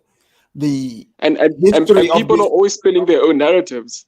yeah. That's also I'm the not other talking thing that about you need to something that I understand. heard of the social media, something that I interacted with people No, over here. yeah. Do you know, And this I've is and not interacted with people, right? Zongo. at this stage now. I'm speaking when I was probably a year. after I've been here for a year, right? Yeah, So so at that you're time, still pretty new, even, you know. yeah, at that time I was relatively new, and you are speaking with 20 something years of experience, so you don't expect my understanding and yours to be the same, Yeah. right? So I'm just, maybe you might understand. Oh, okay, that's something normal. But maybe after years, maybe you're gonna understand why. You know what I'm Right. saying? That's No, the I'm point. not saying I was just I'm passing not the saying information. don't listen Yeah. to, you know, After if that, they tell you something, but you after, know, just take it at face value and you know, dig deep and yeah, find out why they say why they're saying what they are saying. Because after I that, can assure you there are many black people, they will tell you stuff about places they've never been there. They know nothing about I've it. been told So not to so go to Just because it's in Zungu. America, they just say stuff. They don't know. Yeah, I've been told Yeah. not to So go to so Idaho and stuff. Zungu. Wait. Yeah. So Zungu, I think the conclusion is maybe you should make your own um uh deduction of reality based on your Mhm. own observation, right? And I'm not not. rely on external Yeah, external but I'm not stimuli talking about from now though. yeah, I'm talking about yeah. 2 years ago. I was told about. Oh, 2 years ago, right? I had a yeah, meeting in a different neighborhood. It was completely like yeah. white. At that time, the riot of George Floyd was at the height in America, everywhere in the news. Oh, Oh, so oh, you Right, okay. you you're came gonna feel some at kind the of way. height of brainwashing time. You get what I'm saying? You see that in the news all the time. Like I mean, you're gonna feel some kind of way when going to those kind of Yeah, neighborhoods. don't waste your time on the news. If you watch the news too much, I'm saying at that time it was the you will height. probably be scared to even go Yeah, outside. at that Okay. time, right? So the impact of that was, and it just wasn't just only me. There a lot of African students that came and did experience that, right? You understand? Like it's just You know, I wasn't. just wish they would have brought me to the airport to give you guys the orientation. But now, do I experience that? No. But Why did you after that both was laugh? Don't you guys think that would have been a great idea? yeah. But after that was, I mean, Of course. after that was, I don't think you have to dismiss that a lot of like, I mean, particularly black people that come to America. I mean, some people have been to the. I heard about a story that someone came in Illinois, and he mistakenly went to somebody's apartment. And he got shot and killed. I mean, when you hear these stories like this, you're like, "Fuck, man! Is that how this country works?" In Africa, if you get lost and you go to somebody's house, nobody's gonna fucking kill you. Wait, so Yeah, Zongo, but so that's how have you so Zongo, how have you changed now compared to how you were? What's Oh, the difference? Do oh, you still believe in the stories that you hear? Or and have you so like when I started internship, I was relatively new. I've been traveling extensively in America at that particular time, right? Because I was still in college, right? So after spending my 7 months being the length and breadth of the city, been to several states now. So now I'm perfectly fine now. But my initial experience was very. I used to fear when I go to certain white neighborhood, like when I started to move outside of college, right? Outside so. of, What do you think they would do to you? What did you think the white people would do? I think it's because sometimes the news that I heard that I watch about America, right? Uh, I mean, especially was Do you see how nice the white neighborhoods are? yeah. Of course, I did see. Okay. But Do you honestly believe? but hold on, Wait, After wait. Think about this, right? Hold on. Springfield, they did No, have no, no. great I just neighborhood. want to say this real quick. Do you believe Yeah, people they who had are living that nice mm-hmm. would want to jeopardize that because they just saw some Negro? I hate some Negro. You know what? Let me trade this for prison. Yeah, but where I stayed actually wasn't even where I went at that particular time wasn't even the nice neighborhood. It took me time to realize the nice from the bad neighborhoods, right? It took me Yeah, time but what after I'm saying is, yeah. anywhere you go, right? Anywhere you go, just like Radi told you, Mm-hmm. it's not different than if you went to from Kumasi to Accra. Yeah. It's new place to you, right? Yeah. yeah. So And you I'm in gotta South use Korea right now. yeah. Yeah. So you gotta use like Yeah, your that was the reason your why I felt common that way. sense, because humans, trust me, Yeah, the reason why I felt humans that are way humans. was about what happened to George Floyd. Actually, But George, but are you an unemployed drug addict? I mean, come on, you just saw the But news. Afridam, The but news at that Afridamus, you time should. was he was killed But for being black, right? So He was you gonna what? you gonna take Ramos, that you're killing me. information too, man. After that, but wait, Afridamus. you don't have to blame me because I was new, man. Come on, Okay. Right, it's normal. Yeah, right. yeah, yeah. Afridamus, I think you should also have sympathy for him because he was new and he came in at the height of Oh the no, no, whole I totally. George Floyd George Floyd controversy when people were where people were Yeah, making yeah, up stories of how they had racist incidences yeah. and and he came in during that time, so No, I you kind of must understand. have a bit of Give sympathy him for a him at the No, give time. him a pass. Give him a no, pass, no, please. no. See, I'm asking Zongo. It's not like I'm not We- giving him a pass. I want to hear his Yeah. experience, so it makes sense what Only he's four saying. years. It's Yeah, only Yeah. but 4 years So, in so, can I be I, America. honest so with I you, want to right? hear his his Hold on. his Let me give you the nature of experience. the work. Hold on first. So the work, I have to go to people's houses to inspect the gas pipelines, right? Yeah. Sometimes you do see notices on no do not trespass. I'm like, bro, you trying to tell me to get inside? They say it's the law. I'm like, fuck no, man. I'm not trying to do that. This you in Washington State. Don't worry. No, I'm not They're talking not about. gonna I'm talking shoot about. you. No, I'm not talking. I'm talking about when I was in Springfield at that time when I started. Okay, states like that have these weird laws like your stand your ground laws and stuff like that. So the company Sure. said, according to the law, you are allowed to trespass that person's property and go and inspect. So the gas pipeline belongs to the utility company. And I'm like, what? It says do not trespass. And I see. Oh, hold on. Let me read this. Let me read this. Mimi is like, Afrida must go to some white neighborhood and see if they're not going to gun you down. That is real in the South. Some white neighborhood, black people can't go to stop acting like Mimi. That I don't live in the South. Show me these neighborhoods, because I'm sure you're gonna give me the example of that Ahmad Arbery guy, Yeah. who, by the way, they called him a jogger, but all of us that are honest people that like to use our brain, not Yeah. what they tell us to try to think about. All you gotta do is follow the news, Uh-huh. see exactly if this guy is a jogger or Yeah. not. Again, videos come Afridamus, out, you are in another man's property. Yeah. And the way they Okay, helped me was do I approve of it? No, but Mimi, what you're saying, name any other person that went to white neighborhood, even you say the South, that was gunned down because they are black. I'm waiting for it. Show me this Afridamus. white neighborhood that blacks cannot go to.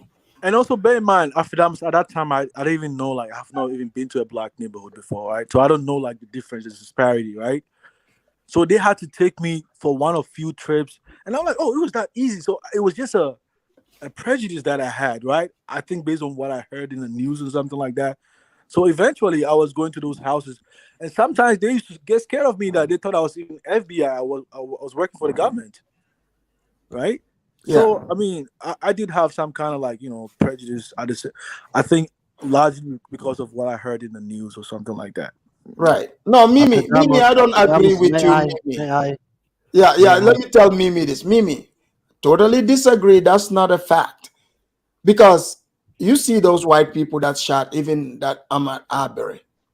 They went to jail. You cannot just shoot somebody because they black. You can't do that. That's illegal. But go ahead. Afridamus, may I? As someone who is not American, who doesn't live in America, but he has relatives. My younger brother lives in America, and he has two nieces. So I think I have a say to say. Okay, Mhm. I am always afraid of him. At the beginning, can you hear me? Yeah, you said you were afraid. Yes. Why? Because why? Because they can we blame the mainstream media the way they portray America? Oh yeah, the media. That's what they are there for. I mean, as an African, whenever I look America as a black man, when an official elected congressman or senator man says to you that it's a death penalty to be a black man and to live in America is a death penalty, that's, oh my God. You don't think these politicians are I liars? wanna add to it something to Duale. Yeah. Yes. Duale, the largest Somali community is in Minnesota, right? Yes. They came in America late 90s, most of them. Today, if you go to Minnesota, they have businesses.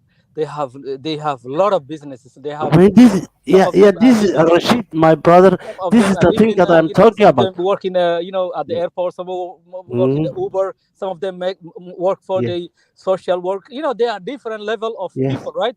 So This in is my America, younger brother. He's like 7 years younger than me, and I sponsor him a lot. yes, I sacrifice my life for him, uh-huh. and Yeah, he but went to I mean, America. He yeah, I will want to do good in respond. And America. he went to America. He started like a taxi driver, and Okay. now he owns his own company. Yes, He like that's like Yeah, American but dream. Rashid, speaking of what you and said, That's let me American just dream. finish. Let me just finish. Like someone who doesn't live in America, who lives outside, but Yes, he have someone who really cares about him. He loves yes. him. There are Whenever places in when America which are dangerous. That's the black when neighborhood. The black no, neighborhood I are ask him. dangerous I at night. no. This is the thing. But if I you go to ask the white him. neighborhood or mixed neighborhood, it's okay. This If you is go the to thing. mixed neighborhood, yes, At the beginning, he was a taxi driver. Now he has a yes. truck company. He has like 15 truck, this truck, Trailer, yeah, tracker. Oh, trailer. Yes, he's got trucks. Oh, he's a truck. And he's he's a making businessman. he's making Whenever, that money. yeah, Yeah, he's whenever making his I dream. ask He's him, having his this dream is in the America. thing. This is the thing. When I ask him, have you ever feel racism towards you? Because this is my sponsor, this kid, I ask him when he is in south, when he's in north, when he's east. He was like, "What kind of movie are you watching, Tuale?" Yeah. This is the thing that Yes. it's not real, man. Look, you know No, no, what people don't no, do. no, Amos, let me finish until I tell him I'm watching CNN and Oh they are boy. telling me that to be black in America is a death sentence. No, And it's he's not. telling me, man, come on, come here, come here. I said, I'm not coming to America. Come Okay, on, but man. brother. So can since you're in Somalia, I'm sorry to say this, but I've also heard, or I've rather seen things on, purported by the BBC and all these big media, large media houses. How's life in Somalia actually? Actually, South Africa is more dangerous than in America. It's more dangerous It, in America. My, If you if you now okay. if you now Google it, Rashid, just hold give on, me brother. just 1 minute. If you Google it, the dangerous cities in the world, you know where it comes? Johannesburg. First, number one is Johannesburg. Number two will be Cape Town. Number three will be Pretoria. The world dangerous cities are in South Africa, brother, more No, than no. in America. Rashid, let me speak. Let me talk to him with honestly. When you are talking about Somalia, you are talking about this misinformation about Somalia is only South Africa Mogadishu, is a small dangerous place. country, very Small dangerous. place. You go to 30 kilometers outside of Mogadishu, you are going to you have a peace. Somalia is a big. I live in Germany, Just go, what Duale, just go into Somalia's Google. map is like Duale, two times Duale, of Germany. Huh? Duale. If Huh? just Google it, just Google the most dangerous cities in the world. You The know, number one, number two, number three, capital South crime Africa. city of course is Number Johannesburg. one, We number know two, that. number three is South Africa. Yeah, we know that. We Yes. know that. But we are not talking about now Somalia and freedoms report. We are talking about the Americans and how they feel when they travel. Look, Huh? look. Here's the thing with the news and stuff. No, no, no. Like here in America, right? Like CNN and look, these people, they know like most people are, is between work, home. They turn on their TV before they go, or when they come back, they just see bits and pieces, right? CNN is a propaganda. Yes. It's a I it's a don't it's a, it's a, it's a now. propaganda. It's a propaganda media. CNN, MSNBC, like this they're like he They're taught me, making money my out of brother, news. my younger brother told me, don't take news from CNN. yeah. And I live here. And once he was an Amazon driver, and he was like going to black people's houses, white people's houses, and delivers their delivery. And he was telling me they were giving us this was the coffee there. They were giving us water. Yeah, So I was the telling white him, neighborhood will do what that. the hell is wrong with this mainstream media telling us as an Africans who don't live in America that America is a dangerous place to live as a black man? Yeah. Yeah, in some areas it is This dangerous. is stupid, Look, and it's I any think place that's dangerous. It's not only this, for you being black. If it's dangerous, it's dangerous. Yeah, in most no, communities it's every country is dangerous when you do bullshit. I no, live in it's dangerous. Germany. I've been living in Germany like 15 years. Do you know? Some communities is If very you dangerous, ask me, regardless of the race. have I ever feel racism in Germany? I will tell you the only racism that I feel in Germany is when old or someone like 70 years old man or woman tells me, sie sprechen sehr gut Deutsch. That Even that even means if you Have you speak stayed in very a good white ghetto if German. before? Have you if been it to white Yeah? ghetto? even if you're Hold on, racist, hold on. That's only. That's Let me only. ask Akfidamas. Ask Racism is finished, man. There is people are Rashid, people. okay, Rashid even and if you feel Afidamas. Have racism, you right? guys been in a white ghetto before? Hold on. Have you guys been in a white ghetto before? There is no white ghetto. There is white ghetto, man. No. What is I've ghetto? been to trailer parks, if that's I've what been you in would white call a ghetto in ghetto. Springfield, It's Missouri, not a man. ghetto. It's Yeah. just Are you talking about? Yeah. You see, you were in the poorer that states. Mississippi or something. You were Mississippi talking. is not dangerous. It's not dangerous No, there is a like the low black income neighborhood. community. See, Yeah, No, yeah. I've been hold on. to low income white it's neighborhood, not but I'm dangerous not. though. I It's a don't. I low. don't. I'm not gonna live there either. Yeah, it has a symptom of black ghettos, man. They shoot, they kill, they do stuff. No, no, no, no. That's I not true. swear to God, man, Zongo, I work in The those white places, man. Zongo. Name an equivalent white place where they shoot each other like they do in Chicago, Yeah, Baltimore. It doesn't exist, No, bro. they doesn't do drugs exist. and they I kill. don't know Hold on, where no, Zongo no, lives, no. man. All See, you gotta trailer do, parks, those are not ghettos. Whites are not in ghettos. I Zongo, where hope do you you live, know no, they man? that. In stay in ghettos, Alaska? man. Where They do you stay in live, ghettos, Zongo? man. Trust me, Zongo, where do you I've live? been like I work in those places. Trust me. Zongo, where I'm do you not live even in? lying to Do you you live in guys. Alaska? Zongo, let me tell you what's going on in America right now. Yeah. Do you know if that can happen? Imagine, look at how the news, CNN, they are fishing to paint white people bad. If they see a white area shoot each other, that would be national, supranational news. Look at it. They have to. Yeah, but You it's not like remember Justice Smollett, right? yes, yes. Think about how they claim America is racist. America is so racist. You have to fabricate racism to make people believe. He went and hired 2 Nigerians to pretend to be white. You see what I'm saying? Yeah, but it's not If it white wasn't a big people, town no, it wasn't a big town, but it was a Zongo, drug related. I would tell you right now, Mhm. if they can find white people shooting at each other like blacks are doing, That's zero. that would be front line news, national Yeah, news, Yeah, if because you now the it was a agenda. news in Springfield though. It was a if news the No, white but guy right local now, news. I'm not saying the whites don't, they commit crimes. That's not what I'm saying at all. the white would But shoot I'm 200 talking people at about the once, man. shootings, if they do that. Did you see Yeah, the they white don't. guy who Yeah, they don't. executed 3 of his children? That evil guy, he Afterdamas, executed them. That's national news. Yeah, Afterdamas. I'm after not trying to after do like Damas, I'm not trying the to white argue, what the Rashid. white Hold would on, do. Rashid. Yeah. I'm not trying to argue or something like that. You see, I was very honest when I said that when I came here for a year. Yeah. Yeah, but there was like a ghetto.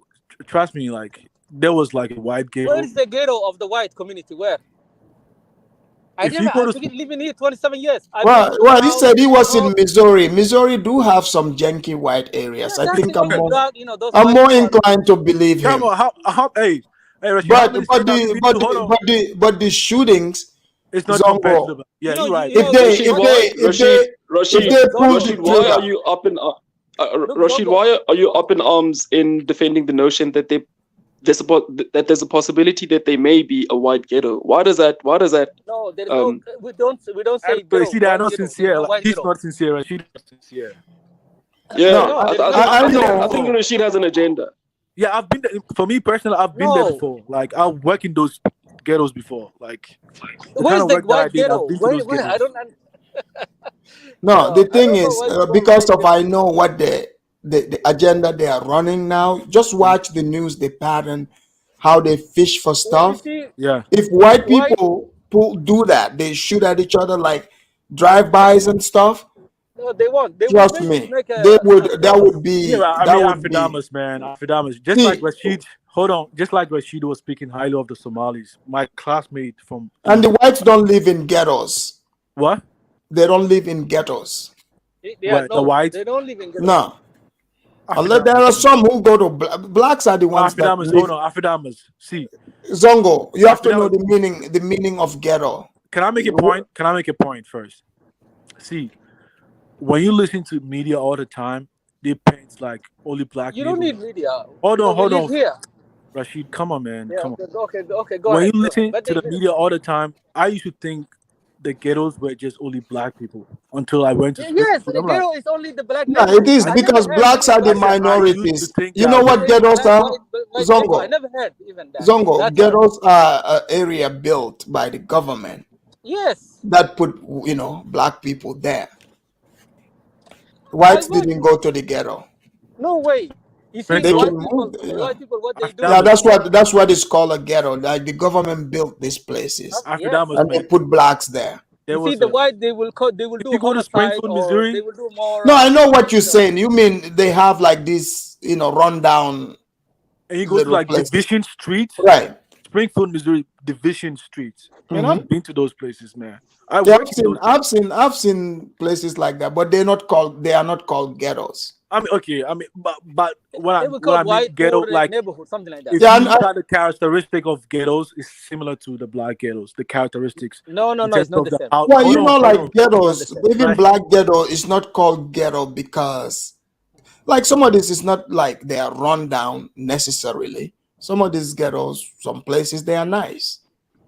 Well, maybe they give it a different term. Man, the ghetto I'm talking Maybe, about. maybe man, they, maybe not it's a ghetto, but low income maybe they housing. give it a different term, like different, a low. Maybe their ghetto is called a low income community. Maybe I would that's call the it equivalent janky. for I would ghetto. call it janky. Man, I will tell you, every country has a See, ghetto. trust me, Every man. You country really has a want to ghetto. stay over Every there. city has a ghetto. In Germany, But I do know, like, there are whites Yeah. that move. They would move into I black don't know. ghettos. That's for sure. I don't know about I mean, America, Afrodamus, but man, I've seen I that, can man. tell you in Come on, Germany, it's my they personal have the experience. ghettos And also. you can just YouTube and say like the ghettos in Springfield, Missouri, man. It's a white ghetto, man. You can No, just no, Google they it don't right have it, brother. They YouTube. don't say ghetto. The term ghetto is Oh. like like Afrodamus explained to you, is where the government project turning into a ghetto. And what That's makes, how what makes you think that they don't have a project for the whites, like in No, but Pennsylvania? they don't say the Pennsylvania, term. They like, say have low that. income Oh, whites. That's what they say. oh That's my. what they say. Low income whites Rashid, or man, something like that. Rashid, hey, how long have you been in the U.S., man? How I've been long? here 27 years. Okay, I Almost get what you're 29. Rashid, it sounds like you're defending. Rashid, it sounds like you're defending white people on this panel. I'm not What's defending. I going mean, the on, South brother? African guy told me I'm like a I black. have to I'm put a black observation person from white. Africa. Look, No, I do don't you guys understand. know like? Do you guys know like the Appalachian area, West Virginia? They have the poorest whites living there. Like, so I don't want when we speak of ghetto people thinking like the blacks are living in these rundown places. That's not I heard always about the that one. case. When the factories were moved away, the country was like You see, like Astros said it right. Yeah. He said there are projects for whites, and it's called the suburbs. Yeah. No. We're gonna do our closing statements on that note. Okay, Afrodamus. Yeah, the white projects are called suburbs. You know what? I'll agree with you. I have no problem being confined to the white projects called suburbs. Afrodamus. You see, You don't like suburbs? Zongo, you live in a suburb. Yeah, I mean, I live in a suburb. You live in a white project, sir.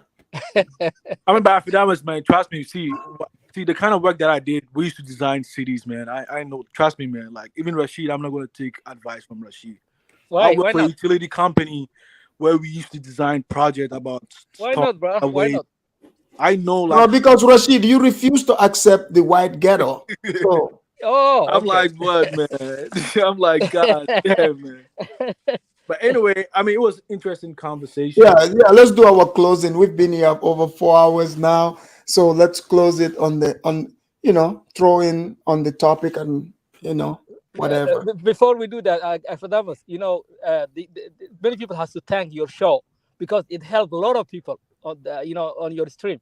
Absolutely. You remember that Mark, the guy living in Tanzania? Yeah. He went to South Africa. Oh, he's in South Africa now. Now, yes, he went to South Africa.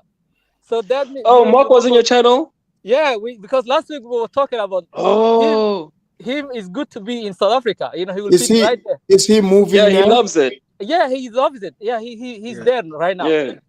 Oh, Yeah, okay. I also saw a couple of his videos, and he seems to love it. Oh, he was laughing and enjoying, and so Yeah. but he forgot to thank Afrodamas because because here is where we were talking about that, and then we said, oh, he will be good in going In to South Africa. See, this is why these people should come consult with me. I'm able to tell them even where in Africa they would fit right in. Absolutely. See, I haven't even been to South Africa, but I studied it.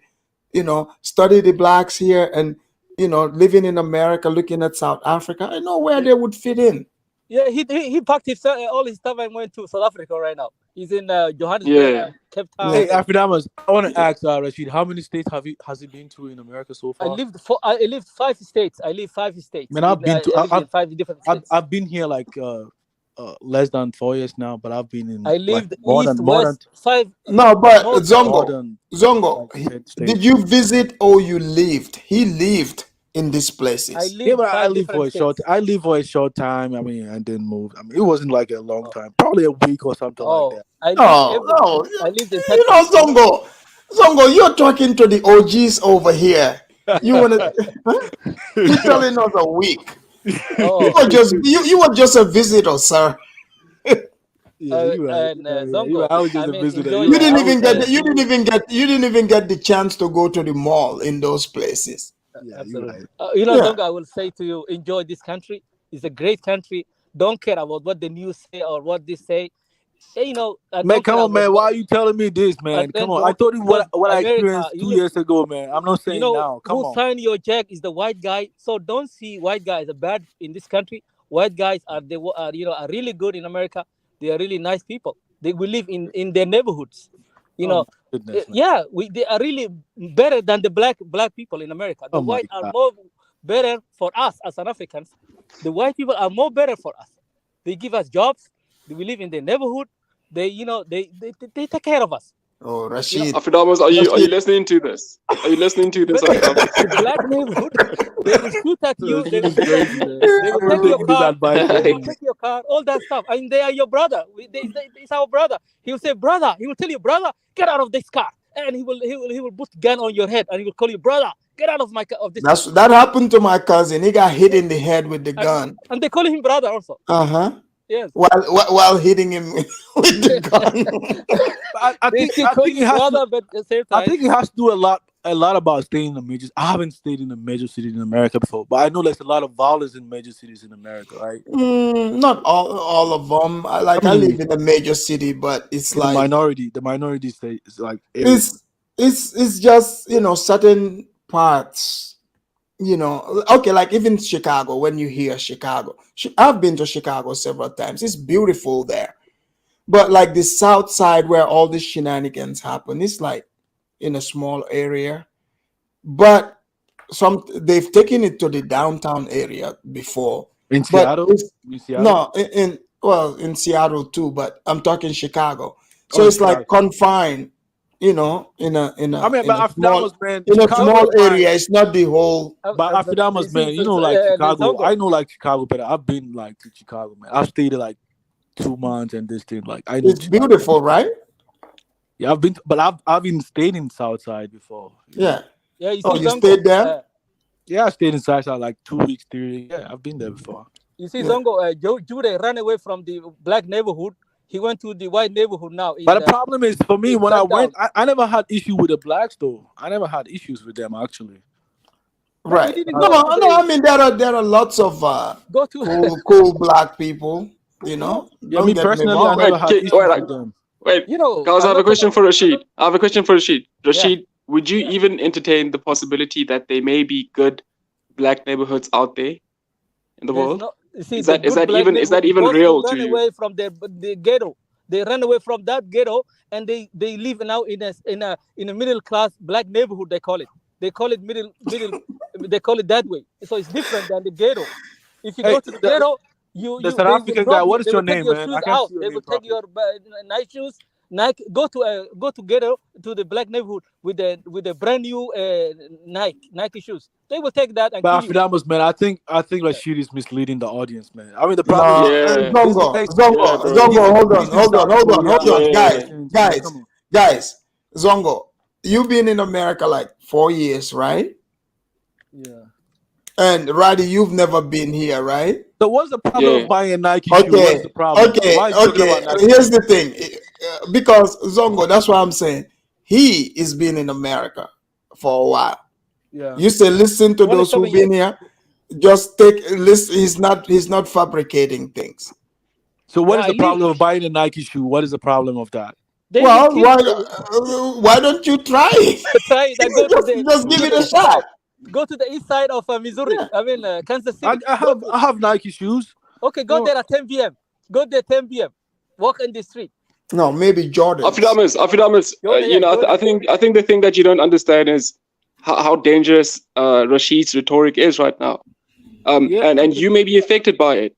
I mean, Rashid, have you for all been we to know, may Portland, be Oregon, thinking man? Come on, man. Stop it, man. Rashid, for all we know, may be thinking bad stuff, maybe prejudicing against you right now. For all we know, Yeah, because you No, fall Rashid, into the race Reality. category. I'm Because telling you about reality. because Afidamus, you falling into the race category that he's spewing this hatred towards. but he does too. It's dangerous. But he's black too. Don't you know that?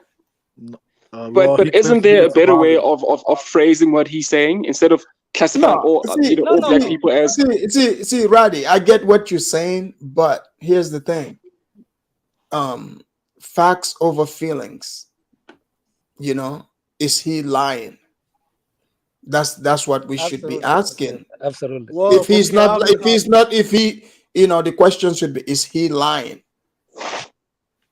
Well, I Afidamus.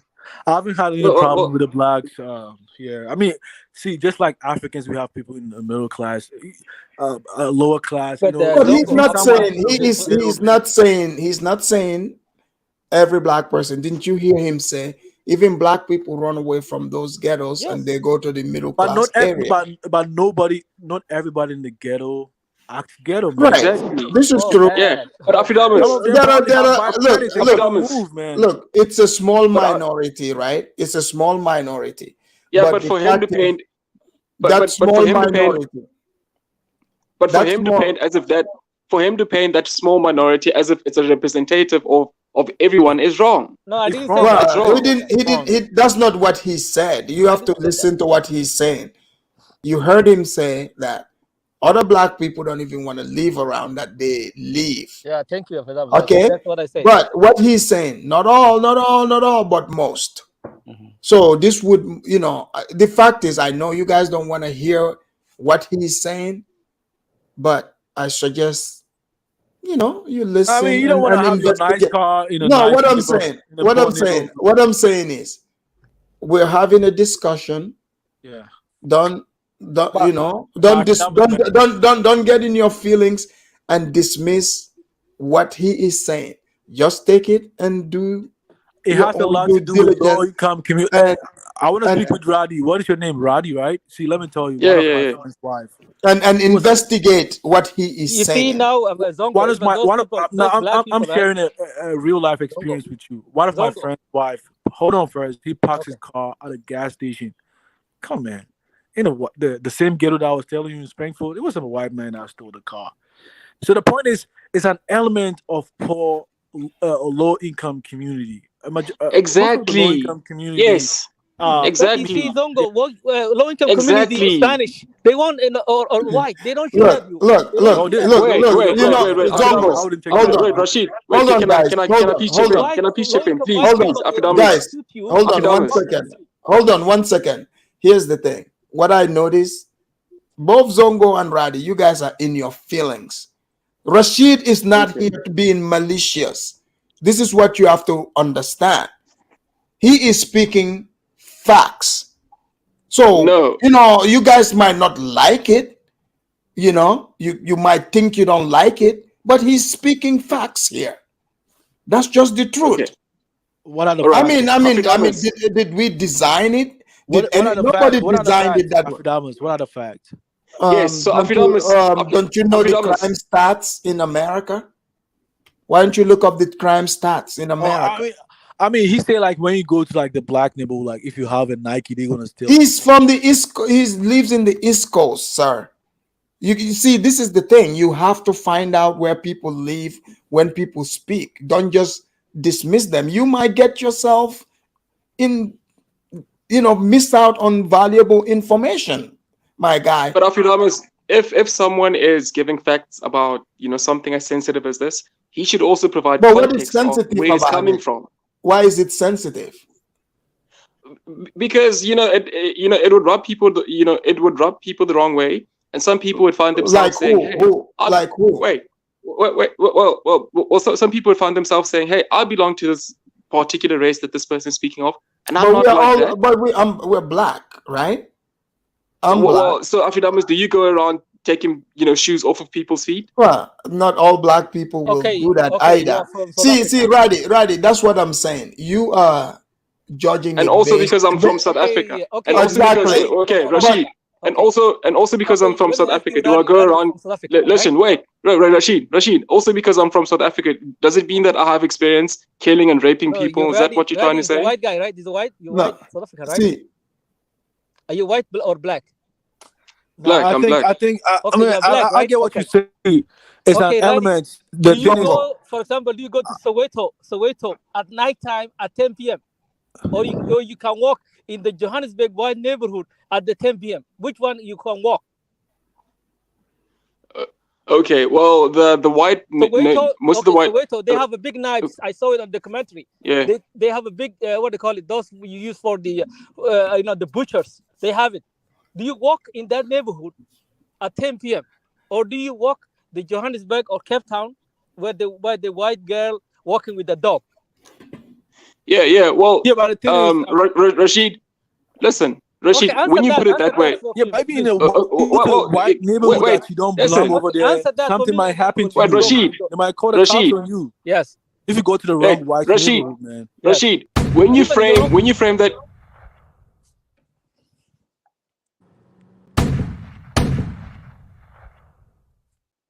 continue.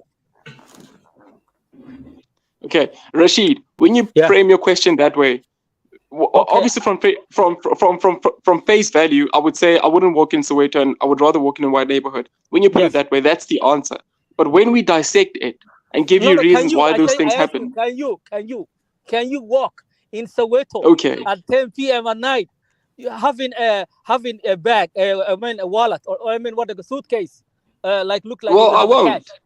I won't. You know what, I won't. Rashid, In your you own did, country.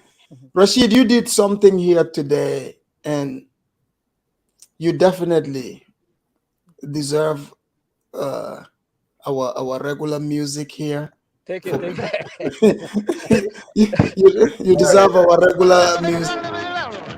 I can do some shuffling too. Look out, man, what you gonna do? Look out, boys, it's coming through. Yeah, man, yeah, man. Boy, he got educated feet. Okay, continue. That guy Let's really shout look out to Rashid. Rashid, you got educated feet today. Oh yeah. Oh, That's why they're acting like you got the educated feet. Look, absolutely. here's the thing. Zongo, remember in the beginning of the conversation what I was saying? It's just people use common sense, right? You do your own assessment. It's not about feelings. So, for instance, if somebody is telling you because you think, oh, it's a blackity black thing, they're telling you, no, that place where there's those bunch of blacks, there's drive-by shootings. You're gonna get robbed. Rashid is telling you, you're pissed. Oh no, you trying to blow it out of proportion to say he is saying all black people when he's been specific. You allow yourself to be blinded. It can go bad. It can go bad. I'm telling you. Yeah, but I've been to Chicago. I've been to black neighborhoods, man. I mean, I'm not. He's not saying everywhere. Yeah, but, I mean, but Rashid could have prejudice about those groups, right? But I you think so? Why? I'm a But black. hold on. Afidamas, hold on first. How will Hold be on. a prejudice to my own people? Hold on. Answer that. Because a lot of Africans have. So I mean, Afidamas. Wait. You trying to say Africans have prejudice against blacks? Of course they do. Of course. No, that's Yeah, not we're true. seeing it right now. That's We're not seeing it true. right now. Look at We're this. seeing it right now with Rashid. Man, come on. No. Okay. We're seeing Again. it right now. Okay, Roddy. Afidamas, the point I'm trying to say is that when I was in Illinois, a black man from Illinois ghetto told me, okay, usually I shouldn't get scared of coming to the black neighborhood, but sometimes you get caught up in the drive-by, which you just said. But if you don't have problems with anyone, you shouldn't worry about stuff. No, in places, right? Look, I mean, come on, man. That's what I was. But again, Zongo. Here's the thing, right? One of my cousins, he was thinking just like you guys, talks like you guys. Lived in some black neighborhood. I used to visit him there sometimes, but once it starts getting dark, I jump in my sports car and I leave. Usually when I go there, I drive in my sports car so I can drive faster. So, but here's the thing. Over time, nobody told him to leave. He was tired of the gunshot sounds. Okay, people keying his vehicle. It's just not safe there. Okay?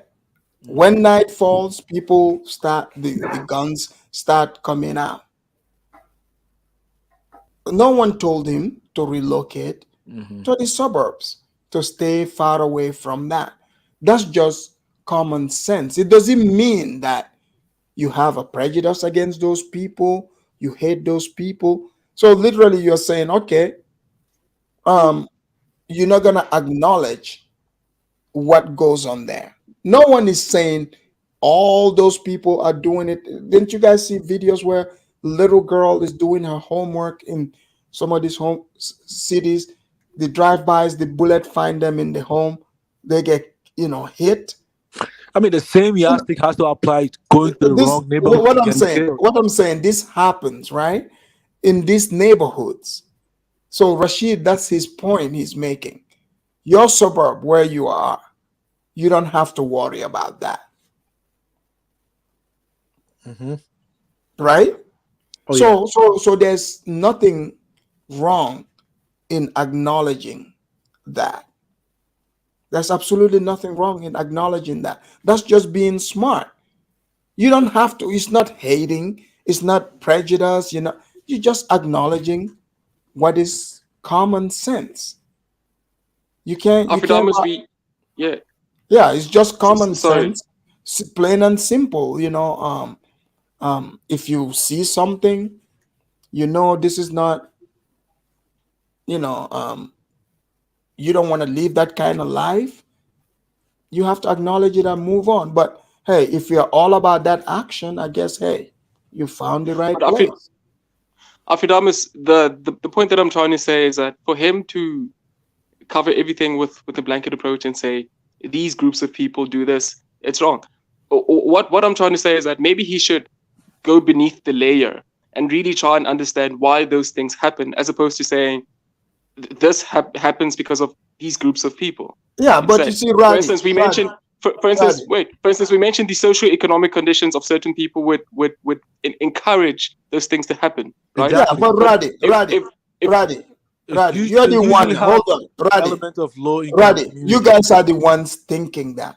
Over here, we don't care about reasons. We only care about results. I don't care why someone's reason is for trying to rob somebody. I don't care about Hey, that. Roddy, All man. I know is the results that this person, you know, is robbing But this other individual while they also have a shoe on their feet. Hey, Roddy. What could so possibly be the reason? So for me, I don't really like. We're not caring about the reasons. We're So caring about the look, results.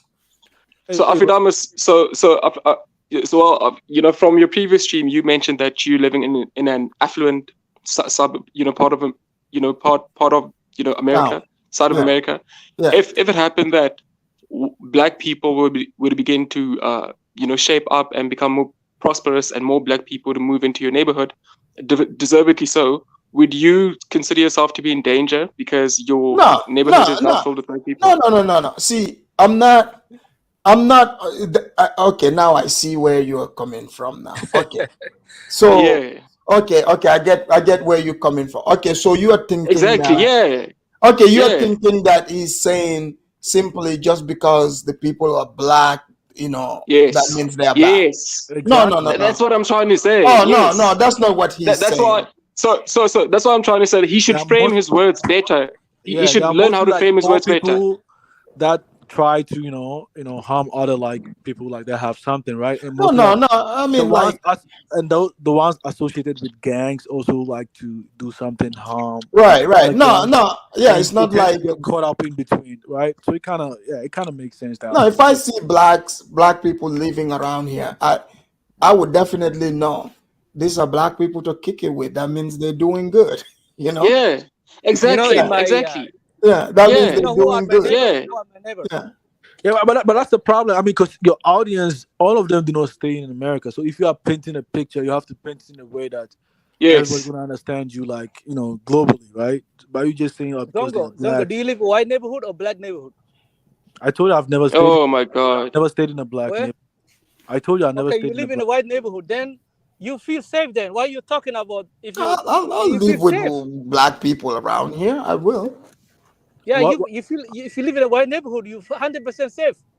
You don't feel you don't scared about shooting. The You will thing have is, a where I better stay. schools. Hold on, You will man. have a Because, better schools here. You will have a good schools. but hold on. You did say about experience, right? In your Yeah, conversation earlier, right? yeah, yes. And I'm sharing my experience with you.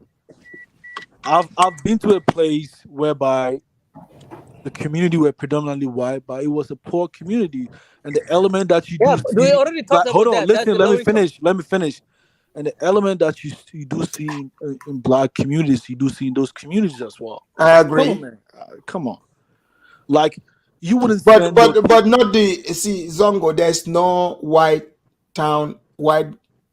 poverty stricken area that has the equivalent. That's like the equivalent of a Chicago, a Baltimore. In terms of Like killing, or in terms of what? In terms of killing. crimes in general. Oh, okay, okay, Yeah, okay. But Yeah, I mean, crimes in general. I'm not. Because you would have been seeing it. Yeah, I'm not restricting my conversation to just crimes in terms of wanting your kids to have access to good quality education, places to have playground, or not getting access to like kids who are abusing drugs, because they usually exist in those poor communities. And I Yeah. saw that, yeah, and I Uh-huh. I okay, saw that, like, yeah. Zongo, I give you a little history. I give you a little history here. Okay, during the Black America in the 1918 or something, 1918, they were living in the Don't South, don't and give me then history, the man. Hold reason on, they don't give leave me the history. Hold on, let me tell you one hold on, experience. it's just a brief history. No, no, Hold please, on, it's a hold on. little brief history. Let me It's a tell you brief about history. what Let me happened finish. to Let me one finish. Somali guy that I met here in America. Hold on, Him. brother. Let me finish this sentence first. You see, this the black neighborhood. Then, first of all, in 1918 or 1920, the black they were really good in the south. They were carpenter. They were working all that the good stuff. Then industry started in the north, like Philadelphia or Chicago area. So they came over there to work for the. That time it was industrial revolution. They work in the factories. So when the factories was closed down, then the people, then that's where the ghetto started. Ghetto started during that time Man, during man, President Roosevelt. come on, man. You're not gonna teach me about this, man. During Roosevelt started Yeah. the ghettos, I and learned then about started that ghettos, time. man. Trust me, I did that already in America, man. Since you are Afridamos, here may only 4 years, I? let us teach you the history of this country. You are only Okay, here guys, 4 years. let's do our You're not closing. gonna teach me, man. I'll How have many to states? set How up many a states show do you for have, man? this specially. Afridamos, may I please? I before I go to sleep, it's Go ahead, do your closing. Go ahead. yeah. The topic of this show, which Yeah, was so great, and I learned a lot about it, is does racism matter to African travelers? That was the topic, huh? right. It was not Americans or it was about African who are traveling. Africans are human beings, and human beings have right to travel to go to better their lives, whatever. The Europeans also the same thing. The Asians, as a human being, as a living being, we need to. You have a right to travel to Wherever. wherever you can That's make your right. life. That's Yeah, right. people can just get up and come to Africa, no Yeah. problem. I will So never, ever, then, ever deny a Chinese man to come to Somalia and he said, "Oh, I found this beautiful." Come on, man. Leave it that, here.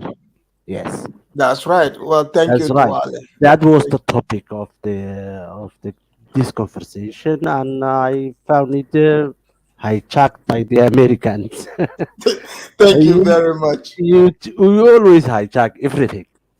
But my brother, who is like 4 years in America, I want to give him advice, like as an adult man. Man, you've been there just 4 years in America.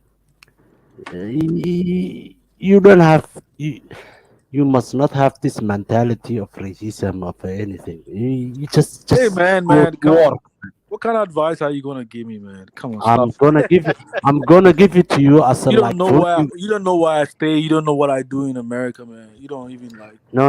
I We it's just like meet you. on YouTube, man. Just leave Yes, your but conversation you over you told me like you were like 4 years in America, right? So, Ale, But why you don't know how you what give I do advice? now. You Do you don't know live in what I America. do? Come on, stop it. No. Only what you said. I am telling you, brother. So, Ale, how you give him advice? You live in Germany. You You live don't live in in Germany, America. man. How you give him an advice to someone who is living in America? Because I want to somehow to live in America. Mm. Yes. Well, thank you, Duale. Somehow I wanted to live in America. I watch on Yeah, Coming to come here, America, Ale, Eddie come here. So you Murphy. gonna give me Yeah. advice about Then America based on America your is view on what you watch? America is not like Germany, you know. Germany is owned by German people. America is owned by everyone. That's right. Yeah. I live in Germany. I wish I live in America. Yeah, when you come to America, you feel at I home, will sir. never feel a foreigner. No, I So speak Ali, very good come to America, German. and Afradamas will give you a job. He's Well, Okay. let Afridama send you an invite then if they want you to. They yeah, want to help you. No. I'm speaking very honestly. I'm not yes, disrespect to you, my brother. What I'm very saying nice. is, in any kind of civilization, there is a one place people go to learn, work, study, and Absolutely live a right. life Absolutely.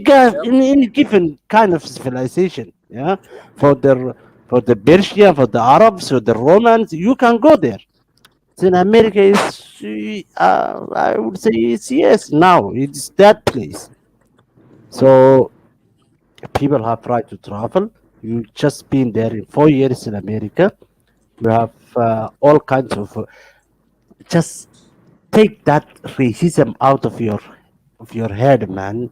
Come Go on. ahead, Oh my god. work, study, make yourself and your family, your wife, your children, your mother, your father. Take that opportunity. It's good for you. It's good for everyone, for the whole kind. Um, Well, that's thank you very much. Thank you. All right, all right. We got Okay, Roddy. Roddy, go can I ahead. go now? Yeah, Yeah. go ahead, Roddy. Afadamus, thank you for opening up this chat and this and this conversation. I don't know what happened to African Millennial, because she's the one who usually used to have these discussions, but it's always Oh good yeah, to Africa. She have used to someone make else. videos, right? What Yeah, what happened to her? happened to her? Oh, Yeah, The one from I don't Kenya? know. No, she's from Ghana. Canada. Yeah, No. Canada. Oh, Oh, okay. yeah. You know the Ghanaians love Canada. Zongo's trying to go to Yeah, Canada. See, Zongo, now you yeah. can drive over there. Yeah, you're right. I gotta go to Vancouver, man. Yeah, it's not as nice. Just so you know, you're in the Oh, right really? place. Yeah, so thank you so much for opening up this chat. But what I'm trying to say is that sometimes there are deeper layers to something. Sometimes you shouldn't just yeah, I mean, of course, look at the facts, look at the figures, look at the statistics without putting in any emotion and make your decision based off of that. But for someone to say that people of a certain race and a certain color behave in this, behave in a particular way, and that they shouldn't be trusted, and it's wrong, because what about the rest of us who have to carry that burden, that we're deemed as people who have the intent to cause harm? How, so I think sometimes when people are trying to give their point across, they should choose their words carefully, and also they should do just a bit of research and provide evidence why those things happen sometimes. Don't just go around saying black people are this and black people will take your shoes off your feet. Like, what? Yeah, What how should I respond to that when exactly. somebody asks me, like, Hey, Roddy, come on. where do you stay again? Like you say, in South Korea now, right? Yeah, I'm in South Korea at the moment. Exactly. So it kind of makes sense because you from outside, you Yeah. picture properly, right? So you do have Imagine if someone from Korea was listening to Rashid, Yeah. and I happen to be in the same room with that person. Yeah. I mean, come on. Okay, you ran away from South So Africa. You are in where? You are in South Korea. I ran away. Oh, okay. Okay. I He ran can't away tell you from he South ran Africa. away. He's in I America. guess. Oh, Okay. don't take it. I Don't take ran it. away. Don't take his I word. ran away from South Africa. Okay. So Don't take his word. yeah. So I was just saying, um No, you some could, things you are could. Go ahead. true. Go ahead. I'm listening. I'm Yeah. listening. Yeah. So and also also with the stats from South Africa, well, everything you mentioned was true, but again, when we go layers down and really unpack the reasons why certain things happen, you should understand that South Africa is a country that has a high proportion of inequality. And when people find themselves in desperate situations and see people of different races being given opportunities for little effort, and all the wealth is concentrated on certain groups of minority of the country without being distributed to the rest of the people, So people Roddy, will often find them. so People Roddy, will But often you, find. but Yeah. so Roddy, Well. wouldn't you? but So you wait. have now the upper hand. Hold People. on, You have Rashid. Wait. No, wait. So people will often find themselves in desperate situations to try and make a living. Some people will be very disillusioned with the whole, system and with society, and people would do whatever they can to Yeah. feed themselves. Exactly. So for you to say the black people of South Africa are killers, and come on, dude, yeah, But they dude. are. They are So killing. They are killing. okay. So I think he's just a white worshiper. So just. No, they are. Come on. So So what you said about the income redistribution problem, the impact of like apartheid, was the same analogy I was trying to draw in America, and they say, "Oh, I shouldn't take No, it." Zongo, I'm don't taking steal out. his time. Don't worry, you'll get your turn. Yeah. Let Raddy finish. Okay, You get your turn. Yeah. Thank So you. so the point that I'm trying to make is that we should always be proud of who we are, right? Despite what the stats says, despite the narrative that other people of the same race are trying to push about us, we should always thank God for who we are. We are a beautiful people. We are just as competent as other groups, other races, and we deserve to be treated with respect, especially if we are providing something of value to the world. We deserve to be respected for our hard work and efforts.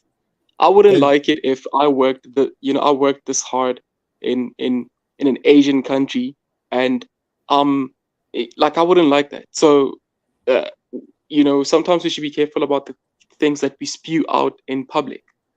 But once again, thank you so much for allowing me to be in the panel. Very interesting conversation. Afdamas, as always, you're doing a great job, and yeah, thank you once again. Thank you. All right, Zongo couldn't wait. Zongo, what do you want to say? I mean, Duale, thank you for the super chat, Duale. I think Thanks it's very for having me. interesting. Like, a lot of people took what I said out of context, and they kind of thought like, "Oh, I had, my mind of racism." I'm like, "Damn, man, I'm from Ghana. I came to this country by myself, man. I did everything by my own, man." No, it's because Zongo, we've heard you, try to soften up and cry about this imaginary thing. I do. This is not the first time. I mean, that's why we just want to make sure Zongo is getting it right. We don't want to see you walking around there looking all scared and stuff. That was the point I was trying to say. I mean, everybody. It takes time for people to develop and stuff. Right. I mean, I stayed in other places. Now I'm new in Washington State. I stay in Lacey now, right? It's gonna take time. I mean, someone like Rashid, that's far out there. Someone like Rashid cannot advise me about staying in Washington State. He probably hasn't been here before. He has no knowledge about. Oh, I've been. He's been here. Washington State. There's a lot of Somalis here. He's visited. How long have you stayed over here? I've been there, but I never lived in Washington. But I lived in different states. I lived there. So you cannot advise me. States in America. Yeah, you cannot advise me. I've been to a lot of places in Washington State. But Zongo, why don't you want to take Rashid's advice, even listening to it? Yeah, I will listen to him when I come to Minnesota, right? If you want to advise me about Minnesota, I'm speaking about the experience, about where I stayed. Come on. So when you told me about some of the experience about the city, Rashid, you got the blacks pissed off, the blacks from Africa. And the blacks. Yeah, they don't like the truth. Hold on. Afdamas, look. Don't like the truth. So I'm one kind of person. If I haven't been to a place before, I tend to listen to the people who. Okay, Zongo, who's your manager? Who's your boss? Is it white or black? He's a white man. Then okay, that's simple. That's it. In America, you will get from the white people. In America, most of our checks is signed by the whites. And then Hey, Zongo, Zongo, I know you don't like what the man is saying, but I mean, like telling me like I'm kind of like a child who's been here like I'm 2 years old. Well, I think Rashid is trying to drive it home to make sure the message is well received. I'm like the heck, man. Rashid, but Zongo, why do this? Why do you have Zongo? Is there a secret gang beef you have with certain people on this online? I noticed there's like little beef between you and the ambassador of Ambazonia when he came. he had to throw ish on trying to diminish your pidgin. Exactly. I'm like, what did you do to him? I mean, I respect Judah. I don't know like what happened, I mean, when I came on your panel for the first time, how Judah spoke like very bad about me and even my spouse as well, right? Is she black, right? We don't have to go. Well, because Judah. No, I'm asking because people get the reference. Yeah, of course she. So that's why obviously we all know his sentiment. But like in the course of time, I noticed like the reason why he had that sentiment towards them was because of the experience he went through with them, And I mean, and your dealings is just with a section of certain people that you've been to, like within the state that he has been to, right?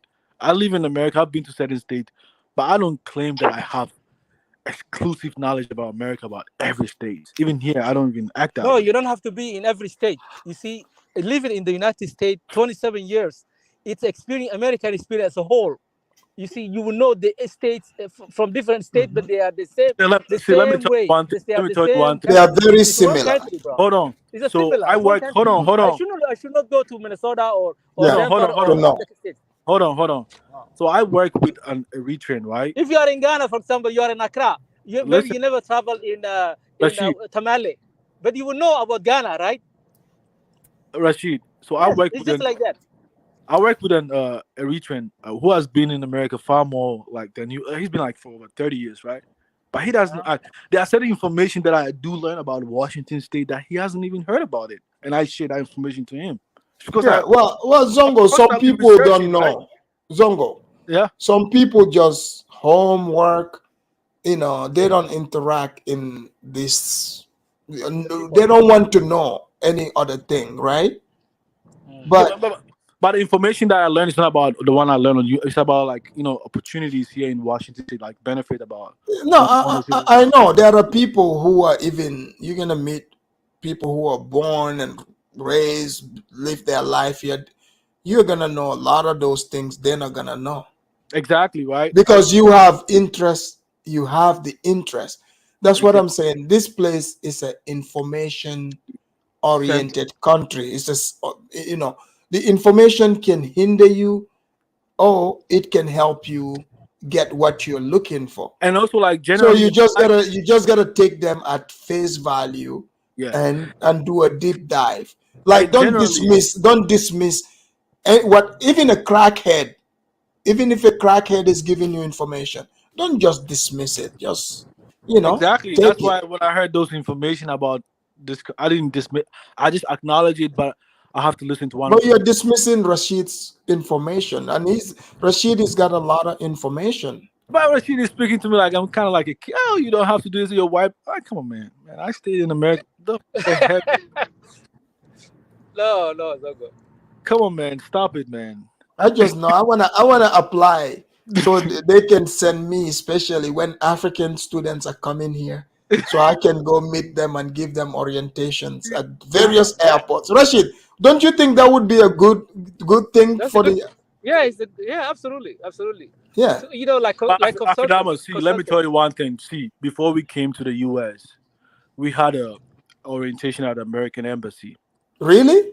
Yes, and there was a professor from one university.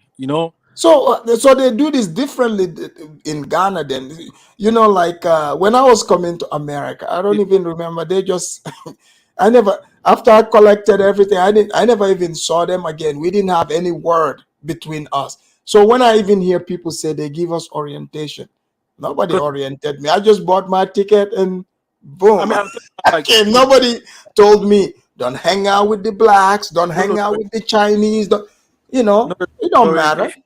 The orientation was about college students, like the education. Or they gave you the yeah. Well, Because before you within go the to the embassy, college. within the embassy, they have an educational center that recruits students like that advertise about American universities to the Ghanaian students. So if you get a visa, they're gonna do orientation about going to schools in the U.S. through the American center, to the educational center in the embassy, right? Oh yeah, So they're controlling y'all over there. When I was coming in school, but they didn't put me through no orientation. no, the orientation is about like traveling in a different. Come on, after there's nothing wrong about that. After that, And did they tell you? Did they tell you to stay away from the blacks? no, they did say like we shouldn't go to the wrong place at the wrong time. About going to the clubs, whereby you understand. So So part of the what? So why is it some of these Africans come online and lie and tell them that they told them to stay away from the blacks? That's illegal.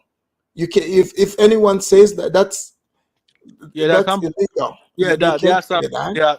there are some blacks even working at the embassy in Yeah, Ghana. I know They would this.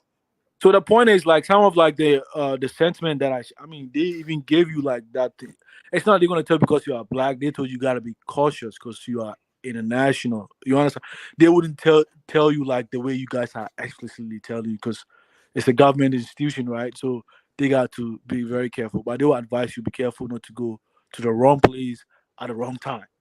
That was that. Oh, now I see why you were kind of scared when you got here. Of course, they will advise you about that. This are the country belongs to. I mean, See, But Jude, in a way, it's a good see, advice. I came in as a little gangster, had on my Tupac bandana, you know, and yeah, I was sagging my pants walking through the airport. I'm like, yo, yo, yo, yo, yeah. yo, yo. And Afidamas, even I'm just joking. I'm just Afidamas, so joking. even people traveling to Africa, I'm just joking, yeah, guys. yeah, even people traveling to Ghana, even their embassies give travel advisory to people traveling. I mean, there's Mm. nothing wrong in taking those information. You Well, know it what looks like, that information scares the people. What they need to do is hmm hire me so I can start giving the orientations at the airports. I would in fact put it in a little pamphlet, and I worked in the prison. I used to read orientation to the inmates to let them know what would get them shot if and stuff like that. hmm Yeah, I'll let them know if there's a riot. If you're not part of it, hit the ground. But Afidamas, If you don't hit sometimes the hold on, ground, you are part Afidamas, of the yeah, problem. Afidamas. See, sometimes you're gonna feel some kind of way. Let me give you a practical example, right? I work for the state, right? And sometimes I travel, right? I travel. Sometimes I go to Portland, other states, and sometimes I go within Washington State, right? And they give you the vehicle. They never gave me an insurance one time. So I did a training one time. I'm like, so what if I get stopped by a cop and they ask for my insurance? What do I have to do? Because you're gonna get scared that maybe not having an insurance. Wait, is it a state vehicle? Yes, It should have all the paperwork in it. but Oh, hold that on, yeah. but They hold should on, have it. but hold on. You knew you asking information, right? So you have to understand you don't have that knowledge because even a lot of Americans do not know about that. So when I ask that question, they say no, it's a state vehicle. Right. Police sees you, they understand you work for the state. They wouldn't ask for Mhm. insurance. So these Insurance, right? questions are very important to a lot of people. There's nothing wrong about asking this or feeling concerned about what if you get stopped by a cop and not having Yeah, an insurance. Zongo, you are too scared. You are in a state vehicle and scared. The license plate got the exempt. Exempt. Cops ain't about to pull you over. No, I'm saying, I mean, in case of like an accident that took place, you want to give a police report. Oh They want. man, you're good. That's a state vehicle. They I mean, got money. Afrodamas, man, don't stop acting like everybody knows it in this American country. Because even But when you work for the state. It's the government. You're good. but the point, That's their car. yeah, You know. I took a training about that, right? And people who were born here did not Mhm. have knowledge about that too. So it wasn't just only me. I mean, Well, people like, but oh, Zongo, yeah, you have to remember, as hmm you can see, America yeah, again, it's an information-oriented place. yeah, Despite what people want to believe, like in some African countries, thinking just simply being from a place, you're gonna know stuff. No, yeah, right, right. here in America, that's why information is important. Wherever you go, any job, they provide you with new information. They teach you, the do's and the don'ts. They give you um, the documentations to learn about the company in general. So yeah, that's pretty normal to wherever you go. It don't matter how long you here. Any new job, It anywhere new, any new training, you would be given information that is new. Exactly. So, like, my concern is, I mean, the point I'm trying to say is, it's not because it's about the concern is very valid, right? So you shouldn't just dismiss it that, oh, I'm having to like anxiety or something like that. And also, like, speaking about like understanding racism in America, like you, Afrodamus, when you came, I'm sure you had no knowledge about this country's history, right? You took No, I time to didn't. Yeah, you took time to study the history, right? So certain things Hmm. you understand. Even in one of your conversation, you even said that some of the blacks have even more right to this country than most white people, right? Yes. Exactly right, because you understand the history of this country. You understand that even some of the white people are recent migrants, but Yes. because they enjoyed white privilege, they get to have You that. mean, You you get what I'm mean saying? American privilege? Exactly, right? So the point is, I'm trying to Look, nobody's more American than the blacks. Okay, exactly right. the blacks are so American. Some of them are saying they're Indians. So you can't get any more American than that. Yeah. So the point I So was like you don't have to be along to know that. yeah. So Yeah. the point I was saying earlier about understanding racism, I don't think that way actually. But I understand where people have that kind of conversation about speaking from the historical point of America, right? And along the way, I mean, and I cite an example about what I experienced when I was going to work. The impact of racism. Sometimes it does exist. I mean, I feel let's not And like. what is that impact before you go? So there's no impact. I'm asking you. I mean, you can't ask a question with a question. You're the one talking about the impact. So just assume me and Rashid here we are ignorant and school us on this impact. Maybe we don't know. So So help us so out. so let's put it this way: you live in a country where one majority group has marginalized another group for a very long time. They had access to the wealth and everything, right? Marginalized? How? Uh, I'm giving a scenario, right? You live in a country where one group A, are the majority than the group B, and they Yeah, but have. how is marginalized? It's been allowed for them to go to school. They allowed them to work anywhere. Can What's I finish? marginalized? Can I finish my statement? I'm I'm just trying to make answering you that question. what? What I just answering you that question. How they are marginalized? They've No, been I'm not saying. allowed them to go I'm to not talking college. about naturalized. I'm talking about No, no, living in the country. with the M, marginalized. You said marginalized. Yeah. One group marginalized the other. That's what you said earlier. Yes. Yes. Like in the case of the slavery, right? The marginalized. That time is over. Oh, come on. Let me finish. Affidavit says I should give. What do I mean by impact, right? And I'm trying to give an Well, slavery example, is right? 400 years. 200 years ago, almost. Affidavit, is your guy an agent? Can he allow me to finish? I'm just answering you what you are saying. Something So of he what you says are I should saying. give an example. I'm trying to finish. Let me But finish don't go before to you ask us. slavery. Just talk about now. We know slavery was a pain and was a disastrous thing. We don't talk about slavery. Talk about today. No, so the This point I'm today. trying to say is that everything has group A marginalized group B through like slavery for a very But long how is time. they are marginalized Hold on, today? hold on, That's what I'm. finish. Let me finish, man. So for a very long time they have access to the power, wealth, and everything, and all of a sudden they just give you like freedom without giving you time to build up. The group A people are going to they are going Hello, to San James. How you doing, San James? hold on. They're going to surpass the group B at a higher rate. It's going to take time for them So that would to catch mean, up. Hello?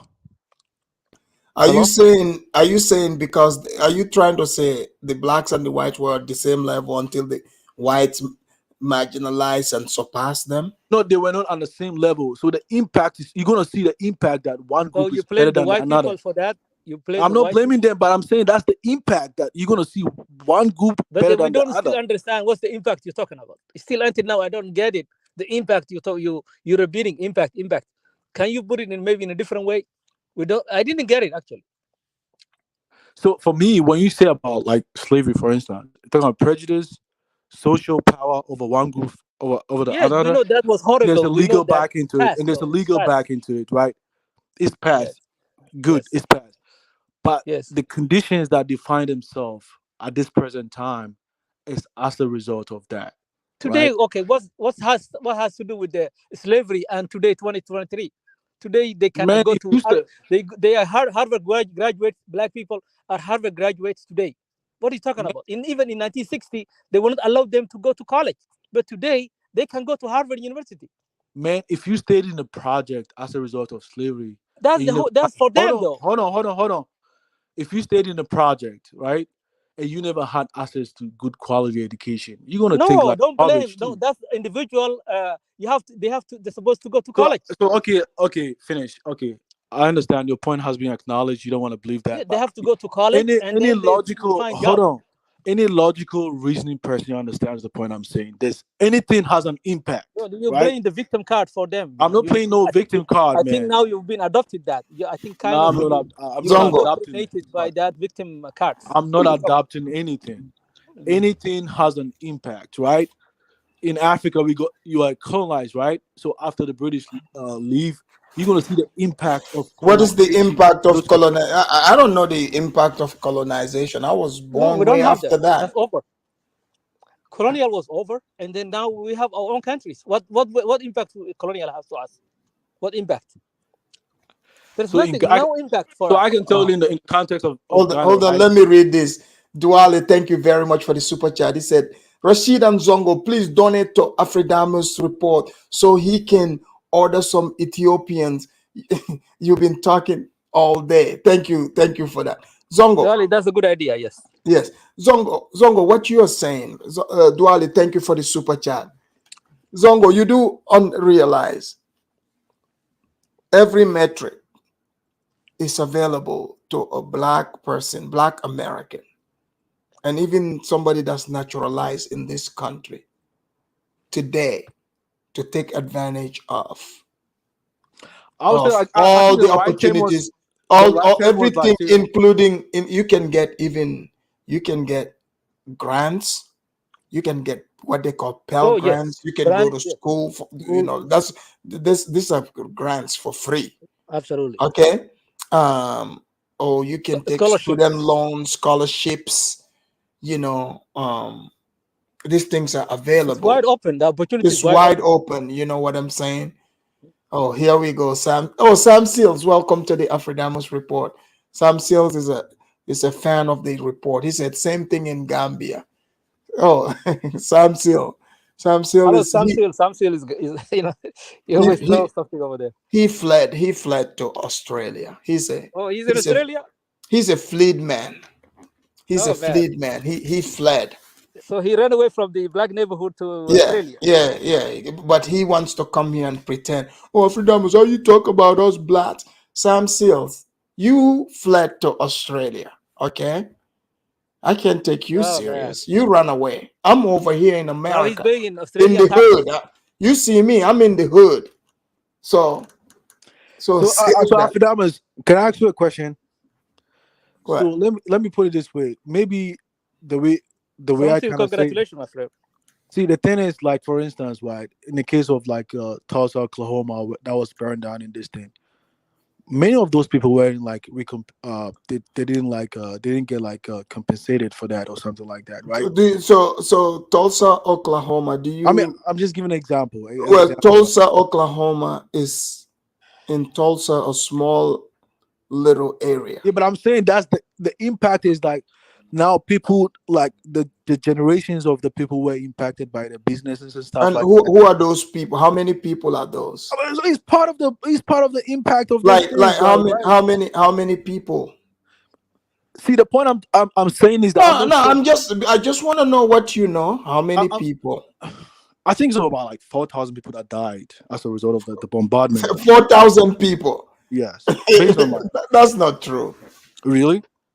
That's not true. Really, Afridamus, man. Come on, Zongo.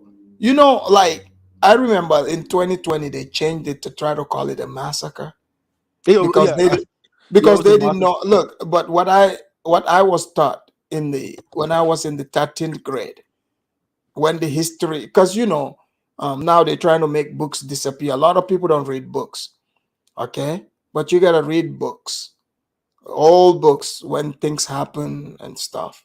Then you will know. So Zongo, you definitely you are on the brainwash treadmill. Oh, I really? can tell. Oh yeah. For real? Oh yeah. Oh yeah. Oh man, that's what I wanted to say. One day you'll realize it. You'll say Afridamus said this, but Yeah, you but know I'm you not, wouldn't know it until you see it for yourself. So the thing is, There's no way for it's an not really. African. It's There's not no way you impacting me. can think. There's no way you can think like like a victimized black Yeah, but and, okay, and, and make it. It's not okay, possible. but Afrodamus, I'm not putting myself. I'm trying to understand the history of this country. That's all. Well, I get that. There's one thing, Yeah. but you're taking sides. I'm taking sides. Yes.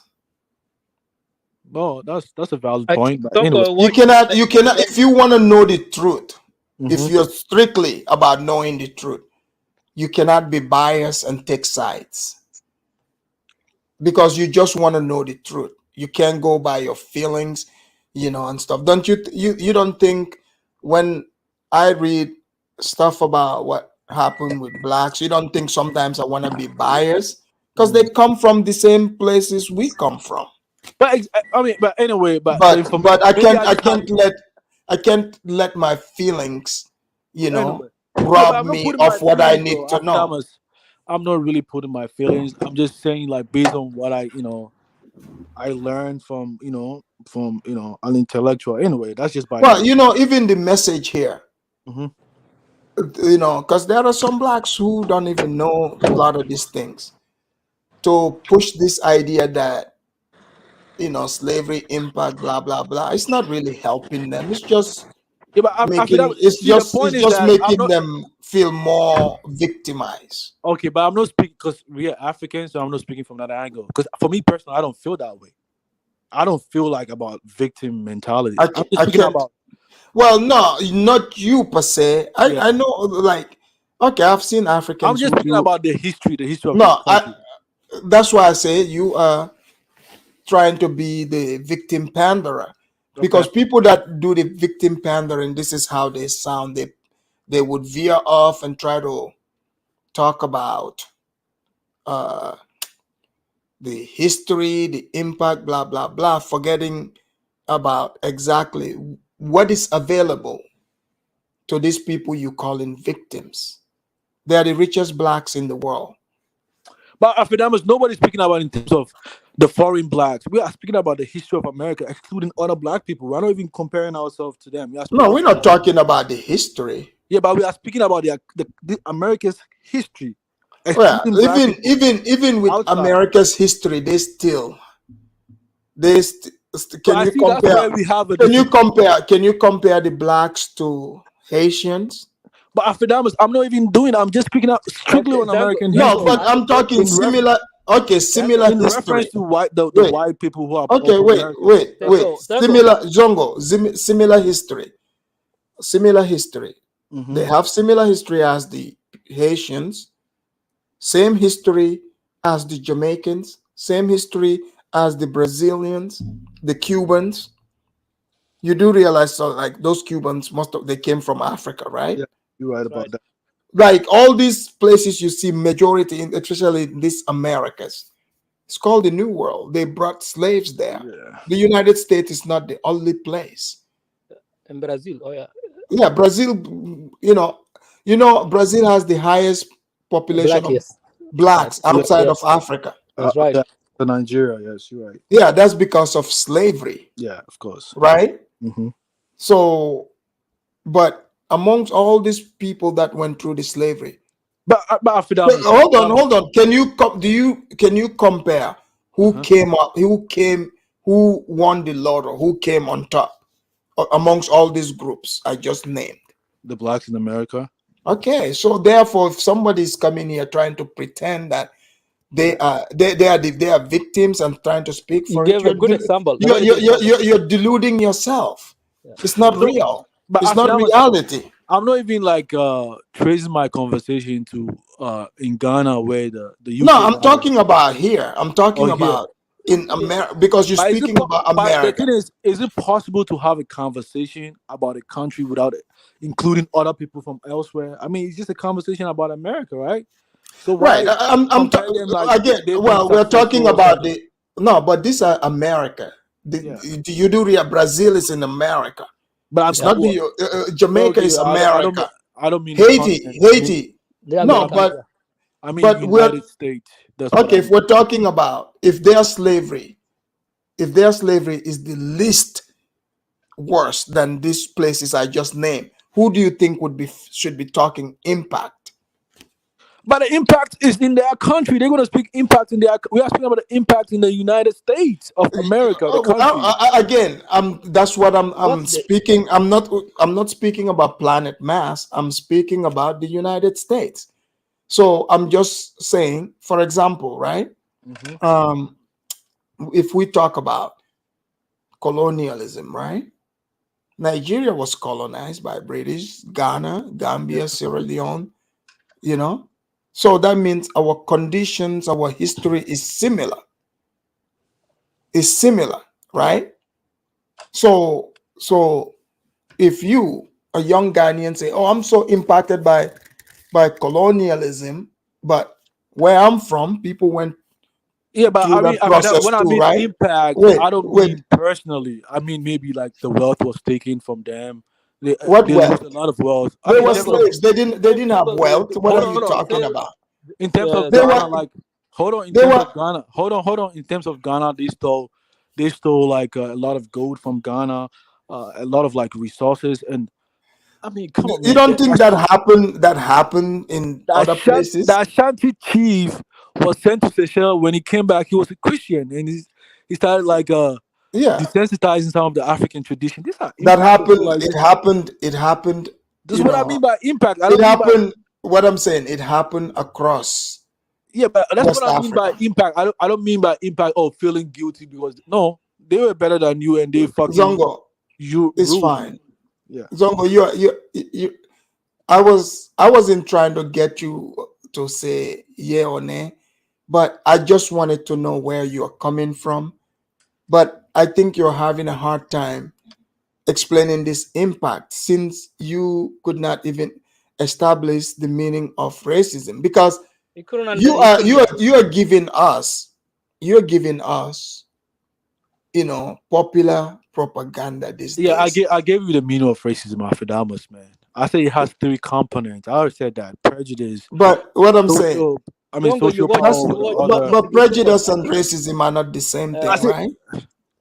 YouTube. I think you watch a lot of YouTubers because of what do you you mean? living in I watch America. a lot of YouTubers, man. YouTube, your black YouTubers who are in Africa.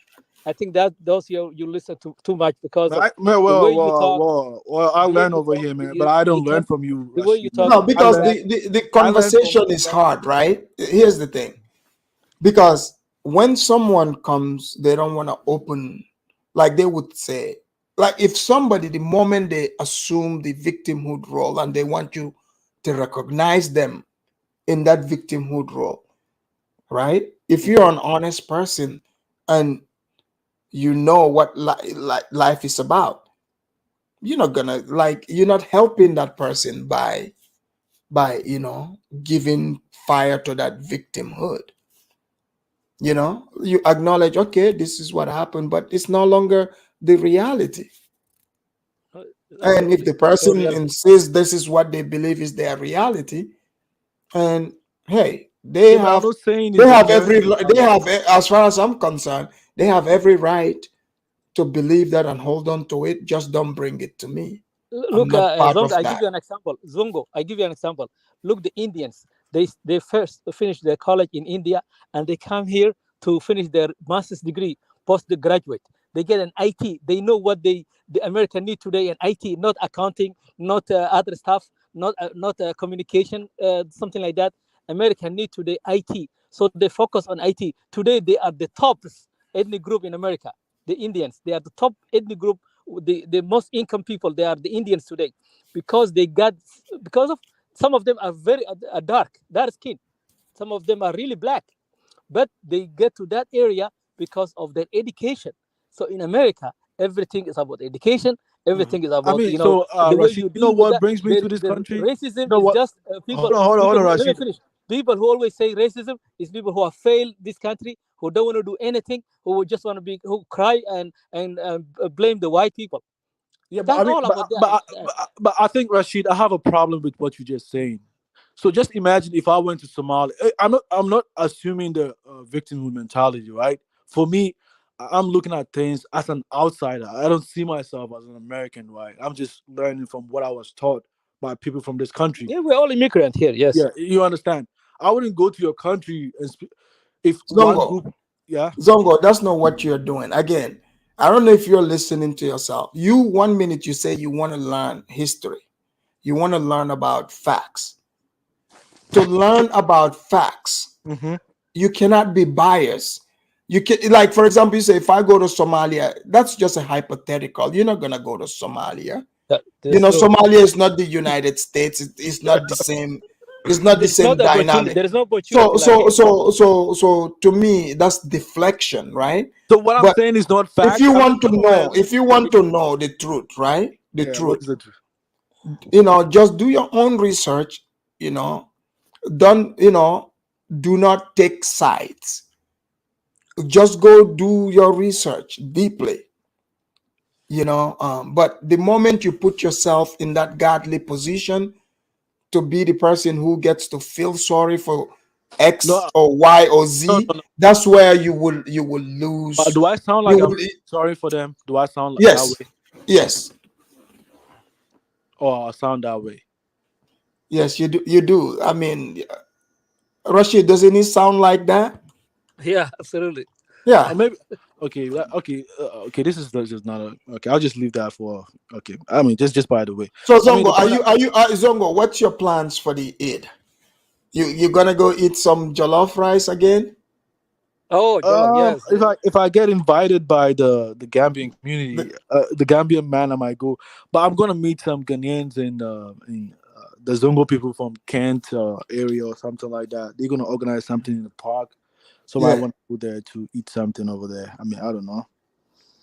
The best That's Jollof what is I. I had was from Senegalese guy, their family. Yeah. Yeah. No, but Zongo, do some like, it's not like, just do your research. So sometimes you see me, I engage people, I ask them questions about what they know. You would encounter a lot of people, especially the black version. They are going to want to tackle this topic, but they're not taking the time to research this. It's just emotional talking points and repeating what they heard. The moment they repeat like that Tulsa thing, that the information is very limited. They are just repeating what they heard. They don't know. So that's why when you engage people, the moment they start getting pissed off and oh, you hate us, that person is ignorant. They are ignorant. They just don't know they don't have information. Yeah, So but therefore, Afidamas, therefore, therefore, what you're saying, they don't like it. You see? Afidamas, I don't listen to a lot of information from YouTube. Actually, Oh no, I'm not talking about YouTube. I'm you you understand? know, I'm So the talking info. about, like, those trainings. Like, I've Yeah. worked for the state Yeah. before, right? Oh, I, okay. I still even have from years ago those training pamphlets I've been in. Oh, Uh, okay. those diversity, it's all a bunch of BS. It was a bunch of BS. Okay, maybe that's where I got. I mean, But if anyway. it's pertaining to your job, right? Your job, Mm-hmm. all I can tell you is take it with a grain of salt. Oh, okay. Just pretend, make your money. It's Yeah. not real. Don't Yeah. don't I get mean, your I mean, don't the get one your who taught it. emotions. Don't get your emotions engaged in it. No, I didn't get my emotions engaged in. I Yeah. thought, this professor has experience, so he Nah. took time to say. He's a white man, right? No, he's a black man. Oh, that's even more fake. That's But even more but fake. Afidamas, I But mean, Did you ask him if America? Did but you hold on, ask him Afidamas, how he made it to but to professor, to, Afidamas. how he to, got to the professor? Harvard, since it's so racist in America? How did he make it there? No, he didn't say so. Racism is. He did acknowledge that the current people in this generation, nobody have really experienced that. But he Okay. was just teaching the history of America that nobody wants to talk about it from that angle. You understand? It's a No, it's a no, they dark teach part in of the school though. American They teach history in the that he school. was just teaching. Even Zongo. though Zongo, the isn't it school. weird to you that Zongo, a place Mhm. constantly, like, if you think about it, um, is this empowered? Are they trying to empower blacks or trying to make people look down on them? Why are they constantly trying to remind even new people that come here? Look, about Zongo. how But the blacks was. Wait. They're not giving them, telling people about what's empowering about the blacks. They're telling you about how they were enslaved, about they deprived them of X, Y, and Z. These are so it's like they're painting a picture. You're looking at them as less than. Even though they pretend, because this is not normal. Blacks are not the only ones with history in this country. Why do they insist on telling this history about them? And it's not a history that is giving them power. This history is making them feel less than. You see what I'm saying? Yeah, you have. So I didn't feel if any kind of way because I wasn't attached to this American culture, so I didn't. yeah, I was like, but Yeah, look, that Zongo. part of the culture, that's what I'm saying. Look, the blacks yeah, they Because have. because what they are promoting, imagine, like, for black person, they internalize it. yeah. You're right. You're right. They internalize it. Yeah, they're gonna take. It Yeah, doesn't empower them. yeah. You're right. They're gonna Absolutely, feel yeah. some kind of way. They Look, That's exactly, even But they so have After that was, Damas. I think it's good that I learned about that because especially if you're gonna have kids over here, you need to understand these things so you can be able to tell them, okay, this is not you, this is not where you come from. You understand? You need to understand that before you can be able to to differentiate the good and the bad. You get Zongo, what I'm saying? you're Look, not gonna go have Fadam. kids in Ghana. I live in America, man. I'm Zongo is Zongo, like, I'm home. before you go, Zongo. Look, before you go. I live Look, the Black Americans they have Black Month of Black Month, Black History Month. Black History Month. White doesn't have that in America. Imagine if white had that in America. Look, they also have the affirmative action. The blacks they have that. They have the school. They can go to school. They can go to college. Yeah. They have all that These are opportunities all available. things. These are all things put in place. You Yes, have to remember, Zongo. These are things. Afterdamus, in all honesty, you see, white they don't have a white man. is White Rashid an history American month. They don't citizen? have it. First, let me ask you, are you an American citizen? Me? Yeah. Long time ago. Okay. But you're a naturalized citizen, right? I mean, Yeah, generally. but I'm American Yeah, but I citizen. get I'm what you're American saying, citizen. but I mean, as a Muslim, it's not even right, right? You coming to a different country being naturalized. Certain politics about certain countries, you don't even involve yourself in. You can look at it from afar. Like, you know, Zongo, What do you this mean? America is a business, sir. it's a business. Why? Why? What do you mean? America, it's a Because country a lot that. of people go to Saudi Arabia and they don't even allow them to engage in the politics in those countries. Yeah, Yes, because but this is not Saudi Arabia. Saudi is not. Yeah, See, it's you not have to democratic. remember. You have to read about America's history. America is an idea. The Yeah, reason why the Europeans came here, it America was is called better. the New America is better World. than. The Look New what World. This is the idea of bringing in all different kinds of look, people from different parts of the world to come Zango, here. And as a you come Muslim, here, as a you are Muslim. free. You can be As a a Muslim, part of this Damas, society. as a Saudi and Muslim, others don't have that, as a so you Muslim, can't even compare. as a Muslim, I feel more freedom here in America than Yeah. living in Saudi Arabia. I have here. I can worship my religion freely in America than worshiping freely in Saudi Arabia. This country is more freedom than living in Saudi Arabia and those countries. But this, because Yeah, this but country you can do, you have all that kind of opportunities in this country. You know, well, it's an interesting conversation. I don't want to speak about this Astros. conversation. Although Astro said, "Look at how Zongo asked Rashid for his papers like a Gestapo." yeah, you see, Songo because he doesn't understand naturalized or this. You still have the same right as an American. I Yeah. Yeah, vote. man, I I vote. get it. But I I mean, can be a no, congressman. no. I can be a congressman. I can be I can be a A governor. I can senator. be a senator. Yeah. I vote. Like I can. We Hold have on, the guys. Do you same. guys think I should run for office? Believe me, for example, you should run Yeah. for Yeah, office. I mean, trust Yeah. me. You know, I mean, nobody gonna tell you sure. The point I'm trying to say is that. Zongo. Don't be surprised, Zongo. If I run, I mean, the point I'm trying to say. I you'll mean, be surprised. So, Zongo, After what if you find out in your area that yeah. I'm your congressman? Yeah, That'll that be will good. be. That'll be good. That'll be good. That'll be Yeah, good. you should run for that But the because point you I'm can trying to make. say is that I mean, regardless, even if you become naturalized, it takes a lot of time and effort to be part of a community. You have to give your quota just to be part of a nation or something like that. Dude, he's been here 27 years. What are you talking No, about? no. I'm just speaking from my context, right? Not him. I mean, I'm just speaking from my context, right? For me, I just look at it from a different angle, right? And I have my own values that I came from Ghana that I implement over here. I You're understand the system really, of. you feel, I feel you're already defeated. You live only 4 years in America, and you're already defeated by illusion, by people. You something you heard on somebody's experience about this country. Don't do that. This country, you can go. You have a job now. You work already for government. I mean, the government of Washington, right? The state. You work for the government. It's a nice job. In 20 years, you will retire. You will have your retirement. Imagine, and a paycheck will come to you. Where can you get that? You cannot even get that in Ghana. Man, So, nobody's speaking about my work, man. We're speaking about American history, man. yeah, Why are why you you care trying to about American history has a why are good you and bad and connecting ugly that and to me, everything. man? Why are you Look, connecting that to me? We're today just speaking is about American history. Today, look, don't look about the past. The but past is past. anyway, Hey, look, the point I'm past trying is to past, say, right? I think Today, America is hold on, different hold than on. than 60 Anyway, years ago. okay, enough about America, enough about can I But Today is Zongo, different world. Zongo, We live in Zongo, different world Afidamis, today. Zongo, let me ask you this, let me Zongo. wrap it up Oh yeah, Zongo, is Ghana the same, still the same era As the colonial. as when Kwame Nkrumah was president?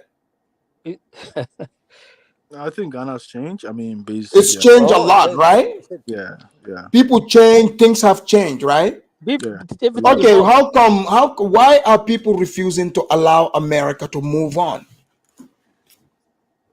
Why the same mentality can't apply? America has changed since slavery, since the era of slavery. It's Absolutely. changed. It's changed a lot. You see, in my So own mind, it's so look, Zongo. it's not productive to try to go into the past and try to no, but I mean, legislate something Afidamis, I mean, that you understand because America is a country that believe in freedom, right, and liberty, right. So a lot of Mhm. people from even outside tend to speak about the country's politics. Anyhow, I mean, sometimes when you do speak about other countries like Cameroon and other countries, you can hear like people say, "Oh, you don't even come from this country. Stop speaking about my country." You understand? Like generally, well, those are just their crybabies. you understand. So for Look, me, again, that's what I'm saying. Zongo, don't yeah, just go, it's like, hey, you know, I remember when I first came on YouTube here, yeah. right? In this section, people can attest to this. I'm the first one that did a show on African country, their history, and their little dictator. Yeah, yeah. Oh, okay, okay. And the person went crazy, like African Fang tribe went crazy. Okay, they Don't wasn't talk happy. about my country. But here's the thing: I didn't just come and turn on the camera and just start talking. I know, I did extensive research. As you see, I bring videos, I bring footages. But you think I pay attention to people like that? I don't Yeah, care about what she thinks. yeah. It's It's just like she's not the owner of it's that just like country. when Jonathan was speaking about Nigeria, two Niger and that girl, like they bursted, Yeah, yeah. But the thing is, You gotta. That's the thing. because Those are the sometimes, crybabies. because Those sometimes, people. sometimes we speak about people over here and their struggles and stuff like that. When other people speak about the countries, because we claim you're American, right? But when someone speak bad of Somalia, I'm sure that she's gonna feel some kind of way. Hold on, You understand? Zongo. Zongo, how Yeah. many people have you heard talk trash about Gambia I mean, in you my you chat? you take it easy because you also like go at people, right? So for you, No, it's not. No, the thing is, like I get. It's like a they lot of take people it. They don't have take tough things. skin, right? Huh? A lot of people don't. So I try to be Zongo, very like, yeah, people have talked. How many smack have you heard people say about about you. Gambia because of me? Because they are mad about what I'm Yeah. saying. I cannot Last pay week I attention. said that. That's Last week I their said that. right. It's freedom of speech. They can say that. Yeah, I said last week. Remember against that guy? Yeah, yeah. It's I don't take it personal. Yeah. It's if that's what they think or what they know, they can say that. We are all here to learn. So But anyway, let me yeah. just wrap it up. I think the Jeffrey guy, man, he made a valid point. I mean, I like the fact that he was able to disagree with that man. Because a Who? lot of the times when people come from America or from the Western Oh, world, Jeffrey. yes, Yeah, Jeffrey is on point. yeah, they think like they think like they can tell what the locals can do. I mean, when he moved from his country to UK, nobody told him what to do or what not to do, right? Right. So what give him like that moral right to even decide for what the locals can do or not do? I mean, personally, I did experience that over here. I do sometimes because me, like when they ask me where I'm from, I tell them where I'm from over here, right? And some people do ask, "Oh, so when are you going to go back?" I'm like, "Oh, okay." Exactly. Trust me. See, Zongo, here's what I would tell you. Zongo. That's why I said do not go bite that that racism angle, what these blacks are saying. You are a different breed. Keep your head up, chest up, your chin up, and get what you here to get. I If mean, you allow this diversity and dumb things seep even a little bit into your thinking, it's gonna affect you big time, man. There's no how is it going power to in affect? it. How is it going to affect me, Afrodamus, man? Okay, it's No, not no, just gonna I'm asking. I was just sharing because like what I because learned about because American because history. things no, it would become racial in your mind. How? Like people, like you'll be dealing with certain people. If they say certain things just because they are white, you will see it as a race thing because of what you were being told. Afrodamus, man, we watched The Root and everything. We never felt anyway. We watched. Uh, Trust me, Zongo. Hello. I Number one, I I have yeah. the state that Number you're one, working for, right? 20 Washington State. and one Yeah, refill the coffee. Washington State, right? yeah. I have worked for Washington State for like 8 years in the past. Okay, I know exactly, you know, what you're talking about. Yeah. But They subtly they racialize things, the way they say things, these trainings, they are going to they are going to try to divide you into groups. Pretty soon you would find yourself hanging out with the black racist group at work that make everything about race.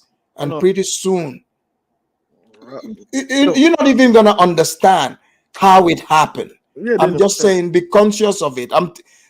Trust me, I know what I'm I mean, the talking point I'm about. trying to say is like we don't have like. I mean, there's no black people from where I work. Oh no, some black person will come. Didn't you have a black trainer? But he was from another like he was just trained like he's not like he's not working for the states. He's just like online training for. Well, that's what I'm saying. I have gone to like these quote unquote diversity trainings. It's the dumbest thing, you know. They're not saying But anything that's in fact, beneficial. that's one part that I. The other part that I did learn also was the fact that I'm like, damn man, I work with a Chinese and a Russian lady, and the Chinese was able to say he views himself as a minority, even though he's been in America far longer than even this Russian lady, and she's even an immigrant, just like all of us. I'm like, the fuck? Why would he even think that way, right? Well, So, he's because of maybe the group he is a part of. So that's what I'm saying. The whole notion of this diversity thinking is to get you to group think. yeah, that's true. He did Yeah, think that was, I mean, is to get you to group think.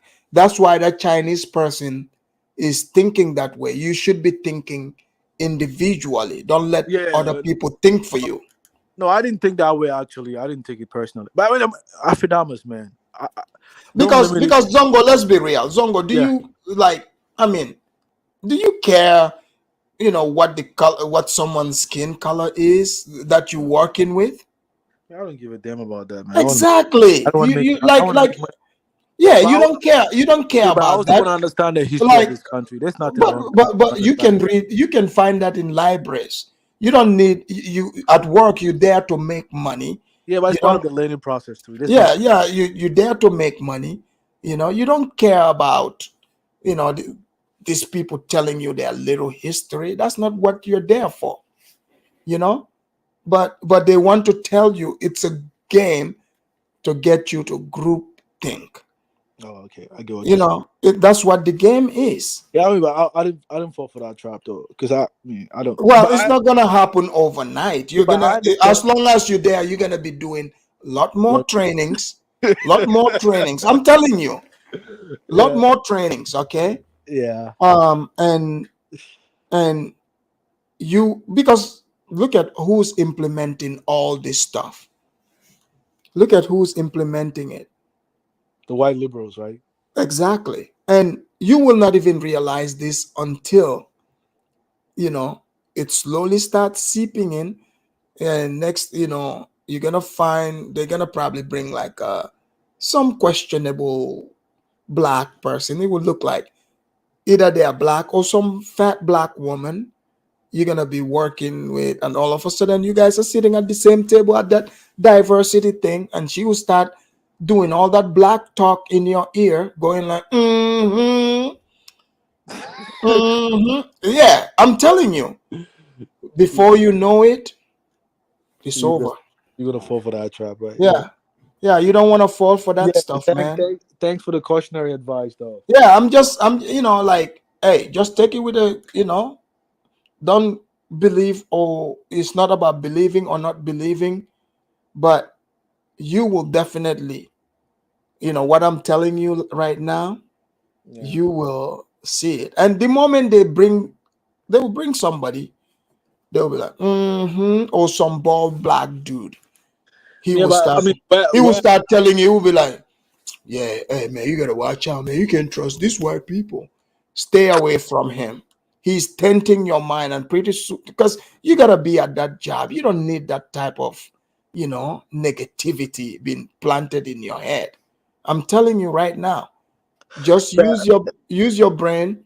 You're a smart man, and go to the training, but don't fall for that all.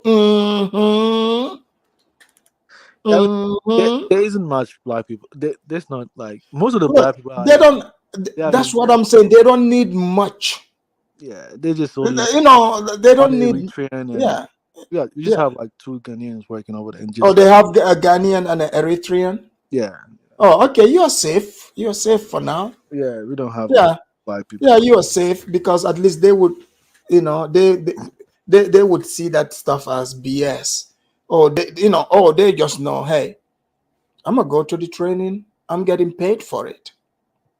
Okay, but some of these people don't know that this is a game. Oh You yeah, know, I know. Like for the Chinese, I mean, he took it. He like damn man. For yeah, him, and watch out for the white people who will be trying to push you to swallow all this. And don't waste your time to try to say you are differentiating yourself. To say, oh no, we from Ghana, I'm not like the blacks. Don't waste your time with it. If they think you're black, let them think that. I mean the white people. Yes. Yeah, I think they kind of painted it that way too. They kind of painted that way, even though they know the difference that I'm from. But No, sometimes, it's government. yeah, So the way they operate, that's what I'm trying to tell you. they're gonna lump everybody as a black, Yes. regardless of Yes. you're right. Yes. That's how they do Yeah. it. Yeah, they're gonna, and the thing is, because like some of the blacks will be, oh, you think you don't want to be black, but no, the strategy that's been used, they are using the skin color, but culturally you are not part of this. Yeah, you're So right. that's a disadvantage to you, because now you would be pretending. So what these people need to do, you know what I'm saying? Yeah, you're right though. You're Yeah, right. you would be pretending, I and think you and got you an know, like, advantage because that's what I saw actually. You're like, damn, like, I'm not. I'm like, yeah, nah, man. I don't see myself in that, but I'm like, okay, what am I? right, yeah. So it's like you're gonna be pretending, and there's nothing more painful, to go and pretend to be something that you're not. Pretty soon you'll get tired of it Yeah, and give it a middle finger, because you're like, man, I'm just here to work. Why you wanna imagine, like the people you see there, they look like strong, independent people. But why are they sitting them in classroom to make you feel like a minority? What kind of BS is that? I think that's what the training actually projects to make you feel like a minority because that's Yes. at the end of the training, you might feel like, damn man, I'm really a minority in Yeah, America. The exactly. fuck? Okay, you see the point? Yeah. I mean, like Zongo, believe it or not, right? I went to one of these trainings before, my last one. Yeah. After I spoke, they didn't let me come back again. Oh really? What did you say to them? I spoke the truth. What did you say? Well, I told them, I said, this is very funny. You guys got this call it diversity. What kind of diversity is this?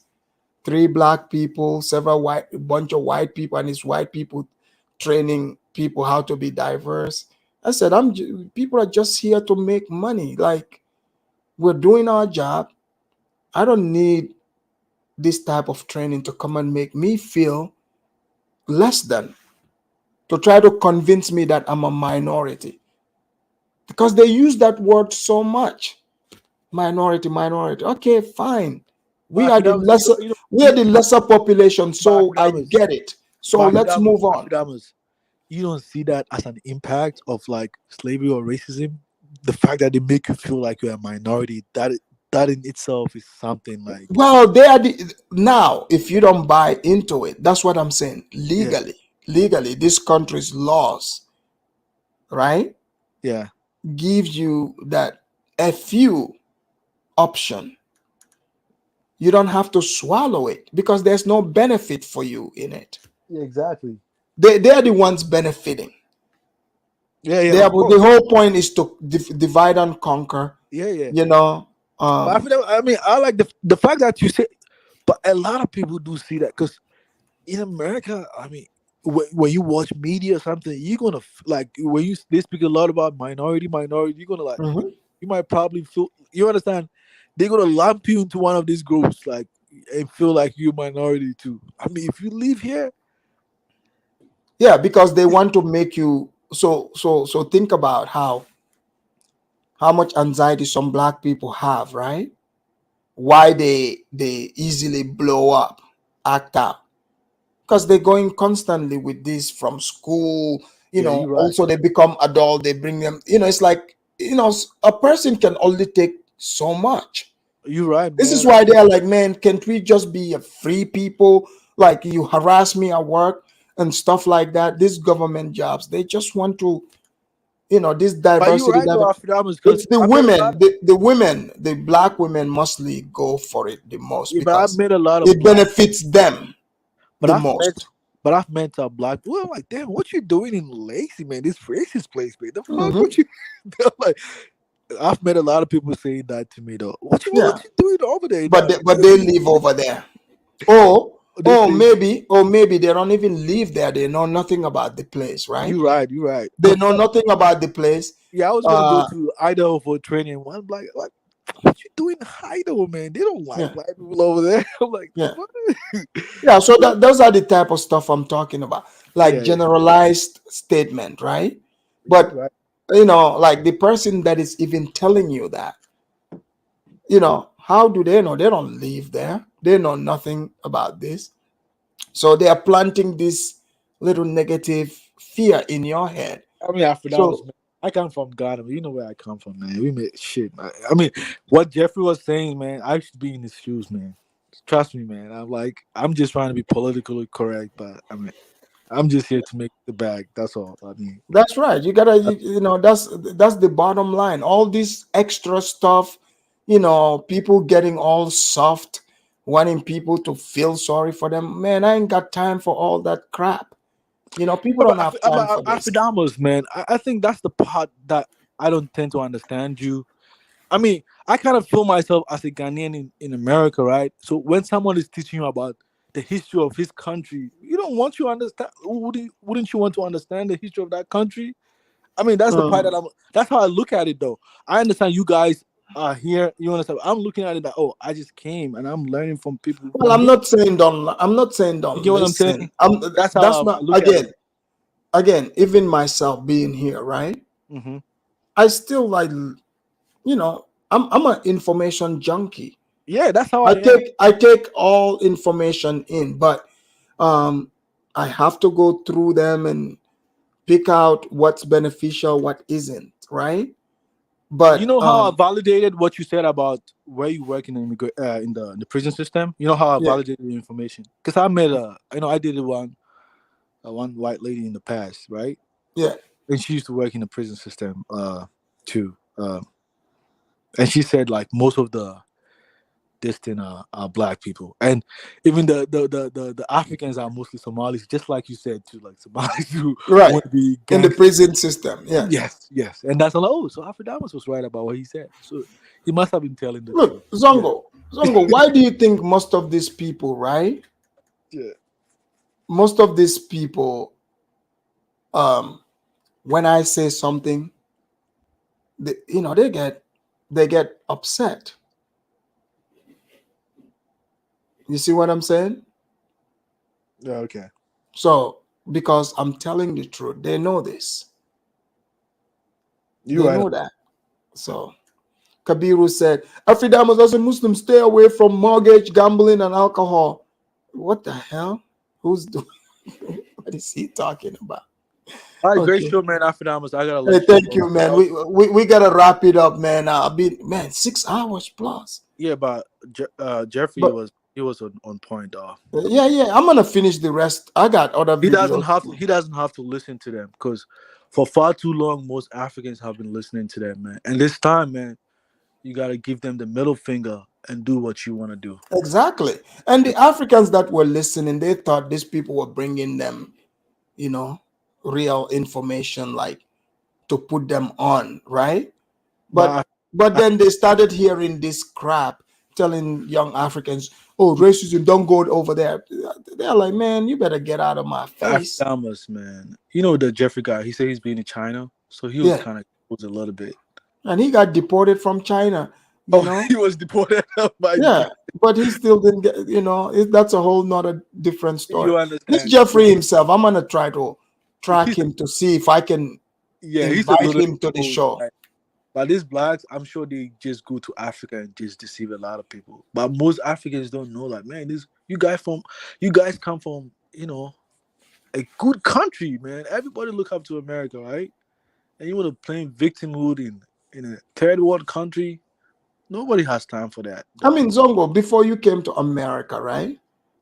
The news you see about America, the blacks, they are shown in a great light, right?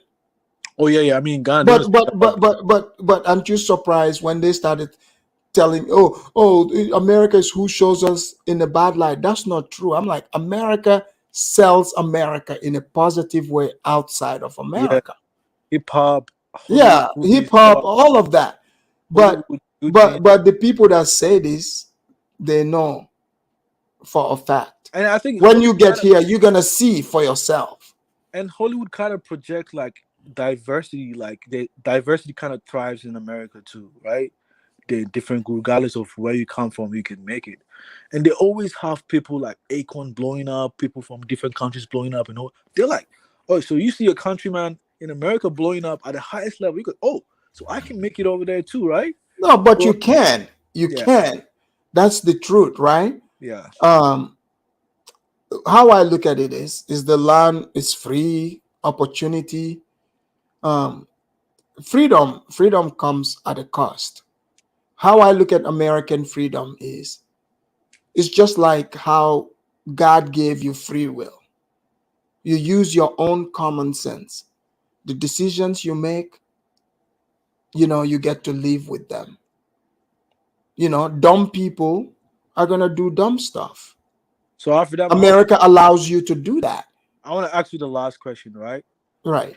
Because for me, I understand usually the reason why I'm very careful about speaking about the politics about this country is that in Ghana, when we were colonized by the British, when the British left, they gave back the power to the people of Ghana, right? Right. But one thing, even though people speak highly of America, right? Oh, the land of the free. Because if you are oppressed in different country, you come to America. I mean, even being in a marginalized community, that's something great to you compared to where you come from, right? Right. So the point I'm trying to cut across is that the native Indians, why they never handed power to them? Like that's what handed power to who? the natives, like the natives of this Why country. would they hand it to them? They lost. So you kind of look at everything in terms of economics and power, and right. That's how you. Yeah, I mean, like they came, they conquered the land, and they took it. Okay, Yeah, but I it's feel that, not the same thing. Like Ghana and other places, they did not conquer. man, That's the difference. They did not conquer those places. no, they conquer. Just colonialism is just like in the official paper they fought with small little group, right? The Yeah, chiefs and stuff. But they did not conquer those countries. America was conquered. They fought with these natives that were in this land, and they won. The white people, Europeans won. I so know that's people would not want to hear it. no, You're not yeah, gonna win a game and gave the game to the losers.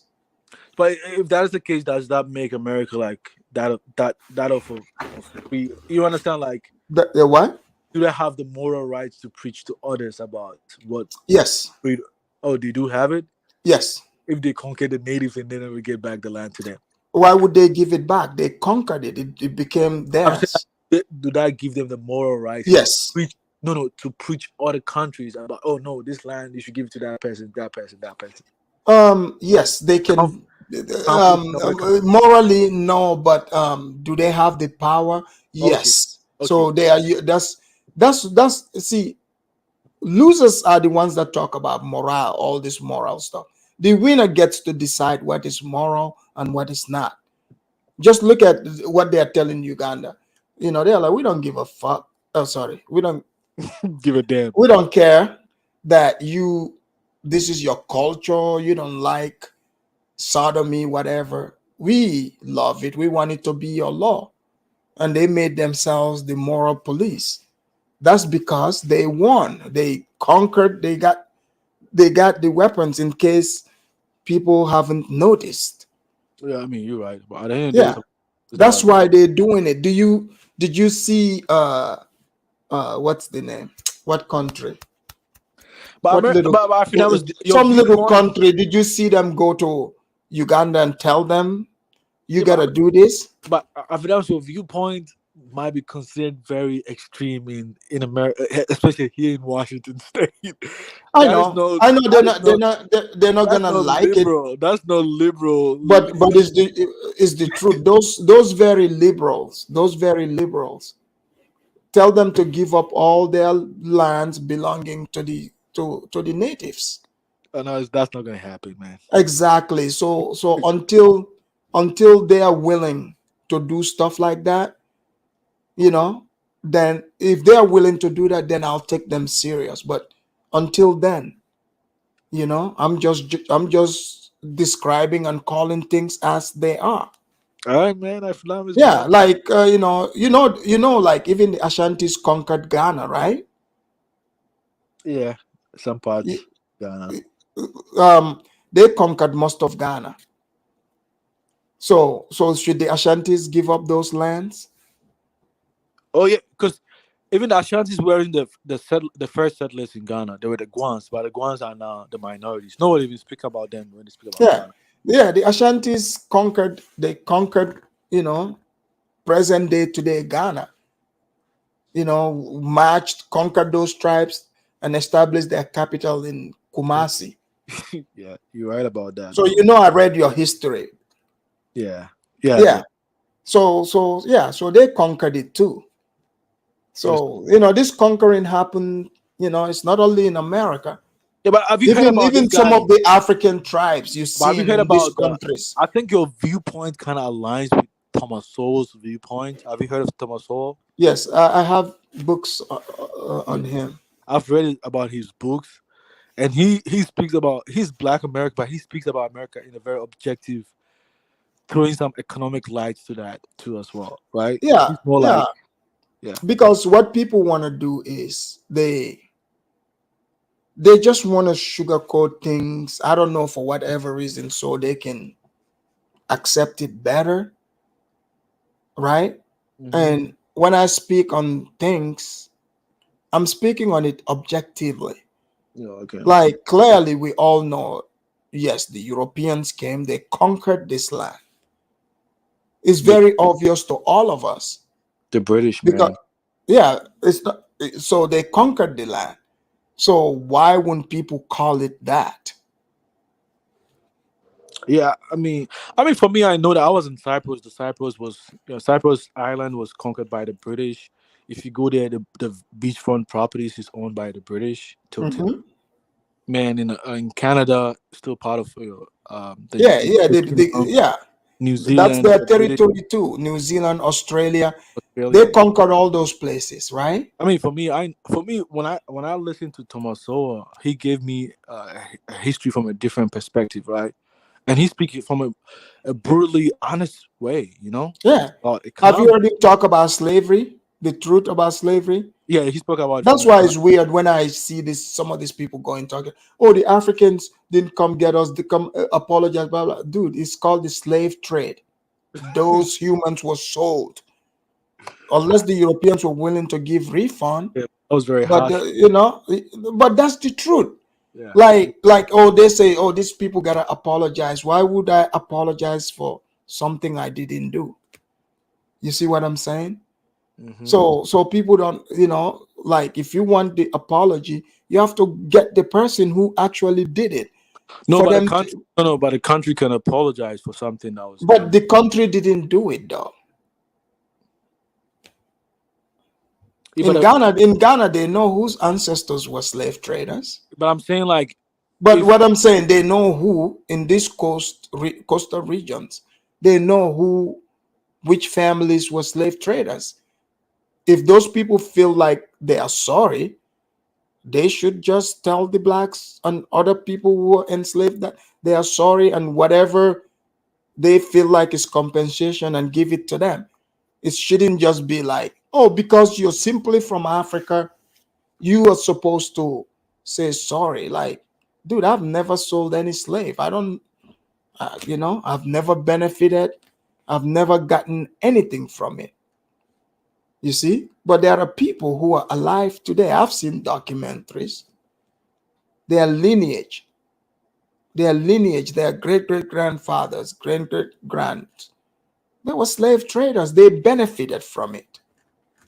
yeah, you're right about that. They benefited. Why should I apologize on behalf of you know those slave traders? Their descendants are around. Go to that. In Ghana, it wasn't like all Ghana. The Ashanti chiefs, did apologize for that though. They did Yeah, apologize. but it's like the Ashantis were the middlemen. The Fantis, the Ashantis were bringing it slaves to the Fantis on the coast, and the coast were the middlemen between them and the Europeans. Yeah, you're right about that. Yeah, Some of the Fanti chiefs also did apologize in Cape Coast too. You know that, right? yeah, but that's what if those But for people, me, Ghanaians, Africans, when they apologize, I don't believe their apologies, man. It's just symbolic. it's just that's what I'm like. See, that's why people don't like what I say. Like I'm trying to save people the headache, the heartache. Like why lie to yourself? Like, Because look, another thing that I don't understand is that why? Because it seems now only the blacks in America are receiving the attention and the coverage. What about those in Haiti? because of they have media. In America, is a media What about center those in Haiti, in because Jamaica, they don't have the Costa Rica? media. They don't have the media backing. Or probably If the money too, right? right, if it wasn't, if it wasn't for media and the white money, all these blacks talking, nobody would ever listen to So them. do you think the year of return, like if the blacks in America like were like the Haiti and the Jamaicans, the Akufo-Addo would have called for the year of return? Well, Man. he called for all of them. But the most that came were pretty much from America though. Well, they are the ones with the money. So at the end of the day, it has to be about money, right? But look. I get some of But these people Akufo-Addo that he wanted money too, to be honest, man. I'm not gonna right, lie to but why wouldn't he? you. What why would he? What is he gonna gain from them? What, to just say, oh, Your ancestors who used to be Africans and welcome to Ghana. That's it. No, it's about economics. So anyone that thinks otherwise and then come back and say, I can believe, man, these Africans are making us pay. What? Hey, there's no free lunch in America, and there's no free lunch definitely in Africa.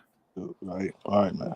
I mean, it's simple. Like they didn't even give the slaves, these people they call slaves, for free. They sold them. Yeah. What does that tell you? It's all a big business from day one up till today. Just make sure you are not the person who's gonna be the merchandise. Then you'll be safe.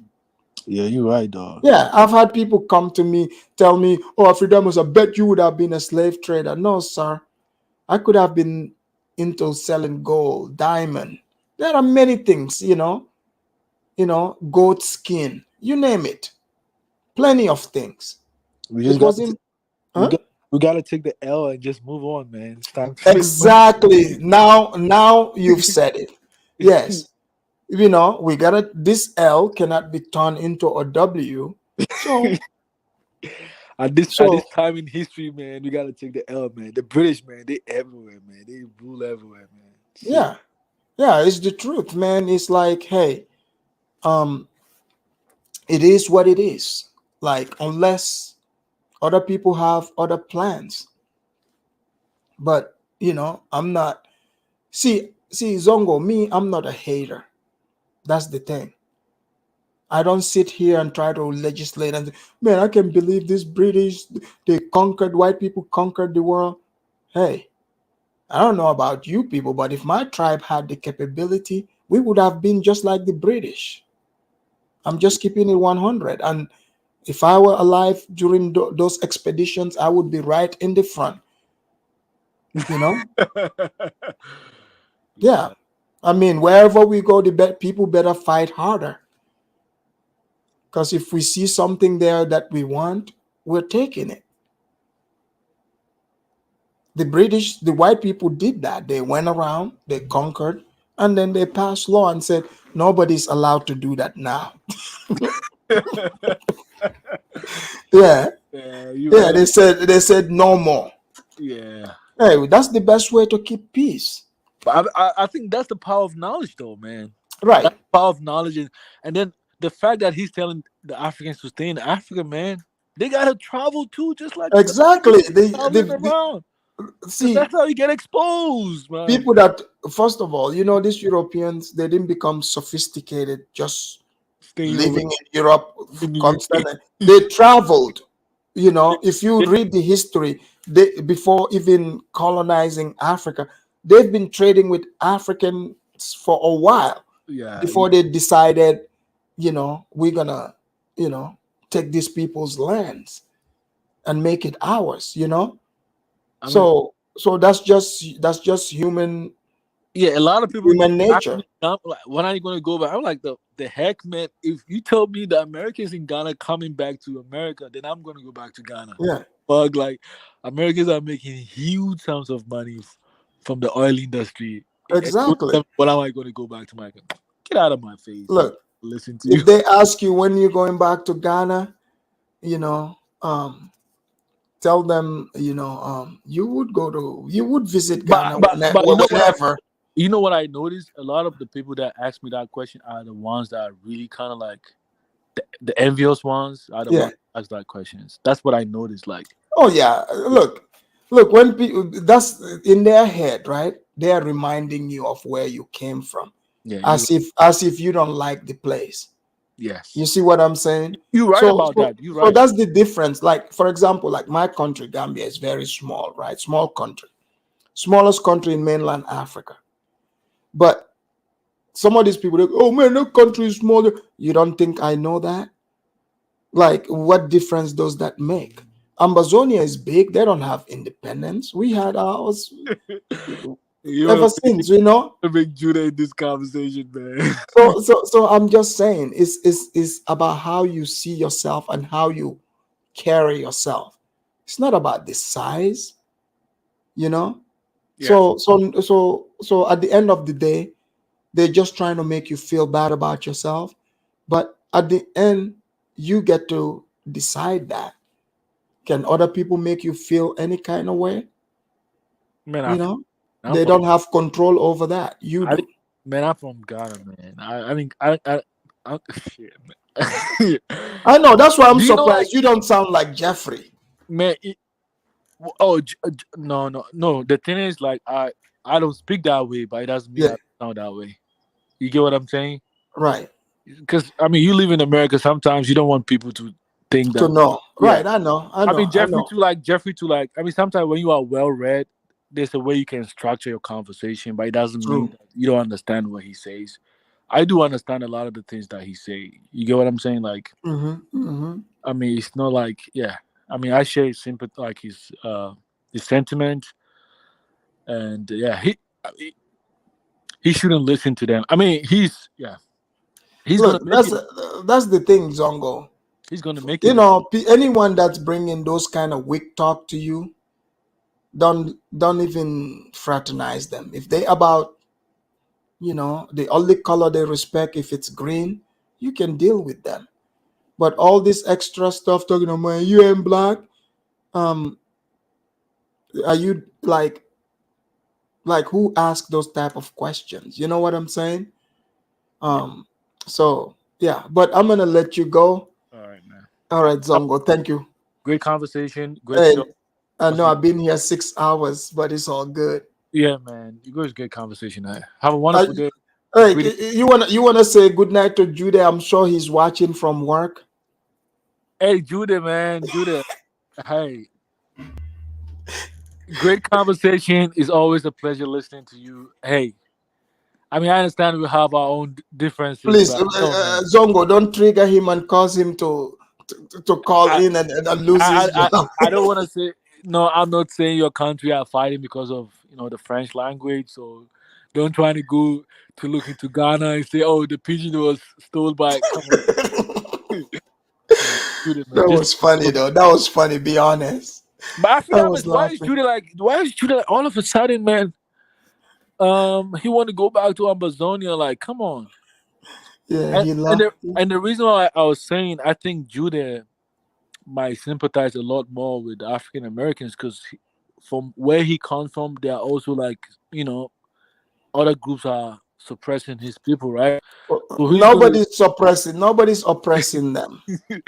but they want to separate themselves because he said, I mean, come on, we know what is going on in Amazonia, right? I mean, Yeah. there's a similarity in. Well, he's not gonna accept that. Oh really? Oh okay.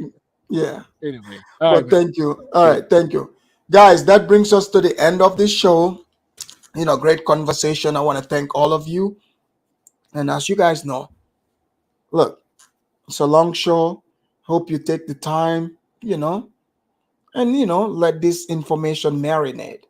But until next time, I'm your host Afridamus, and get your feelings out of these facts. Just take the information that works for you and throw the rest out. Or if it all works for you, you keep it. But do not be one of those people that's gonna go to African countries, calling yourself a quote unquote a repat, and try to tell those people, no, man, no, do not go to the West. Hey, if they can afford it, if they want to go, let them come. Let them come. Don't try to, put your fear into them. They don't care about that stuff. So please just stay in your own lane. Let these Africans do what they do. All right. Until next time, I'm out. And since I'm the African ambassador here, the African American, I hope you're taking notes from me because this would save you a lot of headache. Peace.